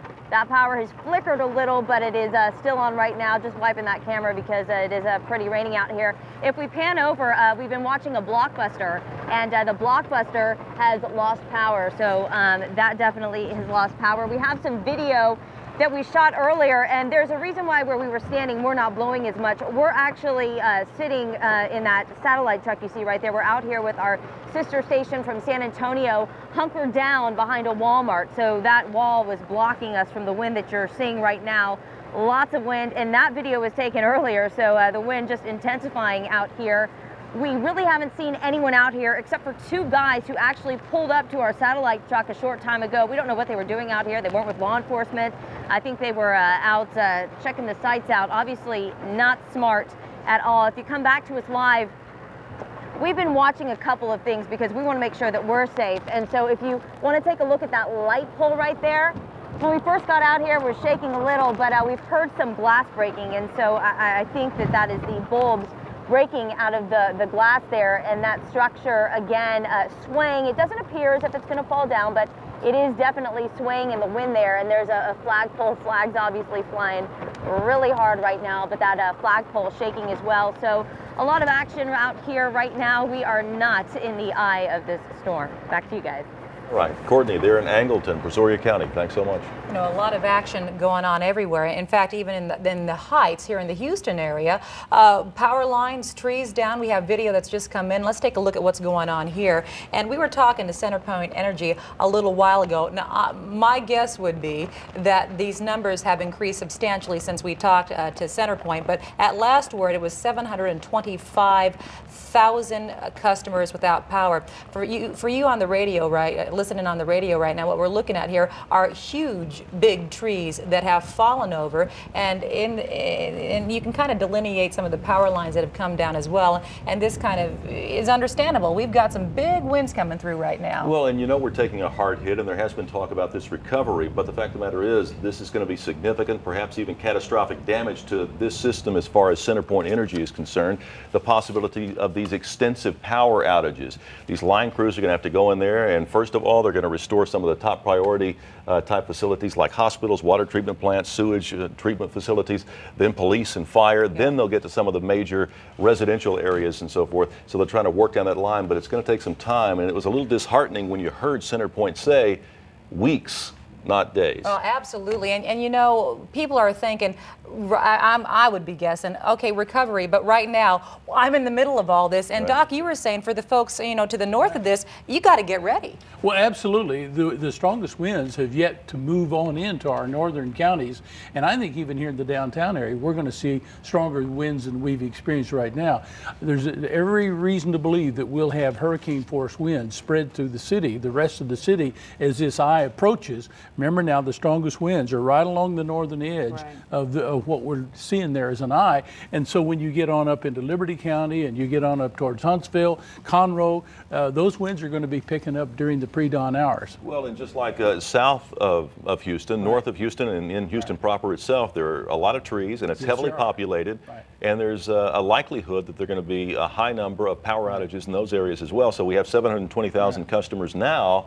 And there are 1.9 million customers in this particular area, so there's a good chance. In fact, even talking to Mr. LeBlanc with PowerPoint, Floyd had said that, you know, he thought it would be at least 1 million customers before it was all said and done. And that was just, he stated that as a fact. He goes, oh, we're thinking it's going to be 1 million. Well, and that was one of the things that happened in Alicia. There was a huge numbers of trees that were blowing down. As a matter of fact, the mayor almost lost the election because of trying to get rid of all the debris and just couldn't get it out of here fast enough.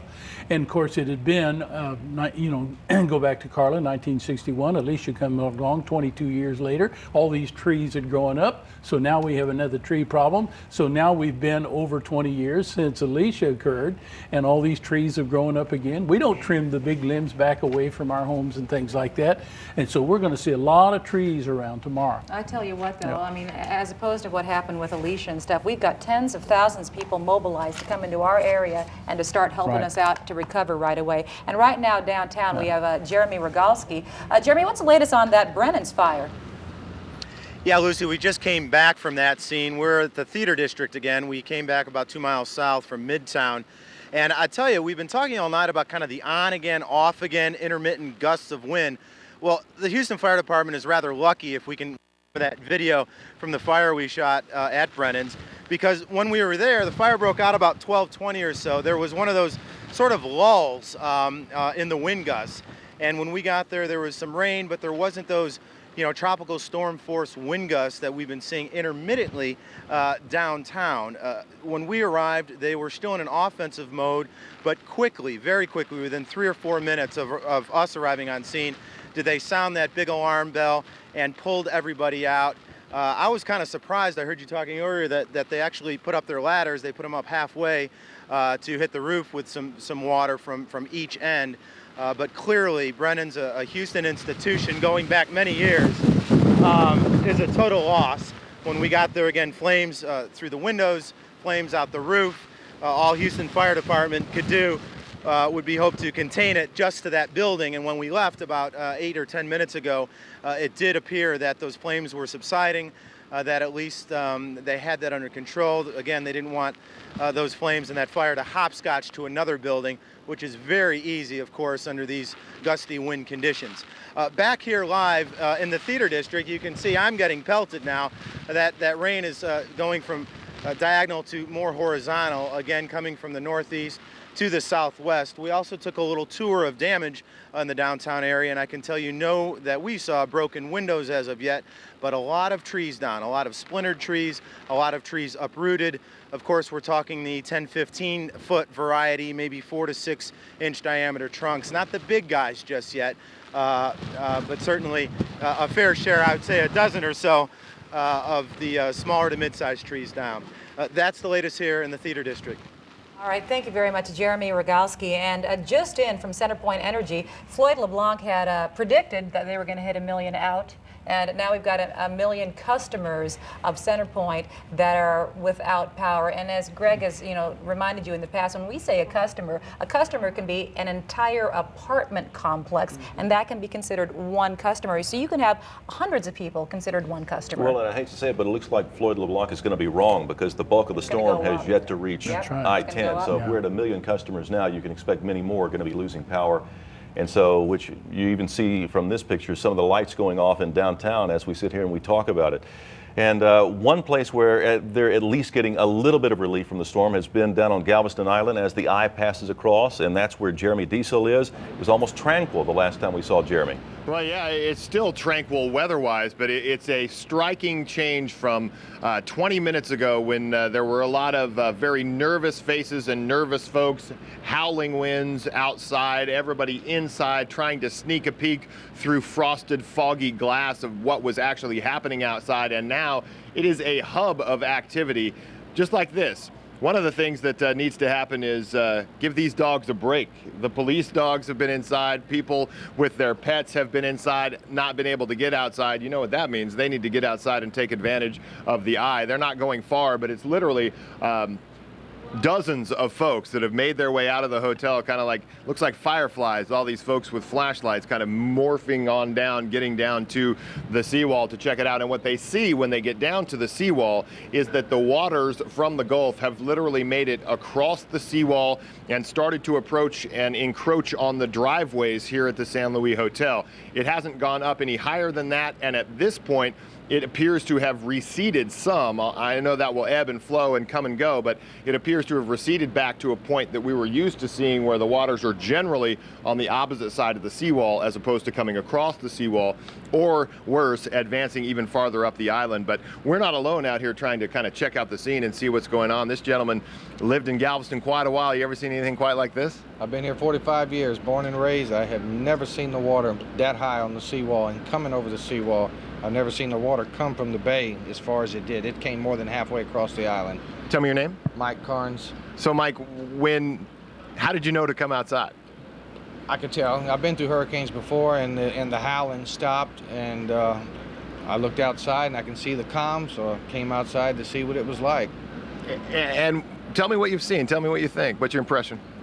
It's sort of like after a disaster. It's pitch black, other than the lights from the camera crews and all the news people, but the water's still rolling over the seawall, and it's just an eerie feeling that it's still that high, and that we have more to come now after the eye passes. That's the warnings we keep hearing from Dr. Neil Frank and Gene Norman, our meteorologists, who are guiding folks through this storm, that really you've got to be careful because we don't know how long we have out here. You don't know what's on the backside, except that it could potentially be as bad or worse as what we've already been through. Does that cross your mind as you're taking time out here? Oh yeah, and I want it to hurry up and be over with. My house is in an actually high part of town, which I think is dry from the people I've talked to in the neighborhood, but you know, I've got 5 kids and I had to bring them kids here to spend the night just to be sure that they made it through, because it was just too dangerous, too big of a chance to take. It's a wise choice. He's going to get back inside. We're going to get back inside here as soon as it seems like we need to. But I can tell you, at this point, it is still just as calm as it was when we talked to you the first time, just sort of waiting to see what the other side of the storm will bring. For now, we're live on Galveston Island. Jeremy Diesel, 11 News. All right, thank you, Jeremy. And that's the key, not so much knowing when to go out, but when to go back in. And that'd be soon. That's where they're heading in.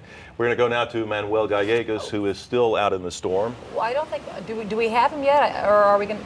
Let's do our update first real quick. So we're at the top of we're at the bottom of the hour here, and then we'll get to Manuel in just a second. He's over in Clear Lake. So let's give you the latest update on Hurricane Ike. We're giving this to you top and bottom of the hour every 30 minutes. This is what's going on right now. The outer eye wall, as Doc has told you and as Gene has told you, has just crossed Galveston. The eye is still 15 miles southeast of Galveston.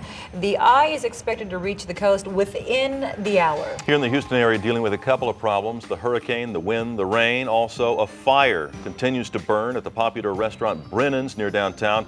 Firefighters say they're starting to get it under control, but it appears to be a total loss at this point.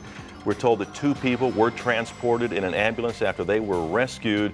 At this point, we're trying to find out what caused the fire. Now, the very latest from CenterPoint, it is now reporting 1 million customers without power. That number sure to grow. We are hearing that transformers are blowing all over downtown Houston. All right, and a few minutes ago, we saw Jeremy Rogowski in downtown Houston, and if you noticed in the light of the camera, you could see that rain, and it was coming to the side. Yes, it indeed. wasn't coming straight down, and that's what we've been seeing in Clear Lake as well, where Manuel Gallegos has been pounded by the wind and rain out there. It looks like you're getting a little respite there, Manuel. Well, respite for us because we moved to a higher floor, Greg. It was just too dangerous down on the ground level, and off in the distance here, just you can see the rain and the heavy wind swirling around. It's pretty intense. I don't know if you can tell just by the way the camera is capturing it, but it's really just blowing in every possible direction. We see the palm trees off in the distance here just bent over, and those boats that we've been watching all night in the dock behind us, well, they've just been disappearing one by one off their moorings, being torn away. You mentioned those transformers blowing. I've seen transformers blowing up all around us as well, off in the distance around Clear Lake and off on Galveston Bay here, and so definitely power problems. There's no power anywhere around here, and I guess the brunt of the storm is still about an hour or so away from us, but pretty severe so far. All right, we're glad you're up there safe and sound, Manuel. Stay safe. You know, we're watching right now. This is Clear Lake. Is this the eye wall that's hitting it right now, Doc? Yeah, that northern eye wall around the northern edge of the eye is moving right into Clear Lake. That's why it's gusting in there. And the water now is up to 8 feet above normal there at Clear Lake. It's about 12.5 feet on the outside of Galveston Island, and it's about 12 feet at Bay Cliff. And that's why the water came up on the back side of Galveston Island. You've got this dome of water that's up to about 12 feet now, and so it's spread up into the bay and comes in and on the back side of the island. And let's go into the Weather Center now and talk about some of that water being slung up in there to the bay, Gene. That's right. Now we're going to talk about both what's going on with the radar and some new reports from our WeatherBug network. First, here is the storm as it continues